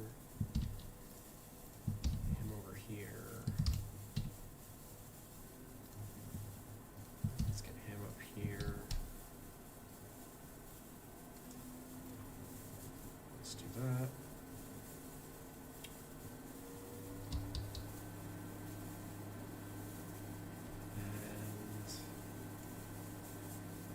Hashimura's down, or hold on. 218. Alright, so Advia has been kind of trickling down since the start of the season. This is Hashimura's first update of the year.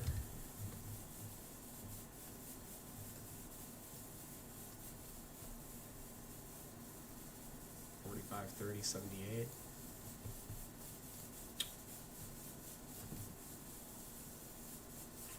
Only 24% from 3 over the stretch. So that's probably where his rating dropped.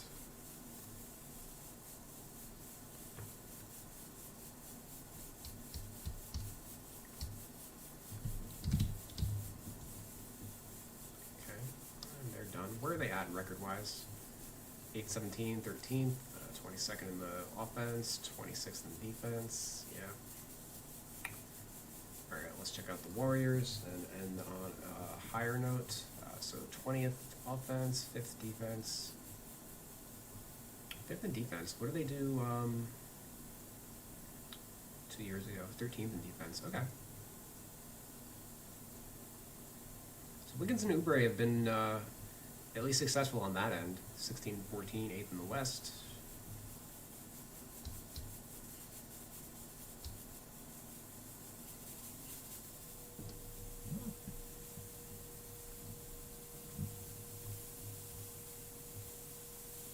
Curry basically in like an Iverson type of lineup where they just surround, you got one guy who can score, surround him with a bunch of defensive guys who you don't want shooting.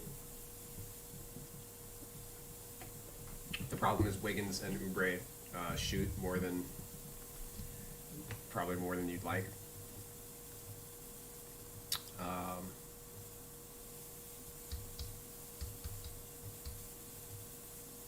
Curry is a +1. Ooh, I think that makes him the highest rated point guard in the game.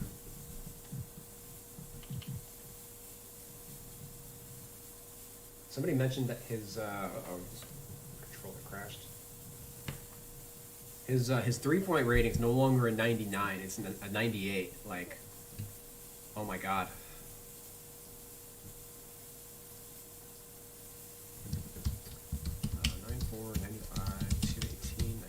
So of course Curry goes up. Basically one of 2K's favorite sons. Let's see where he's at. for this cycle. For this cycle, 52% from the field, 44% from three, 95 from the line, 35 points in 36 minutes. Yeah, I got no issues with his rating going up a point.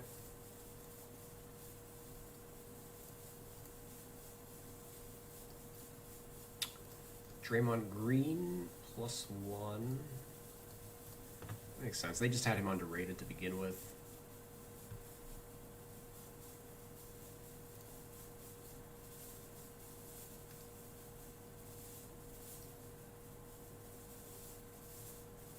Seven, 43, 14. Oh, but that's the key stat. 12 assists per game in 33 minutes. What's his assist rate on the year? 36. Yeah, this is very high. This is probably the highest for a power forward in league history, aside from maybe like the year Magic Johnson unretired the Lakers. Let me see how accurate that is. Yeah, pretty higher. He's 2% higher than 36-year-old Magic.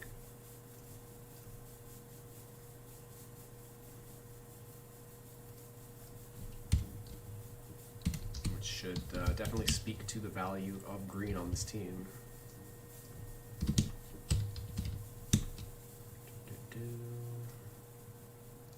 Kelly Oubre +2. Yep, he's been playing a lot better.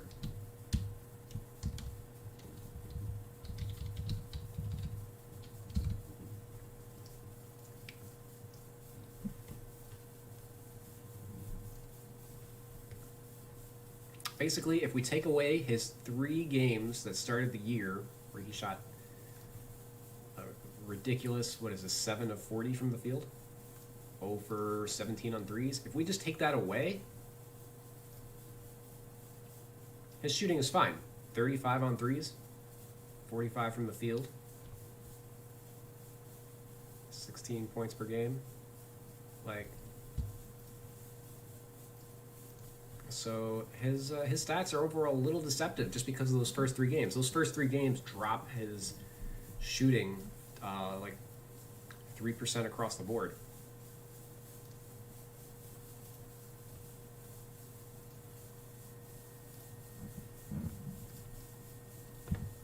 So in this most recent stretch, oh yeah, he had a 40-point game,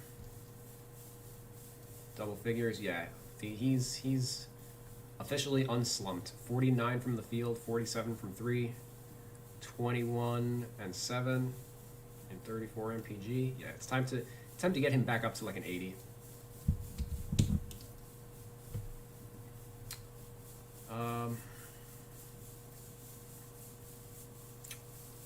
Kent Bazemore.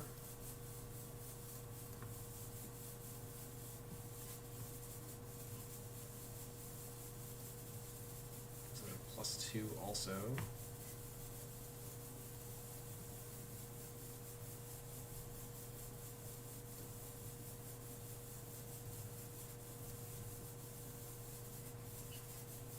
Over this cycle, 53 and 46 for shooting. 85, 11 points in 20 minutes. Yep. Seems like a pretty reasonable +2.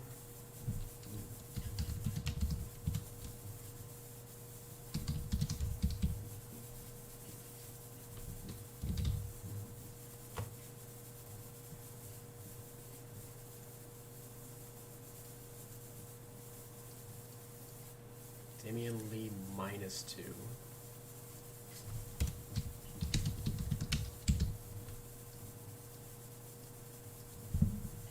Let's get to the bottom of that, because he's basically been their 6th man all year. 42. I guess this is 3-point percentage. That's really all they care about.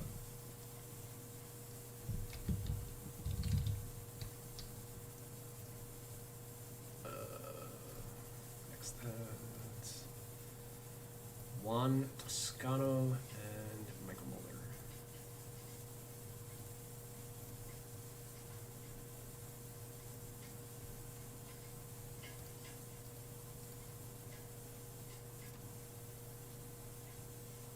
49 and 46 on his shooting. Yep. And obviously that's a little more meaningful given the small sample that he's played in his career.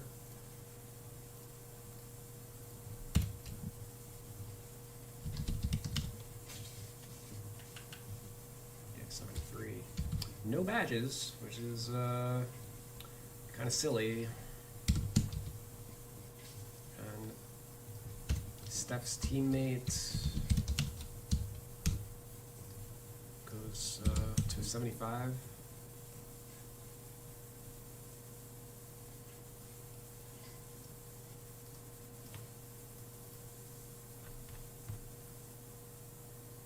.64 true shooting.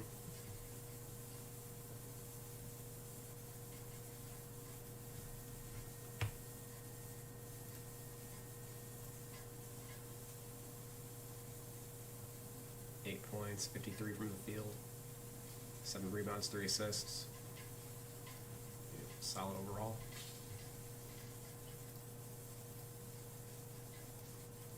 Small forward default. They have him at the 4 now, right? Yep. Wow, so this is really like a +4 because they switched his position also.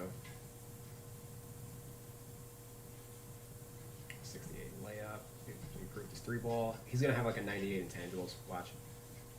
95, yeah. All right, so this is really all they changed on him.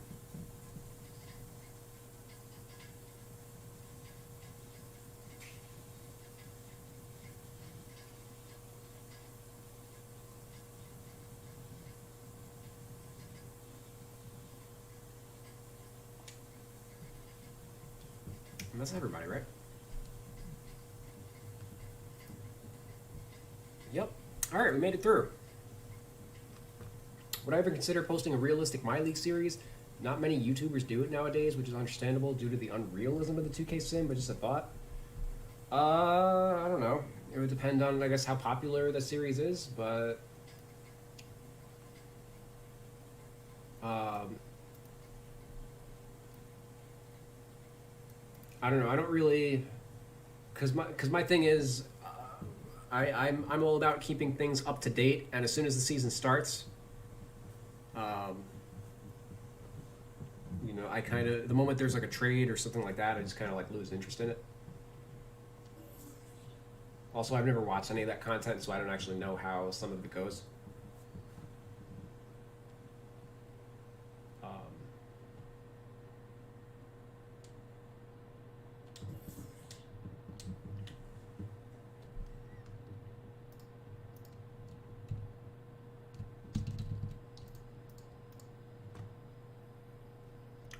Coolio.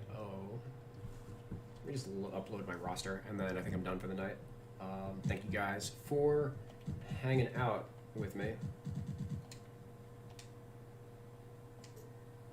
I don't know what the timer's at, but I assume we're at like probably the 5-hour mark for stream, and we streamed earlier in the day, so these anytime there's a roster update, it's basically like 7 to 8 hours to kind of cycle through and see what 2K did. Unfortunately, they didn't update any badges. Actually, I didn't check the Warriors. I forgot. Whoops. Yeah, we got to do badge checks for the Warriors and Wizards. So maybe I'm counting my eggs before they've hatched. I wouldn't mind if they had an update. Like, I want them to change more badges than they currently do. All right, Wiz, 54, 29, 11, 5. Nope. Nope, they're good. Okay. And the Warriors. All right, let's see. 45 Curry, 34, 26, 25. Nope. 15. Wiseman 2. Break 13. Bazemore 2. Toscano 0. Yep. Okay, no badge changes. There were only 4 players with badge changes in this roster update. David Nwaba, Andre Drummond, Sadiq Bey, and Blake Griffin. 1, 2, 3, 4. Yep. So overall, kind of disappointing. There were a lot more badge changes in the previous update cycle, and as I think if you guys stuck with me for a long time, you know that I would say the badges are the biggest area of improvement that the 2K roster needs at the moment, and it's not like super time consuming to do them, but I don't know, they just don't. They need an extra man to come in and do that. So hey, if they ever wanted me to do that, I'm down, I guess. But either way, the roster in general would benefit from that's my diagnosis for what's the most missing thing from the roster. I'm not one of those. I have basically no issue with the ratings. As we went through, we checked all 140 players that had rating adjustments, and for the most part, everything makes sense once you cross-reference it with what their stats were over the 2-week cycle. So there is that. I think next time we probably won't. I won't feel the need to check every single player, as we now have a pretty good idea of what's what, and we'll just stick to the +2s and all that, and just focus on the badges. But anywho, thank you guys, and yeah, I'll see y'all over the week.